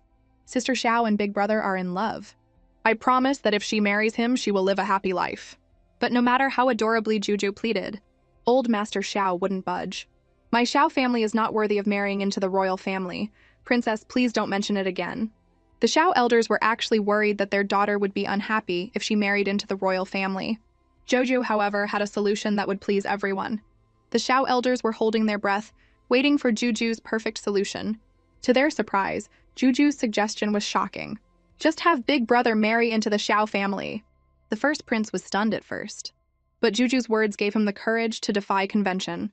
He immediately promised the Xiao elders that if he could marry Jingwen, he would be willing to marry into their family. However, he was met with a heartless rejection from old Master Xiao. My daughter's life is perfectly happy and a divorce is impossible. Your Highnesses, please leave. The clever Juju immediately stepped forward and countered. So if Sister Xiao gets a divorce, you'll agree to their marriage? With the conversation at this point, old Master Xiao had no choice but to agree. But he had one condition. They couldn't use a royal decree to force a divorce. Hearing this, the first prince was overjoyed and quickly agreed. With a lucky star like Juju, he believed everything would be solved. The first prince started showering Juju with compliments, making her roll her eyes several times, and urged him to hurry up and rescue Sister Xiao from her miserable life. Without further ado, the first brother scooped up Juju and sprinted towards the Li residence. When Xiao Jingwen heard that her parents had given their consent, half of her worries were lifted. But then she remembered Lieutenant Li's words. I will never agree to a divorce. And she grew anxious again. The first prince quickly comforted her. Don't worry, Juju will have a way. Juju waved to Xiao Jingwen, and then whispered in her ear, Lieutenant Li will see how much the favored princess likes you and will definitely come to suck up to you tonight. At that evening, Lieutenant Li did indeed show up, saying he had specially ordered the kitchen to prepare his wife's favorite dishes. Xiao Jingwen suppressed her disgust. and following Juju's instructions, let him stay for dinner. Lieutenant Li was secretly pleased, thinking that Xiao Jingwen was still a pushover he could control. He then started eagerly serving Juju, getting her food and water. Seeing Juju eat bite after bite of the food he had served her, he felt his future was bright, completely unaware that he had walked right into a trap. Jojo had long grown tired of his fawning, and suddenly clutched her stomach and fell to the ground, crying, "My stomach hurts so much. It must be the food you brought." Lieutenant Li instantly panicked, terrified of being held responsible by the Tyrant Emperor, and quickly blamed Xiao Jingwen. "You jinx! If anything happens to the princess, it's all your fault."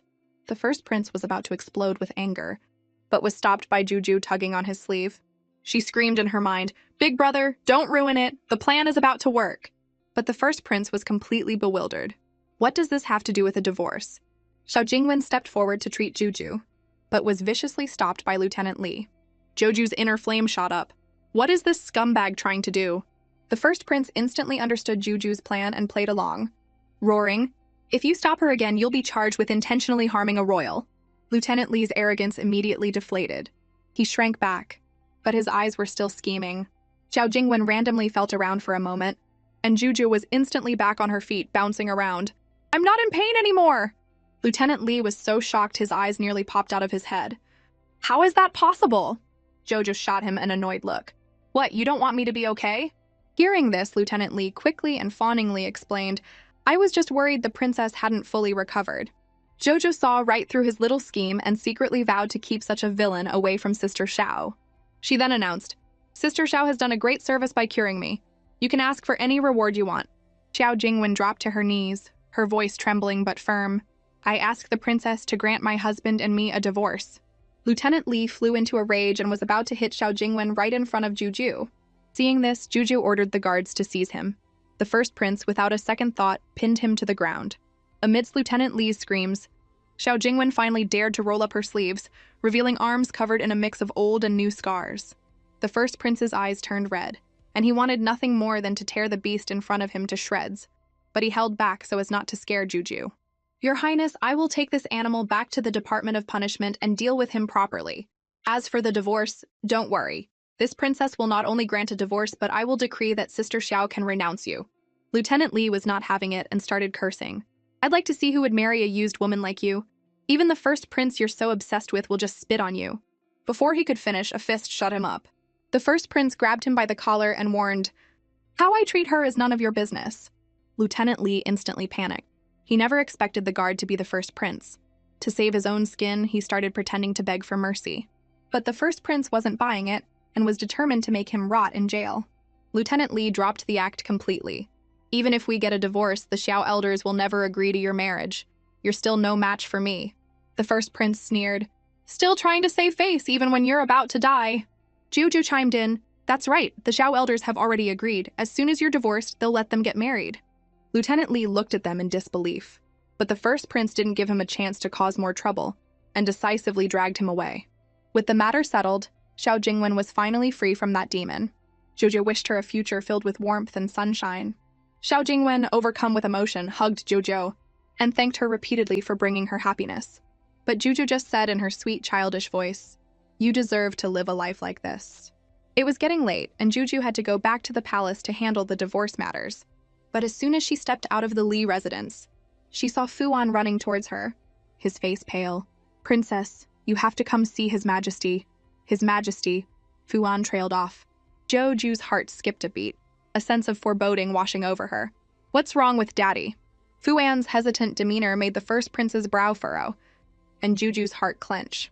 But the tyrant emperor in the carriage heartlessly sent the first prince away. Seeing this, Juju, without a second thought, climbed into the carriage, pushed open the door with a creak, her little face filled with anxiety. "Daddy!" Inside, the tyrant emperor's already pale face grew even more flustered. He was afraid of passing his illness to Juju and quickly waved her away. But Juju threw herself into his arms, her voice choked with tears. "I want to stay with you, Daddy." Her filial piety was touching, and the emperor's heart softened. He was about to say something else when Jojo looked up and asked, "How did you suddenly get sick, Daddy? Have you seen a doctor?" The emperor felt a pang of guilt and his eyes darted away. I have. Don't worry." Seeing him stammer, Juju grew even more scared and her eyes instantly reddened. Fu An, unable to watch any longer, stepped forward and exposed him. His Majesty just has a cold. He'll be fine in a few days. Hearing this, the Emperor immediately sat up straight, trying to regain his powerful image. Daddy is usually very healthy. This was just an accident. But then Juju started to cry, blaming herself. It's all my fault. I knew something would happen, but I didn't protect everyone. The Emperor heard her inner thoughts and felt awful. He quickly reached out to wipe her tears, his voice softening. If you're worried about Daddy, then you can take care of me until I'm better, okay? Jojo immediately stopped crying and nodded like a pecking chicken. After returning to the palace, Juju indeed stayed by her sick father's side, feeding him medicine, wiping his sweat, and bringing him tea and water. At such a young age, she was acting as both a mother and a father. The Emperor was incredibly moved and even wished his illness would last a little longer. But after a few days, Juju started to get anxious. Why isn't Daddy getting better? She pulled Fu An aside to ask. Before she could finish, the Emperor glared at him with murderous intent. Fu An shuddered. His Majesty is taking his medicine on time. He'll be fully recovered in a few more days. The clever Juju immediately knew something was up. She stomped over to the Emperor. Daddy, you have to take your medicine on time.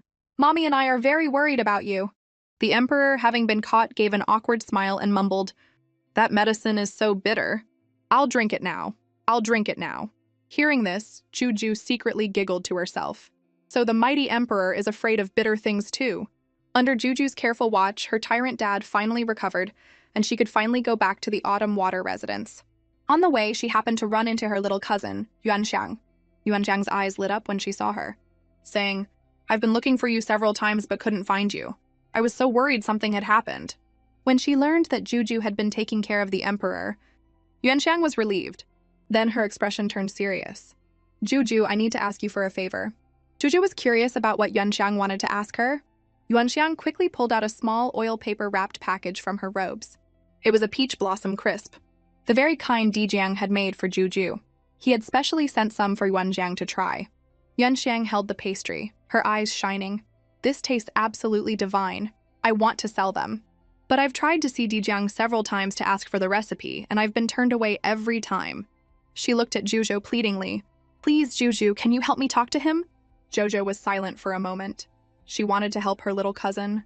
But if Dijiang didn't want to share his recipe, she couldn't force him. Yuanxiang, hearing Juju's thoughts, added, It's not just about making money. It's also to help Dijiang. With some money, his life in the tribute prince's residence will be a little easier. Jojo trusted her cousin's business sense and nodded. I'll go ask him. Yuanxiang was overjoyed and pulled Juju along as they rushed to the tribute prince's residence. In his study, Dijiang heard footsteps and frowned, thinking it was Yuanxiang again. He was about to tell Chuyang to send her away, when a sweet, soft voice broke through. Brother Dijiang, Juju is here to see you. Dijiang's head shot up. Seeing the adorable figure at the door, the coldness in his eyes instantly melted, and he got up to greet her. Chuyang, standing by, silently rolled his eyes at his master's lovesick expression. It was cold outside, so Dijiang quickly invited them in. He couldn't hide the joy in his eyes. He had been worried sick ever since Juju left the palace, and seeing her safe now, he could finally relax. After a few pleasantries, Juju got straight to the point.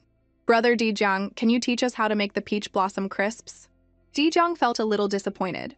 So Juju was just here as Yuanxiang's messenger, not to see him specifically.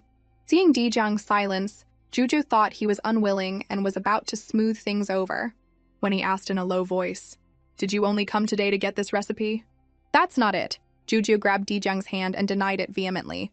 I do hope you'll teach us, but it's not just for our own selfish reasons. My little cousin said she's willing to split the profits with you, to make your life here easier. That's why I agreed. Hearing this, Dijiang squeezed her hand, his eyes burning as he looked into hers, his voice so soft it was like he was afraid of startling something. Juju, I need to ask you something. Okay, Juju nodded slightly. He swallowed hard and asked carefully, I know you like a lot of people. Your father and mother, your brothers, your little cousin. But can you tell me, do I have a place in your heart? And where do I rank? Jojo was about to speak, when Dijiang suddenly covered her mouth. He was afraid of hearing an answer he didn't want. He instantly backed down. I was just being impulsive. Joju's face was turning red from holding her breath, and she wished he would just let go. Dijiang slowly removed his hand and shyly turned away. I'll teach Yuanxiang how to make the peach blossom crisps. Seeing him so dejected, Juju thought she had made him angry, and quickly said, "It's okay if you don't want to." Just then, Feng Kaiwei appeared out of nowhere. "The peach blossom crisps have a special meaning to His Highness. Forcing him to share is just malicious of you, Princess." Joju's heart skipped a beat and she unconsciously muttered, "Did I really pressure him? Does he hate me now?" Dijong instantly panicked. "Jojo, don't listen to her nonsense. I really like you." "She's just a servant. She doesn't know what she's talking about." Juju believed Dijong. But Feng Kaiwei's presence at the tribute prince's residence was definitely suspicious. Daijing, seeing the wariness in her eyes, immediately yelled at Feng Kaiwei to vent his frustration, and then sent her off to sweep the courtyard. Feng Kaiwei dejectedly left. Daijang then turned to Juju, his voice softening. "I'll go to the kitchen now to teach Yuanxiang." "To learn too?" Juju immediately raised her hand. Dijang smiled. "Of course." Wensheng thanked Jojo for her help, and promised never to forget this kindness. But Juju said she didn't need to be repaid. She just hoped that through this, her brother Dijang's life would become a little easier. Daijang looked into Juju's clear eyes and all his insecurities vanished.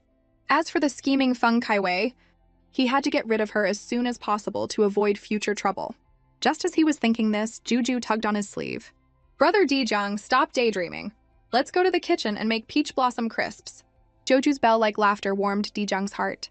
His eyes softened instantly and he nodded, heading to the kitchen with the two of them. Meanwhile, Feng Kaiwei, who was sweeping the courtyard, watched the three of them chatting and laughing, grinding her teeth in frustration. Why? In the original book, I was the one by his side. How dare that little princess steal my place? It seems I need to come up with a plan to get rid of her for good. Dijang personally demonstrated how to make the peach blossom crisps. With the exquisite pastries right in front of her, Jojo was full of confidence. Without a second thought, she rolled up her sleeves and got to work. But after a flurry of activity, the results were a disaster. Jojo looked at her creation and her little face fell. Yuanxiang quickly tried to smooth things over. "They may not look great, but I'm sure they taste fine." Daijang also added gently, "Don't worry, Princess. You'll get it with a little more practice." Encouraged by the two of them, Joju's fighting spirit was reignited and she made several more batches. But she ended up making too many.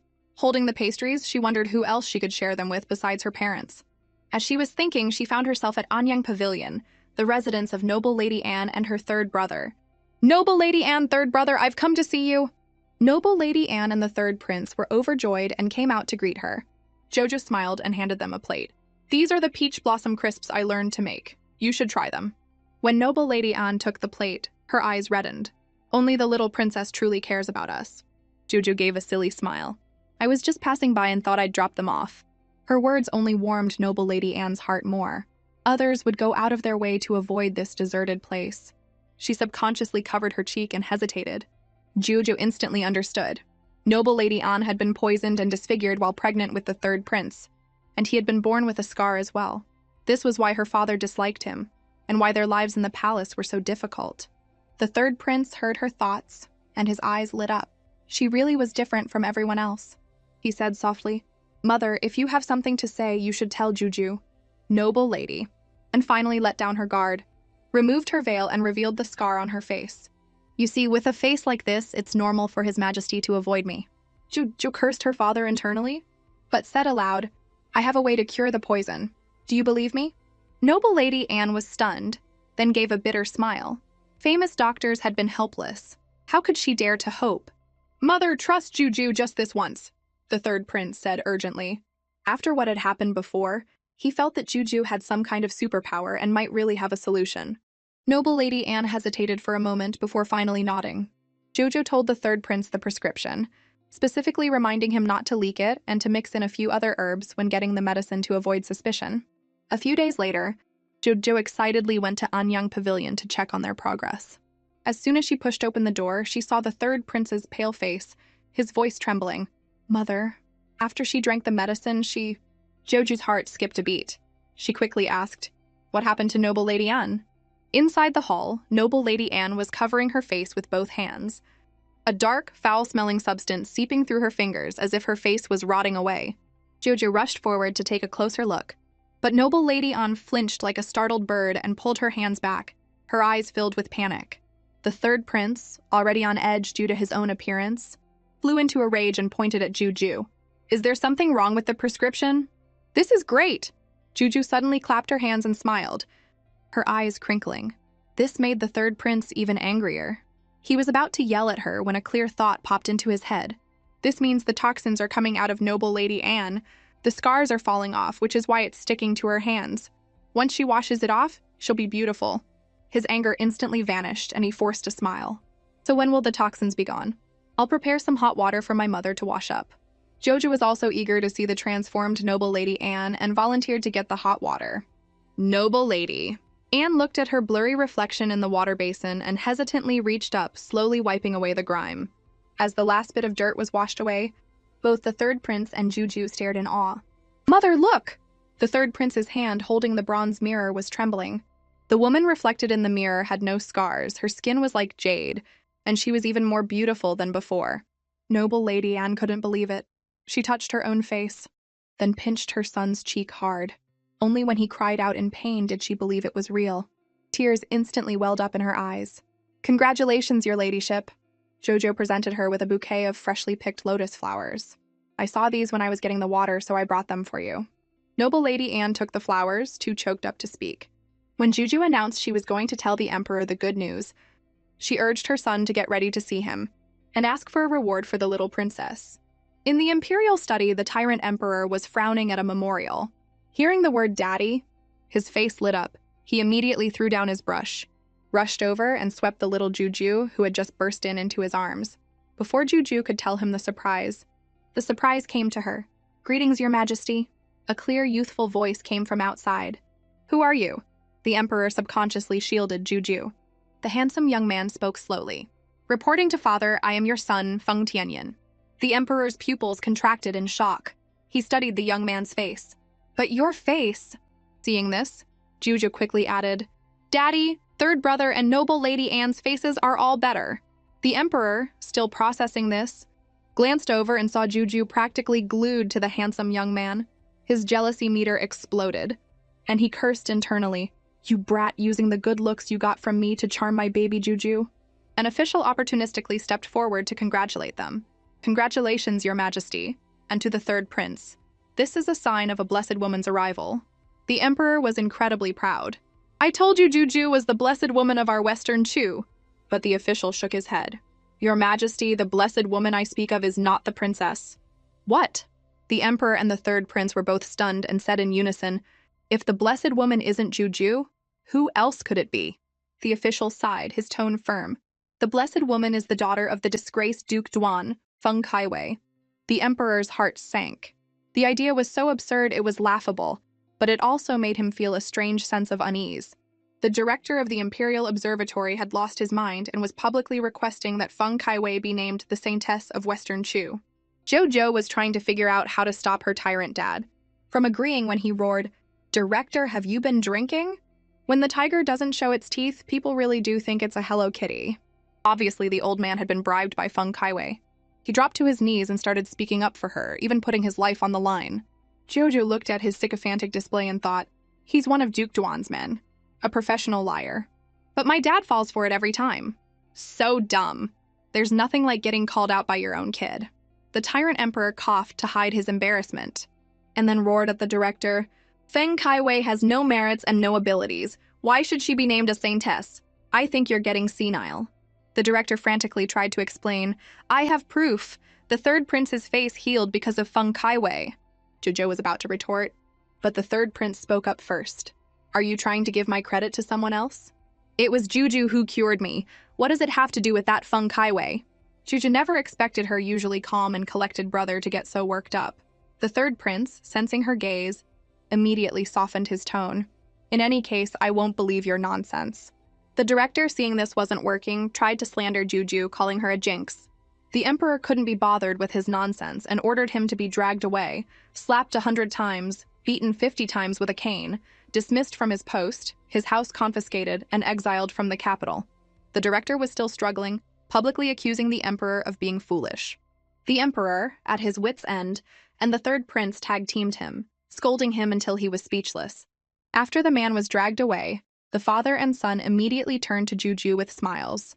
Don't listen to his nonsense. You, Juju, are the lucky star of our Western Chu. The cute and sensible Juju didn't mind. She knew that with a family who truly cared about her, she couldn't be hurt by such villains. Just then, the first prince rushed in. What are you all doing? Juju greeted him excitedly. The first prince chatted with his younger siblings and noticed right away that the scar on his third brother's face was gone.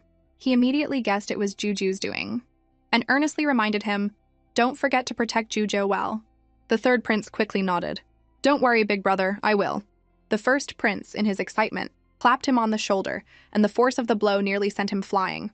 The emperor watched his son's brotherly affection with a sense of pride. This is all thanks to Juju. After feeling moved, he asked the first prince why he had rushed over. The first prince blushed inexplicably. "Your son would like to request a marriage certificate to show my sincerity to the Xiao family." The emperor was delighted and immediately had Fu-an prepare a brush and ink. When Juju heard her big brother was getting married, she insisted on going to his residence to share in the joy. The first prince agreed to take her with him right away. Juju was ecstatic, but the emperor was so jealous he could scream. First the third one, now the first one. All these brats are trying to steal my Juju. In the blink of an eye, they were at the first prince's residence, which was decorated with red silk, full of festive cheer. It was clear the first prince had put a lot of effort into marrying the love of his life. But on the eve of his wedding, someone showed up, crazed and wanting to die. It was Yang Bo, the fierce general who had been poached by the Southern Kingdom in the book. Juju's eyes lit up, and she tugged on the first prince's sleeve. "Big brother, let me go see him." Just as Juju and the first prince rushed over, they saw that Yang Bo had already fainted. A servant said he had run headfirst into a tree. The first prince was relieved that no one was seriously hurt when Yang Bo opened his eyes, clutching his throbbing head. Seeing that he was still alive, his eyes filled with disappointment. Juju remembered the book said Yang Bo would live to be 99, and said frankly, "No matter what you do, you won't be able to die." Yang Bo wouldn't believe a child's words, so Juju made a bet with him. "If you're still fine after your next attempt, you have to tell me why you're trying to kill yourself." Seeing Yang Bo hesitate, Juju taunted him. "A great general like you. Are you afraid of dying?" "Of course not." With that, Yang Bo snatched a sword and slashed it across his neck. But the expected spray of blood didn't happen. His neck was completely unharmed. He angrily confronted the first prince. "Why isn't your sword sharpened? Are you crazy?" The first prince retorted, "You're the crazy one. My wedding is just around the corner. Why would I have sharp weapons lying around? Am I asking for bad luck?" After calming down, the first prince asked again why he was trying to kill himself, but Yang Bo was hesitant to speak. Juju already knew the reason. Yang Bo was not valued in the Western Chu, and the Southern Kingdom had extended an olive branch. He wanted to achieve greatness but couldn't let go of his homeland, so he was using this suicide attempt to test fate. If he lived, he would defect from the Western Chu. The first prince suddenly understood and spoke first. "I already know about your dealings with the Southern Kingdom. I'll give you a chance. Take the position of deputy general and stay in the Western Chu. How about it?" Yang Bo never expected the first prince to forgive him. Moved, he immediately knelt and kowtowed, thanking him for this opportunity. With the matter successfully resolved, Juju sincerely praised the first prince, making him incredibly happy. Just then, the third prince walked in with a marriage certificate personally written by the emperor. The first prince took it, grinning from ear to ear. But when the third prince said he wanted to take Juju out, his smile froze. Before he could stop them, Juju had already taken the third prince's hand and left. On the bustling street, Juju, on her third trip out of the palace, planned to show her third brother, who was experiencing the city for the first time, a good time. "Third brother, let's go over there, they have delicious buns." But as soon as they entered the bun shop, they heard a maid shouting, "My young lady is the daughter of Minister's son, Sun Xiaoyun. Letting us cut in line is an honor for you." Juju sighed to herself. This Sun Xiaoyun was the very person who had broken off her engagement with the third prince because she found him ugly. Worried that her third brother would be upset, Juju quickly tugged on his sleeve and suggested they go somewhere else. The third prince understood and nodded. "All right, I'll listen to you, little sister. We'll go wherever you want." He gently picked up Juju and was about to turn and leave. But just then, Sun Xiaoyun caught sight of the third prince.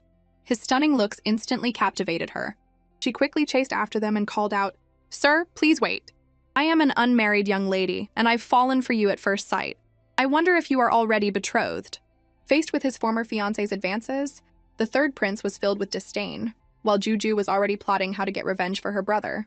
She asked bluntly, "How do we know you're not just after my family's money?" Sun Xiaoyun feigned nobility. "I am the daughter of Minister's son. My family is prominent. I would never concern myself with such worldly things in marriage." Jojo blinked her bright eyes and pretended to praise her. surprised that she was so detached from worldly matters. Sun Xiaoyun took the opportunity to paint herself as a virtuous maiden who didn't care for wealth, fully expecting to capture the handsome man's heart. Little did she know, Juju had seen right through her act. This was all a trap, and she was walking right into it. Jojo looked up at her third brother and deliberately raised her voice.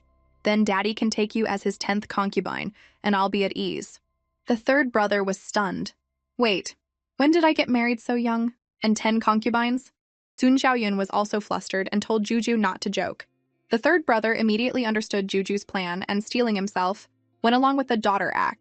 Jojo struck while the iron was hot and made up a story. We have 9 other mothers at home and we're so poor we can barely eat. I'm the favorite, so to make a good impression, my daddy emptied his pockets just to rent this outfit for one day. Her words left Sun Xiaoyun completely bewildered. The third brother, who was in on the plan, cooperated by stiffly reaching out his hand to Sun Xiaoyun. If you are willing to bring your dowry to help my wives and children, I would be eternally grateful. There's no time like the present. Although his acting was terrible, it was enough to scare Sun Xiaoyun pale. She quickly made an excuse. Marriage is something I need to discuss with my parents. Jojo wasn't letting her off the hook and pressed on. So you're backing out, using your parents as an excuse? I didn't realize you were such a materialistic, two-faced snob. Enough! Sun Xiaoyun snapped, her facade crumbling. She shrieked. No matter how handsome you are, you're not worthy of me. You're a toad lusting after a swan. Jojo threw herself into her third brother's arms, looking wronged. You're the one who's a gold digger, and now you're trying to blame me? The third prince added, I despise women like you who are only after money. The onlookers also started to criticize Sun Xiaoyun for being shameless. She furiously spat out, You just wait! And fled in a panic. Jojo had gotten revenge for her third brother and was overjoyed, but he poured cold water on her parade. It's getting late. Concubine Li specifically told me to bring you back to the palace. Joju's face immediately fell. I don't want to go back. Mom is definitely going to make me study. I hate studying. The third brother knew that uneducated royal children were easily disliked by their father.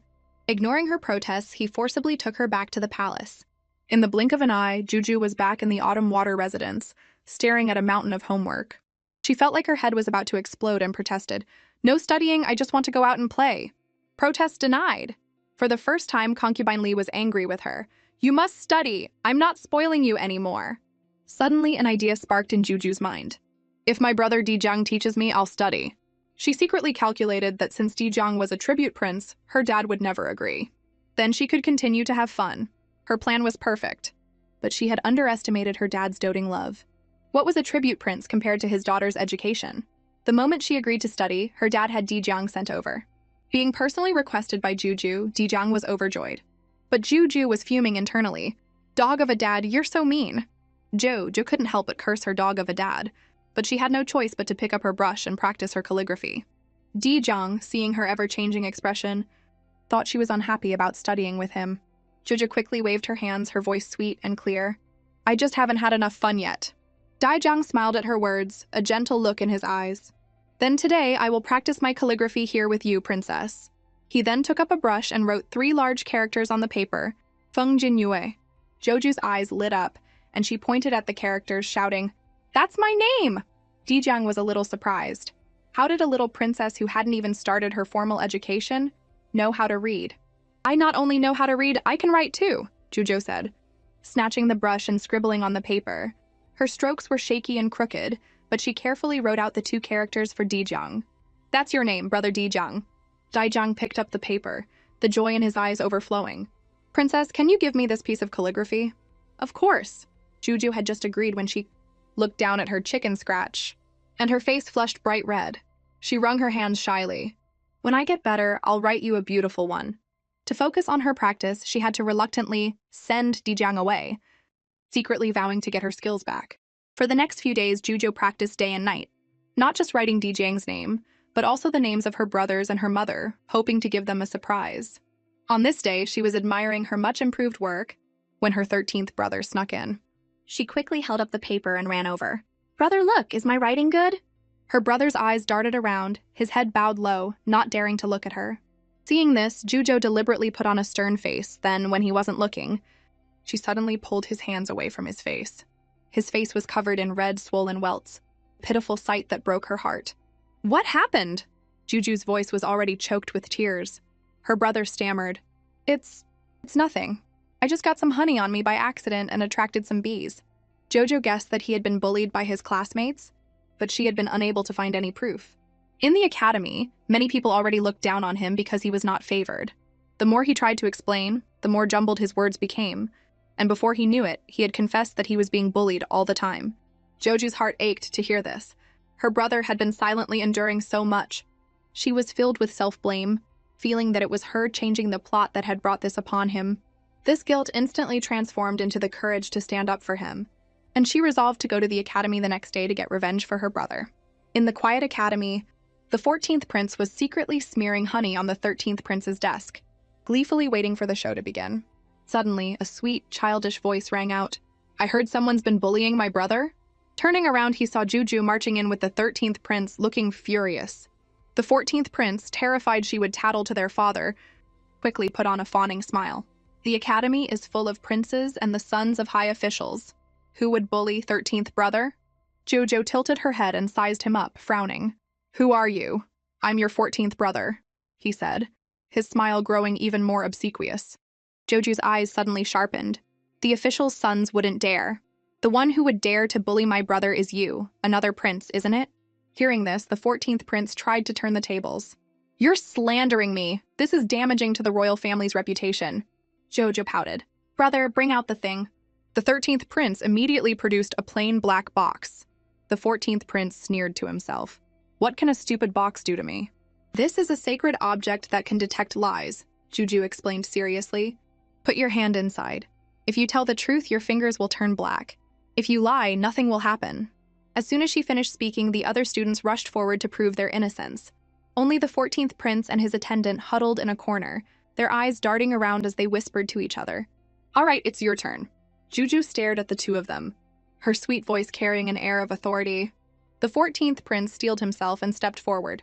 Fine, I'll do it. I have a clear conscience.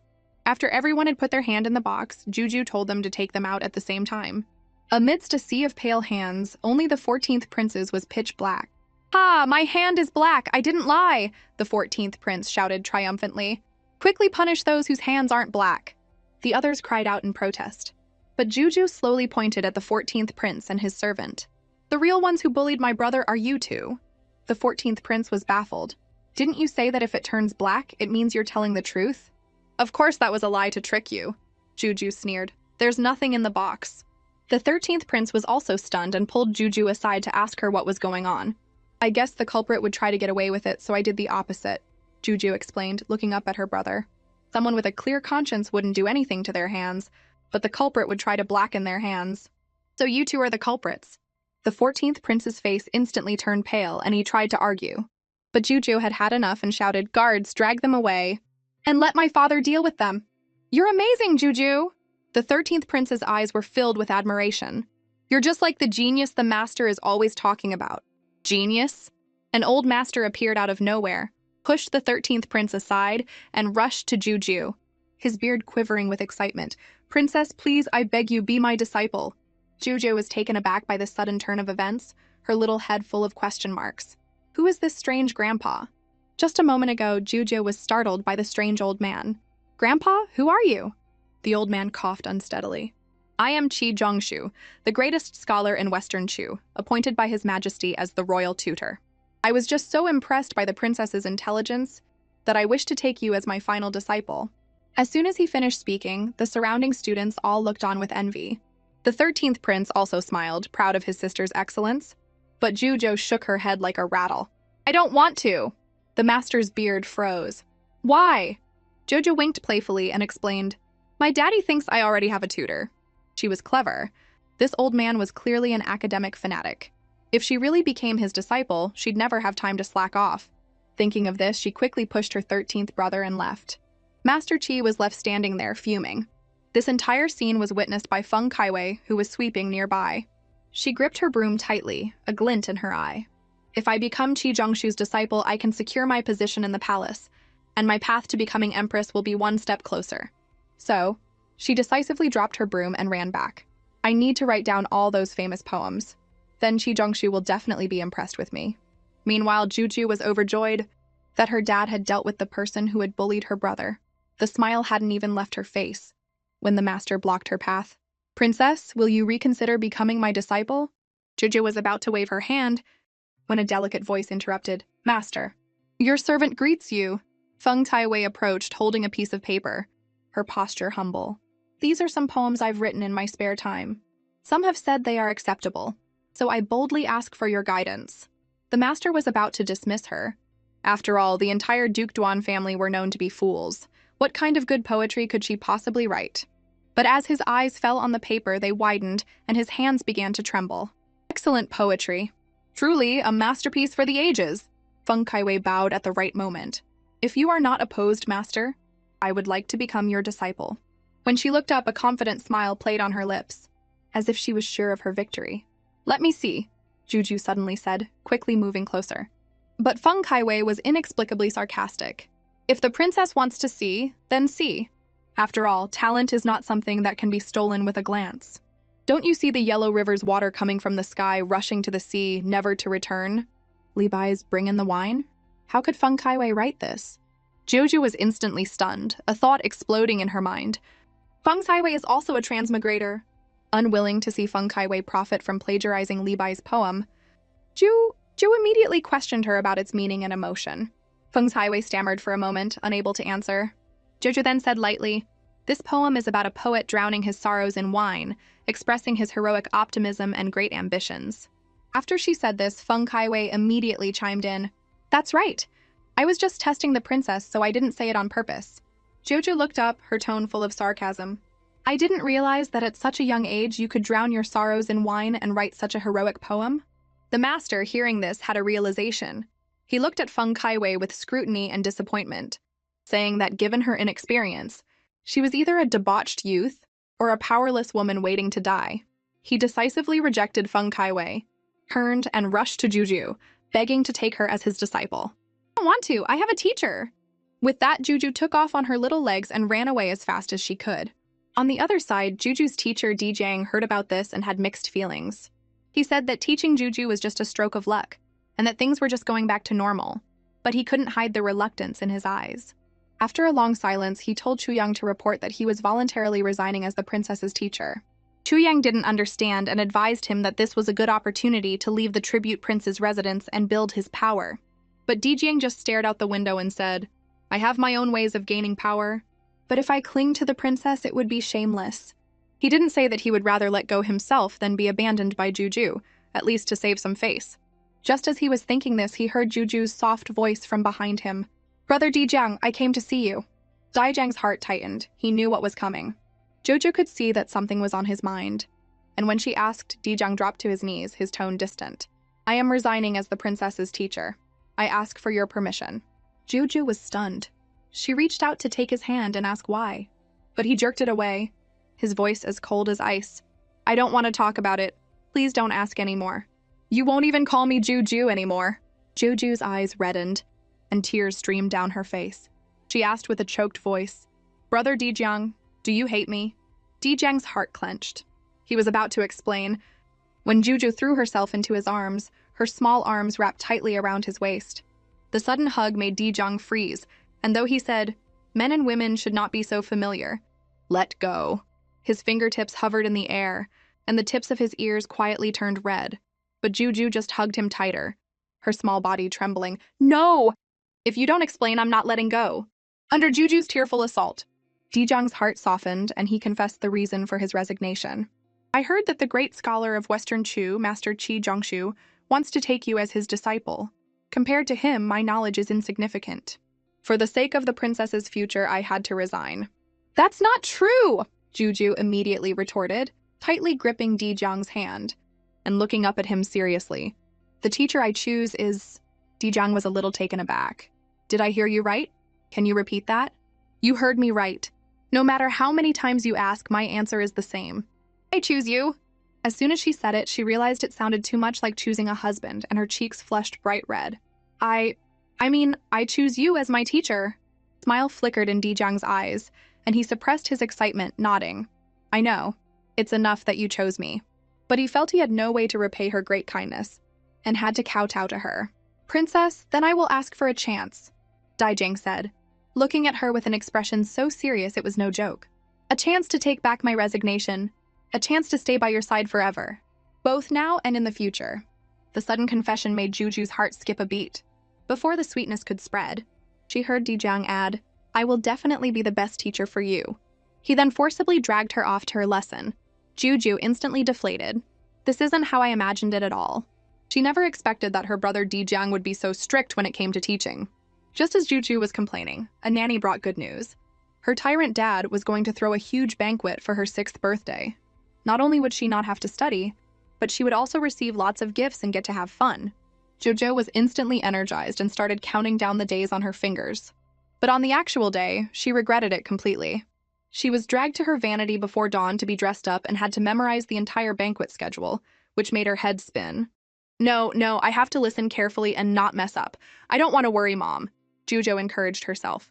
Concubine Lee heard her thoughts and couldn't help but feel that Juju had grown up. All right, it's your birthday today.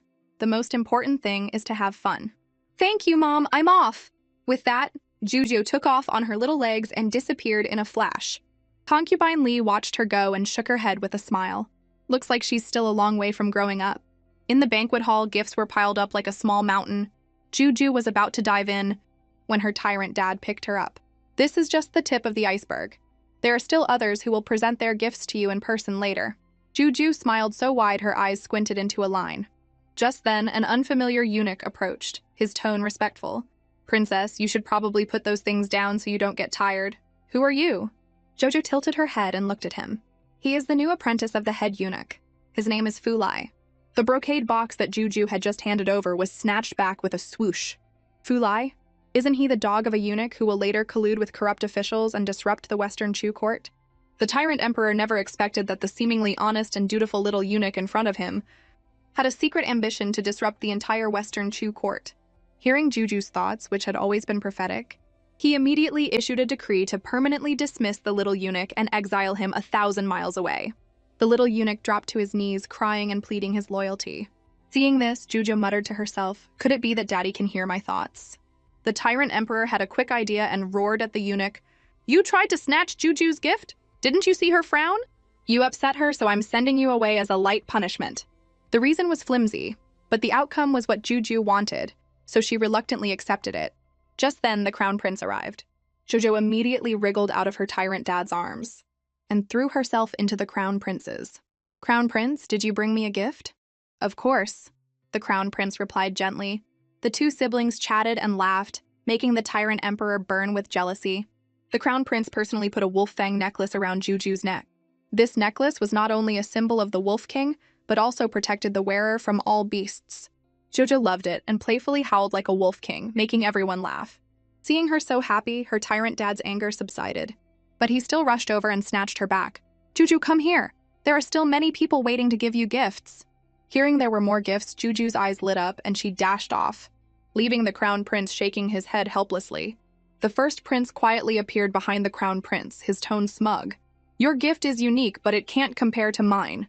The crown prince gave an awkward smile, not knowing what his brother had prepared. The first prince immediately brought out a large, fluffy creature and excitedly presented it to Juju. "Jojo, this is a big cat that Big Brother found especially for you." Jojo was stunned. She may be little, but she knew the difference between a cat and a tiger. The tyrant emperor was about to scold the first prince for his foolishness, but he swallowed his words when he saw the look of pure joy on Juju's face as she looked at the big cat. Her tyrant dad was the king of double standards. He immediately and eagerly went over to her. "If Juju likes it, father will find you a beast tamer right away." Jojo received a mountain of gifts at her birthday banquet.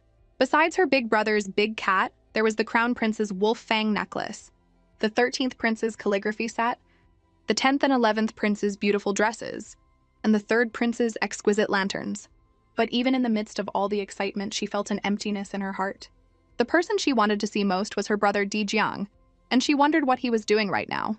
Just as she was thinking this, a tall figure blocked her path. Juju was slightly taken aback and asked timidly, "You are—" The person's voice was deep and gentle. "Were you just thinking of me, princess?" It was her brother Dijiang. It turned out he had been here all along, waiting especially for her. Jojo looked up at Dijiang and the stars in her eyes instantly brightened. She couldn't help but throw herself into his warm embrace, her soft voice laced with a sweet innocence. I was just thinking of you and you appeared, like a little fairy sent to grant my wish. This unreserved affection warmed Dijang's heart. Since birth, he had been a thorn in everyone's side. Only Juju treated him like a treasure. Today was her birthday, and he was afraid that his clumsy gift wouldn't compare to the gold and jade from others.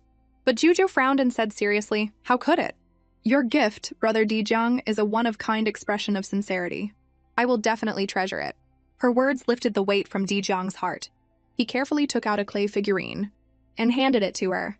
Her eyes instantly lit up like stars, and she quickly cradled it in her palm, saying she would put it somewhere she could see it every day.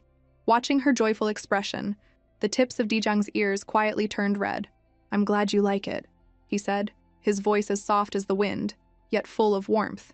Juju, seeing his rare shyness, secretly giggled and leaned in to whisper, "So in your eyes, Brother Dijang, I'm this cute." But Dijang shook his head. "How could that be? This clay figurine isn't half as cute as the princess." Juju's heart skipped a beat. She sighed to herself that the original novel's male lead was so charming at such a young age, and she playfully went along with it. "Of course I'm the cutest." Watching the worry fade from his face, she also felt a sense of joy, hoping that he could always let go of his burdens and live a peaceful life. The next morning, Juju took her mother's hand and went to see her tyrant dad. He immediately pulled her into his arms, and she thanked him in her sweet voice for the birthday banquet. But her tyrant dad just nuzzled her cheek and said dotingly, "You are my only daughter. It's only right that we celebrate your birthday." His words melted Juju's heart.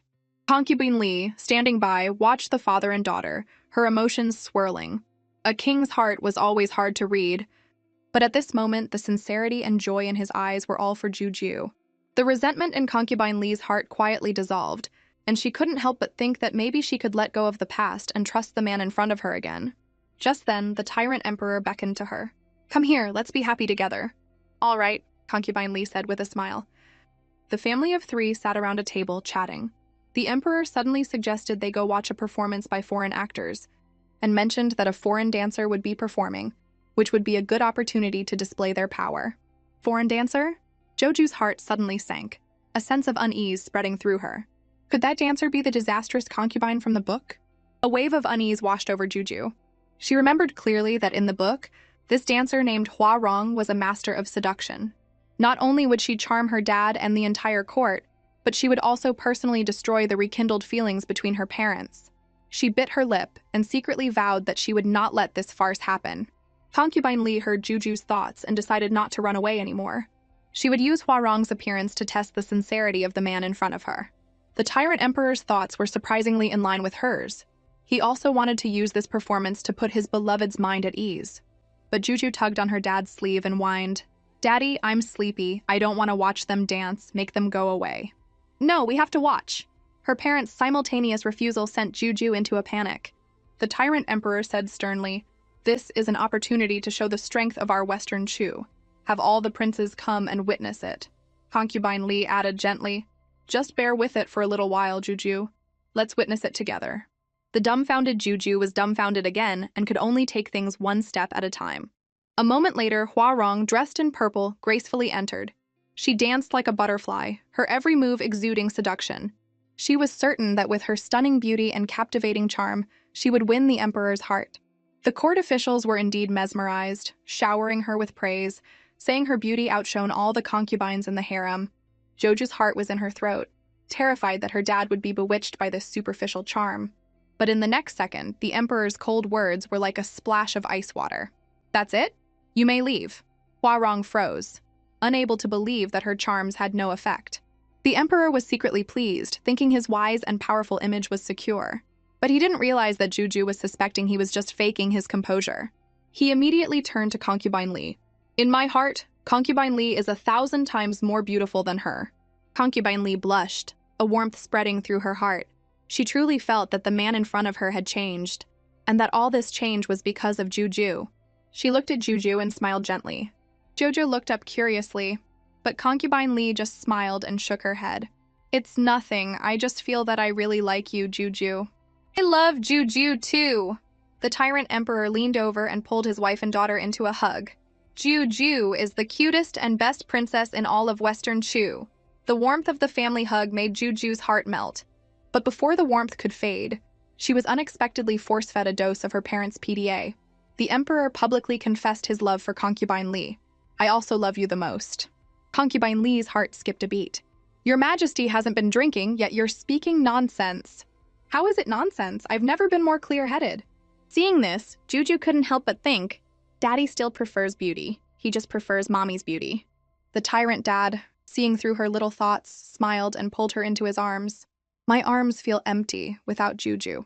Jojo looked at the smiles in her parents' eyes and didn't mind anymore. Just then, the 14th prince rushed over to greet them.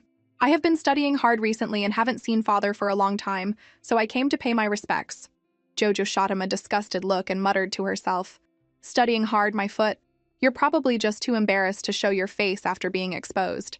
The 14th prince shuddered. Even though Juju hadn't opened her mouth, he could hear her voice. After a long moment, he collected himself, and a malicious thought formed in his mind. Juju must be a nation-ruining demoness. He was already plotting to tell his father and get revenge. The emperor waved him away. The 14th prince turned to Juju, who was nestled in her father's arms, and her father dotingly asked, Which one do you want to eat, Juju? Daddy will get it for you. This display of exclusive affection made the 14th prince burn with jealousy, and he wished he could expose Juju as a demoness right then and there. But out of respect for his father, he could only ask for a private conversation. The emperor was about to agree to meet him after the banquet when Juju looked up at him, her soft voice full of anticipation, asking if he would be coming to the autumn water residence that night. The emperor gently stroked her little head. He had just managed to win concubine Li's favor, so of course he was going. He immediately canceled his meeting with the 14th prince and told him to come to the imperial study the next day. The 14th prince gritted his teeth in frustration, the desire for revenge growing stronger in his heart. The next morning, the 14th prince rushed into the imperial study and immediately accused Juju of being an unnatural monster, begging his father to banish her from the palace. The emperor's face instantly darkened, and he sternly rebuked him for his nonsense, warning him that if he dared to slander Juju again, he would not be let off lightly. But the 14th prince wouldn't give up. He stubbornly presented his so-called evidence, insisting he had heard Juju's thoughts, and that she was a monster. The emperor already knew the truth. Not only could he hear her thoughts, but he also knew that she was always trying to solve problems for the Western Chu. Seeing the 14th prince's malicious persistence, the emperor flew into a rage and slammed his hand on the table. I see! You're holding a grudge because Juju exposed you for bullying the other princes. As a prince, you are a disgrace. Guards, take him to the prison and no one is to visit him. After his anger subsided, a wave of fear washed over the emperor. He realized that today's incident was a wake-up call. He was afraid that someone would use this to harm Juju. He immediately ordered more secret guards to be stationed at the Autumn Water residence to protect concubine Li and Juju. On the other side, Juju inexplicably sneezed and muttered to herself, wondering who was thinking of her. She had been waiting for a long time for her brother Dijiang to come for her lesson. When Chuyang came to inform her that Dijiang was sick and couldn't come, Juju's eyes widened. She anxiously asked about his condition and, without waiting for a reply, rushed off towards the tribute prince's residence. Chuyang, seeing how much Juju cared for Dijiang, secretly sighed in relief. All his previous worries had been for nothing. On his sickbed, Dijiang impatiently pushed away the bowl of medicine Feng Caiwei was offering, coldly telling her to get out. He saw right through her attempts to get close to him and frankly told her he would never help her. In this palace, only Juju treated him with sincerity. Feng Caiwei frantically tried to explain that she was genuinely trying to help, but was met with an even colder dismissal from Dijiang. He waved his hand in annoyance, not even wanting to look at her. Feng Caiwei remembered from the book that Dijiang had been poisoned before and was extremely resistant to taking medicine. She cleverly decided to try feeding it to him herself. She took a sip of the medicine, held his face, and was about to force it into his mouth. Dijiang was shocked and tried to shrink back, but he was too weak from his illness. Just as they were in a standoff, a fierce little voice suddenly shouted, "Stop!" Jojo rushed forward and declared domineeringly, "As long as I'm here, you won't be bullying him." Jojo saw Feng Caiwei bullying her brother Dijiang, and without a second thought, rushed over and knocked her away. Feng Caiwei, who had fallen to the ground, tried to argue that she was just kindly feeding him medicine. But Juju wasn't buying it. She waved her little hand. "Brother Dijiang, you don't have to explain. I believe what I saw." She then ordered Feng Caiwei to be transferred to the cold palace. Feng Caiwei, refusing to give up, struggled, but was cut off by Juju's fierce little voice. "I am a princess, and you are the daughter of a disgraced official. This is an order, not a discussion." With that, Juju thought to herself with satisfaction, I finally got to say a CEO-style line. If you don't want to go to the cold palace, you can go serve in the prison instead. Feng Haiwei's face instantly turned pale. She had no choice but to kowtow and accept her fate, crying, I am willing to go to the cold palace. But in her heart, she was cursing Feng Joju. You cannon fodder, don't think you'll get away with this. But Juju couldn't care less about her. She turned and threw herself at her brother Dijiang's side, her eyes filled with heartache. Brother Dijiang, how did you get so sick? Of course she knew the reason. The book said that Dijiang had a psychological trauma from being repeatedly poisoned and refused to take medicine. She immediately and gently coaxed him. The medicine is bitter, but good medicine is bitter. You have to get better soon so you can continue to teach me. With that, Juju handed him a spoon and personally fed him the medicine. Dijiang looked at the little girl whose eyes were only for him, and his heart warmed, but he was too stunned to react. Seeing this, Juju thought she was forcing him and was about to take back the spoon. In the next second, her hand was tightly gripped by Dijiang. He obediently drank the bitter medicine, and then, taking advantage of the situation, asked in a low voice, I drank it. Can the princess stay and help me finish the rest? Joju's ears instantly turned beet red, and she stammered, Of course. She then quickly fed him the rest of the medicine, spoonful by spoonful. Afterwards, she apologized with a blush. I'm sorry you had to go through that today, Brother Dijiang. I'll go to the imperial physician and have them develop a medicine that you don't have to drink. As she was about to turn and leave, her wrist was grabbed again.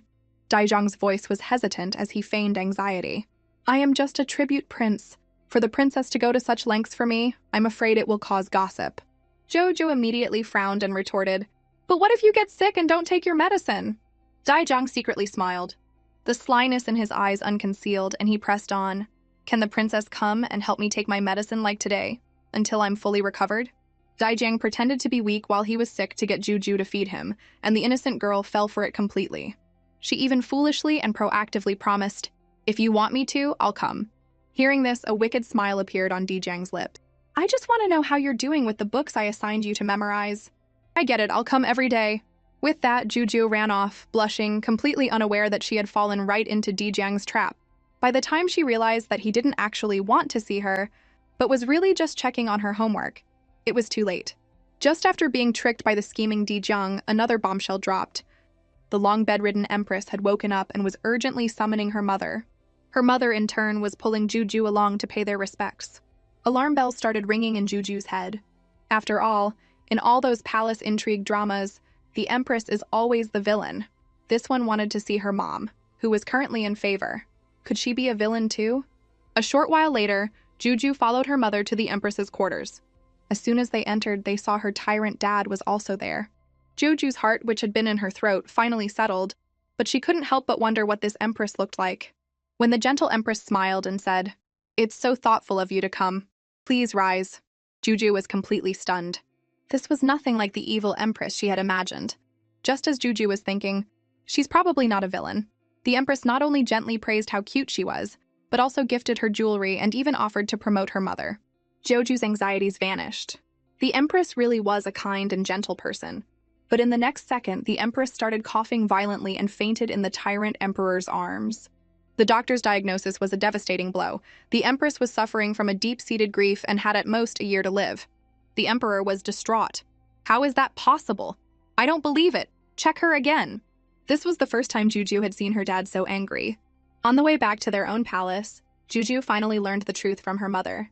It turned out that the empress's son, the sixth prince, Feng Tianshu, had been sent by the emperor to manage a flood and was swept away. The empress had been sick ever since, and the emperor felt incredibly guilty. Hearing the name Feng Tianshu, Juju's eyes widened in shock. The sixth prince wasn't dead at all. In the book, he had tried to return to the palace to reunite with his family but had met with a mishap. She desperately wanted to tell them the truth. On a quiet afternoon in the palace, a small sneeze shattered the silence. To see the empress, Juju had snuck through a doggy door. It was all her dad's fault for not letting anyone visit her. Just as she was tiptoeing under a veranda, she heard the empress's gentle voice. Stop hiding, come out! Juju's little face flushed bright red, and she was so nervous she could barely speak. To her surprise, the empress wasn't angry at all. Instead, she smiled and beckoned her to sit by her bed, saying she was bored and was hoping for some company. Only then did Juju relax. She gave a sweet thank you and got straight to the point. I heard that you fell ill because of Brother Tianshu's death. I came to tell you that he's not dead. He will definitely come back. The Empress just gave a faint smile, clearly not taking the child's words seriously. Juju grew anxious and insisted that her prophetic dreams had never been wrong. She even stated with certainty that Brother Tianshu currently had a red mole on his eye. Her words made the Empress stir. She trembled as she asked why. Jiwajo immediately held up a bowl of medicine, her eyes filled with an intense seriousness. I dreamed it.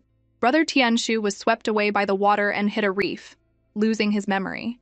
In 3 years, he will return to the palace to reunite with you. If you continue to waste away, you really won't be there to see him. Looking at Juju's stubborn and sincere face, the Empress shakily took the bowl of medicine. All right, I don't mind waiting another 3 years. I'll trust the princess this one time. Juju was overjoyed and at the same time started planning how to get her dad to send people out to search for Brother Tianshu early. Afterward, she bounced over to her tyrant dad. She was about to speak when Fuan rushed in, panicked. Your Majesty, something's happened! The disgraced Duke's daughter, Feng Kaiwei, has died suddenly. Jojo was shocked. Feng Kaiwei was the original novel's female lead. How could she have died so suddenly? She suspected there was a plot behind it, but didn't know how to bring it up. Her tyrant dad, however, had already read her mind and immediately ordered a thorough investigation. Joju's eyes lit up, and she praised her dad for being so smart. Fu An, not wanting to interrupt the heartwarming father-daughter moment but having no choice, reported that envoys from the Mobe Kingdom were about to arrive, and asked which princes should attend the reception. Jojo immediately raised her hand. Daddy, I want to go too. Fu An quickly advised against it, saying it was against protocol for a princess to attend. This instantly angered the tyrant emperor. He slammed his hand on the table, his face dark. Nonsense! My Juju can go wherever she wants. What are rules? In front of me and Juju, they're worthless. Jojo quickly stepped in to smooth things over, urging her dad to calm down. Seeing how sensible she was, the emperor's anger instantly vanished, and he smiled, dismissing Fu An. A world where only Fu An suffered was now complete. Meanwhile, in the Mobe Kingdom's camp, a man was smugly saying to the person in front of him, I've gotten you out of the palace safely. Now you should agree to my proposal. The person was the deceased, Feng Kaiwei. To get her revenge, she was willing to become a saintess and abandon her homeland for Mobe. She swore to make the people of Western Chu understand who they had messed with. The Mobe envoy, Wu Sunjin, had taken Feng Kaiwei in as his daughter, planning to use her to humiliate the Western Chu. His subordinate advised him to reconsider, saying that Feng Kaiwei was clearly a fool and not up to the task. Hearing this, Wu Sunjin slammed his hand on the table. Nonsense! The great national master is a reincarnated immortal. He has already predicted that Feng Kaiwei has the fate of a phoenix. To have her is to have the world. His subordinate verbally agreed that he had been short-sighted, but he still had his doubts. The next day, Wu Sunjin arrived at the palace with a menagerie of strange and exotic beasts, clearly intending to intimidate the Western Chu. He even boasted that the Emperor of Western Chu was probably too scared to come out and meet him. Just as he was getting carried away, a fierce little voice came from outside the main hall. Who says we're scared? Jojo rode in on a large tiger, scaring Wu Sunjin so much his soul nearly left his body. He stumbled back several steps. A tiger! Jojo sat on the tiger's back, looking down at him with disdain. Doesn't Mobe pride itself on its bravery? You've brought so many exotic beasts, yet you're scared of a tiger? Wu Sunjin was both embarrassed and angry and was about to teach the little girl a lesson.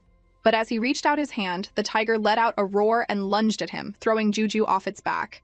At that critical moment, the tyrant emperor rushed in and caught his little princess in his arms, anxiously asking, Are you hurt? Jojo threw herself into her dad's arms and said sweetly, I'm fine, Daddy. You came just in time. Seeing her dad still worried, she did a little ballet twirl. See? My pretty dress isn't even dirty. Jojo was fine, but Wu Sunjin was in deep trouble. He finally realized he had picked a fight with the wrong person, and quickly knelt to beg for mercy, saying he didn't know she was a princess and had offended her.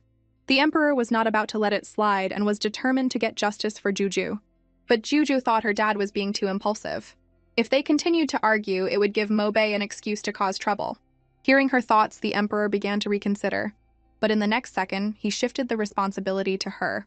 Whether or not to forgive you is up to Juju. Juju was speechless and could only complain internally that her dad was expecting a child to handle the situation. Wu Sunjin, seeing his chance, decided to press his advantage. Western Chu is a great nation. Surely the princess can put aside her pride and forgive me? This was clearly a trap. If Juju forgave him, it would mean that Western Chu's dignity could be easily trampled. If she didn't, it would make Western Chu seem petty. Jojo frowned, her mind racing. What should I do now? Just when everyone thought she was in a bind, her eyes suddenly lit up. She had an idea. She patted the tiger's head and said with a smile, "Of course, this princess can forgive you. But besides offending me, you also offended my pet.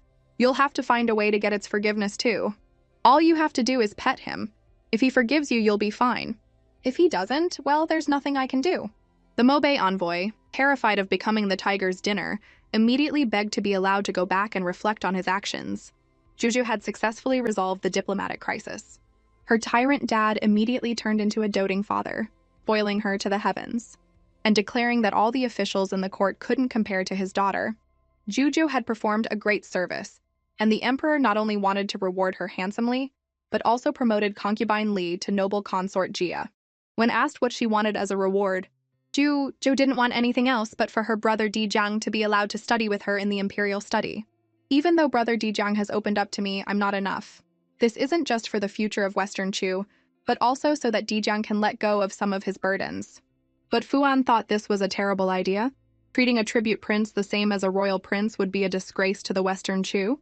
If Western Chu remains so arrogant, it will only lead to our downfall. Juju's worried thoughts all reached the emperor's ears, and he immediately agreed. Juju was impressed by her dad's open-mindedness, but this sudden agreement felt a little strange. But that didn't matter now. She had to go and tell her brother Dijiang the good news herself. She never expected the tables to turn so quickly. The next morning, Juju woke up late. Not wanting to be late for her first day of class, she quickly washed up and left, completely forgetting to tell Dijiang. Meanwhile, Dijiang happily came to teach Juju, only to be told by a nanny, "The princess has requested to study in the imperial study. Your services are no longer needed." His heart instantly sank. He had been prepared to be cast aside, but he never thought the day would come so soon. Dijiang was left to his own sorrow, but he kept telling himself, "It's okay, I've always been alone." Juju rushed into the study, out of breath, and sighed in relief that she had made it just in time. She then turned and called out that she wanted to sit with her brother Dijiang. Only then did she remember with a jolt. "Oh no, I forgot to tell him to come to school with me." She instantly panicked. If he came and found me gone, he'll definitely misunderstand and turn to the dark side. Dijiang was suddenly told that Juju had canceled her lessons. He returned to his quarters dejectedly, only to have Chuyang pour more cold water on him, saying that the people of Western Chu couldn't be trusted, and that without the princess's favor, his situation would only get worse. But even though he was filled with unease, Dijiang still defended Juju, convinced that her sudden change of heart must have a good reason. He repeated to himself, "She wouldn't abandon me." Just as he was starting to doubt himself, Jojo rushed in out of breath to explain, "Brother Dijiang, you've misunderstood." It turned out that she wasn't tired of her lessons. After repelling the Mobe envoy, she had made a wish to her father, to let Dijiang study with her in the imperial study. The imperial study was exclusive to royal children and the nobility. The emperor of Western Chu was a man of his word, and Juju had used this once-in-lifetime opportunity for Dijiang, all so that he could study with dignity and not have to rely on her as his teacher. Dijiang was incredibly moved to learn the truth. He immediately swore that he would not betray the trust of the Western Chu, and especially not Juju's kindness. He couldn't help but reach out and touch her rosy cheek. Jojo blushed and urged him to hurry to class. The two of them rushed to the imperial study, but as soon as they arrived, they were met with a challenge. The master publicly questioned Dijiang's worthiness. The noble students nearby mocked him, saying he was uneducated and had only won the princess's favor with his smooth talking, and that his presence in the imperial study was a waste of time. Seeing Dijiang being publicly humiliated, Jujo was about to step in, but he stopped her. The tribute prince, who had always endured in silence, finally stood up for himself. He said he no longer wanted to rely on Juju and could handle this himself. Seeing this, Juju decided to be his strongest supporter. Faced with the noble student's provocation, Dijiang met them head-on. They challenged him to a poetry competition, compose a poem in 7 steps, and even said that if he succeeded, they would drop out of the academy. Dijiang accepted without hesitation. And Juju, watching him stand up for himself, thought, "Is this the legendary male lead's face-slapping scene?" After taking just 1 step, he recited a brilliant poem. "Though learned, one should not boast, why engage in empty boasts? A hidden blade fears not the howling wolves, and in the dark night can still shine like the moon." The poem was not only beautifully written, but also subtly hinted that his opponent was all talk and no substance. This left the challenger speechless. The clever Juju immediately understood the deeper meaning and praised her brother Dijiang to the heavens. not forgetting to mock a certain scumbag. It's a pity that some people claim to be full of knowledge but don't understand such a simple truth. The others in the room chimed in. The challenger, having lost all face, resorted to violence, grabbing Dijiang's collar. The teacher, who looked down on Dijiang's humble status, was about to turn a blind eye, but after being lectured by Juju, he kicked the challenger out, ordering him never to return, and even publicly acknowledged Dijiang's knowledge. After this, no one dared to look down on Dijiang again. After all, he had both real talent and the little princess's backing, and Dijiang, in his heart, knew that only Juju truly cared for him. Just as this storm had passed, Juju's life was also on the upswing. Her mother was promoted from concubine Li to noble consort Jia, and she herself was making great progress in her studies, impressing everyone with her quick wit. The family's life was getting better and better. Noble consort Jia was about to use this opportunity to tell the emperor that Juju was a girl, but just as the thought crossed her mind, something happened. The emperor suddenly rushed over and, without a word, snatched up Juju, who was playing with her tiger and another pet. Even when Juju complained that her vacation was being interrupted, the emperor could only gently comfort her, promising that the entire imperial study would get a vacation after this was over. It turned out that the Mobei envoys were causing trouble again, threatening to attack if the Western Chu couldn't answer their 3 riddles. Her tyrant dad was convinced that Juju was the only hope for the Western Chu, and Juju was already rolling up her sleeves ready to accept this great fortune. For the first riddle, Wussun Jin presented a pair of ram's horns and asked them to find something of the exact same weight. The entire court was at a loss, and even the emperor frowned. This was just pure troublemaking. Just when everyone thought Western Chu was going to fail, our little Juju, who was happily munching on an apple, slowly said, "You don't have to look. The thing that weighs the same as the ram's horns is your own 2 hands, Mr. Envoy." This one sentence left the Mobei envoy completely baffled. He roared, "Are you making a fool of me?" Jojo just added, "If you don't believe me, you can chop them off and weigh them." This divine logic left the envoy speechless, and he had no choice but to concede. As soon as the first riddle was solved, Wussun Jin came up with another trick. He asked them to identify the Mobei crown prince, who had never shown his face before, from a group of unfamiliar envoys. This would have stumped anyone, but for Juju, it was a piece of cake. "Guards, bring peanuts!" It was said that the Mobei crown prince would break out in a rash if he ate peanuts. 1 peanut for everyone would reveal the truth. This was a top secret of the Mobei royal family that even most of their own people didn't know, yet it was exposed by a little girl from Western Chu. Wussun Jin was so scared his face turned pale, and he had no choice but to admit defeat in the second round. For the third riddle, Wussun Jin brought out his ultimate treasure, the ancient divine beast, Poison Flower. This is the sacred beast of our Mobei, the only one of its kind in the world. Although the beast had been dormant for many years, the emperor was convinced that Juju, being a lucky star, could awaken it. Just as he was thinking this, he saw Juju's troubled expression. This was because the third riddle in the original story was different. The plot had changed. The book did mention that when the Western Chu was founded, a girl from the Jiaoyan clan, who could communicate with and control all spirits, had performed a great service and was named a saintess. But she had been dead for centuries. How did she suddenly reappear? The tyrant emperor, who had heard her thoughts, flew into a rage and accused Mobei of being treacherous thieves for stealing a divine beast that belonged to the Western Chu. But Wussun Jin shamelessly and glibly replied, "Your Majesty is mistaken. Poison Flower woke up once 500 years ago and willingly went to Mobei, then fell back asleep. Since it chose Mobei, it is naturally our sacred beast. Today we have an agreement. If Western Chu can awaken the beast, Mobei is willing to forever honor Western Chu as its superior and will return Poison Flower." Wussun Jin was certain that Western Chu could not awaken the beast, because he had secretly kidnapped the reincarnated saintess, Feng Kai Wei. Wussun Jin, seeing Juju's hesitation, sneered, "Princess, where has your smugness from before gone?" Juju was truly panicked. The plot had suddenly changed, and only the Jiaoyan saintess could solve this riddle. She was afraid of messing up, not only disappointing her tyrant dad, but also causing her mother to lose favor. Just as she was feeling anxious, the emperor realized he had put too much pressure on the little girl. He immediately pulled her to his side and comforted her warmly. "Just treat it as a game. It's okay if you don't succeed. My Western Chu will not be bullied by Mobei." Her tyrant dad's doting and domineering attitude was off the charts. Juju was instantly healed and her fighting spirit rekindled, decided to give it another try. Just as she made up her mind, the Mobei side started with their snide remarks. "Is the princess still going to try? I think you should just give up." Jojo ignored their comments and cautiously reached out to the divine beast, Poison Flower. The beast stirred slightly but then fell silent again. The Mobe Saintess standing nearby was secretly pleased. Of course, a side character could never succeed.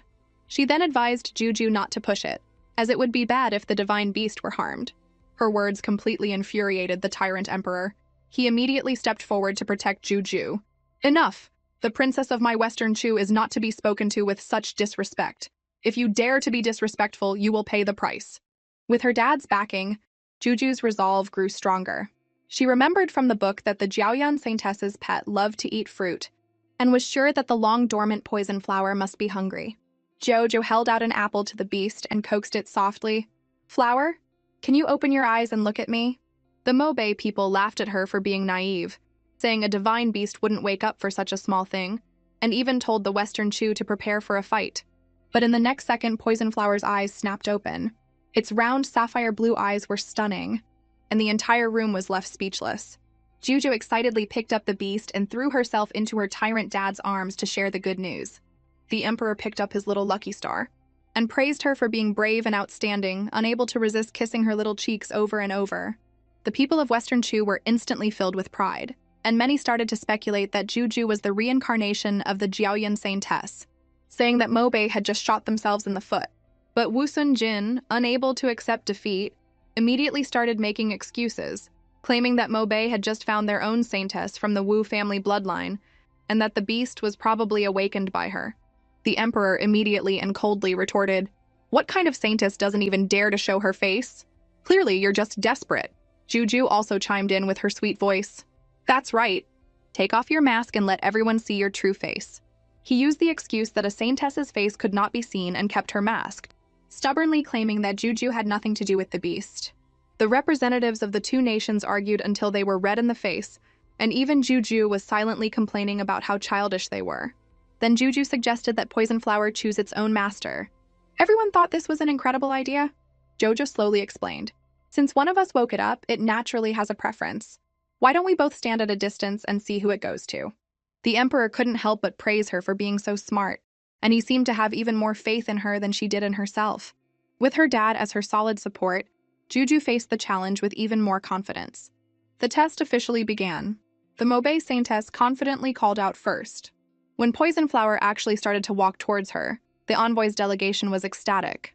The Saintess was also arrogant, thinking she had won. But in the next second, the beast suddenly turned its head and ran straight into Juju's arms, licking her face. This left the Saintess completely stunned, her arrogant expression frozen on her face. The Emperor, on the other hand, calmly announced, "It seems our Juju was the one who awakened the beast." Wu Sunjin's face turned ashen. He turned and left without a word.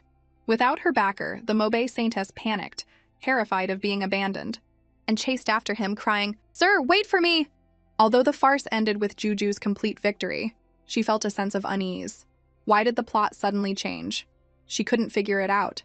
Just as she was thinking this, her tyrant dad picked her up. "Juju did a great service today. What reward do you want?" Jojo thought and thought, "What should I ask for?" But then she thought, "It's better to just be a happy little princess." Meanwhile, Dijiang was restless, worried that Juju was being bullied by the Mobe envoys. Chuyang comforted him, saying he didn't need to worry so much. But Dijiang, who knew how cunning the Mobe people were, couldn't relax. Seeing this, Chuyang quickly reminded him, "Our southern kingdom and Mobe are on good terms. You shouldn't be so worried about the Western Chu princess." But his words instantly ignited Dijiang's anger.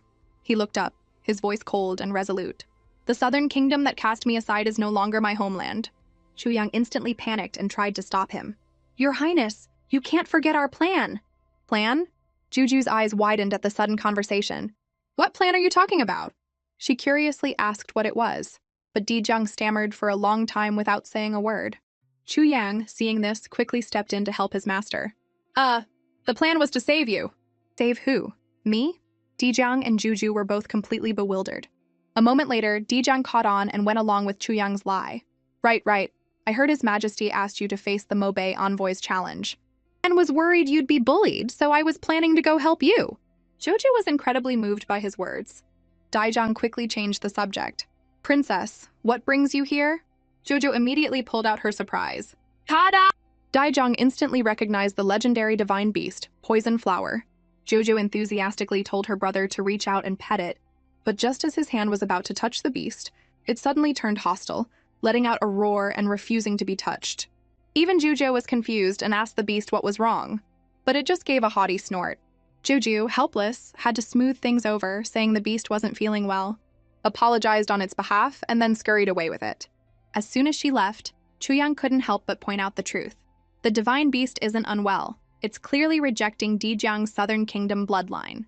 He then advised Dijiang not to be so devoted to the Western Chu, as the Southern Kingdom and Western Chu were mortal enemies. But before Chuyang could finish, Dijiang cut him off angrily. "Enough! I told you we can't rely on the Southern Kingdom. I'm asking you, how long has it been since the Southern Kingdom, which you're so concerned about, has replied to our messages?" He was hinting that the situation had changed and it was time to adjust their plans. Meanwhile, the imperial study was in an uproar. A minister, looking nervous, stammered as he requested an audience with the Tyrant Emperor. And the first thing he brought up was Juju's marriage. The emperor immediately exploded, roaring, "How old is the princess? And you're already thinking about this? You're delusional." His rage filled the entire study. The minister trembled with fear and quickly knelt and kowtowed, explaining that it wasn't his idea, but that there was a problem with the Marquis of Wuan. Hearing this, the emperor's brow furrowed and he was even more confused. The old man was 60. His marriage had nothing to do with Juju. As he was pondering this, the Marquis of Wuan strode into the study, produced an edict from the late emperor, and stated that the late emperor had already arranged that if the royal family had a princess, she must be betrothed to the Wu family. The emperor looked at the edict, his face growing darker and darker.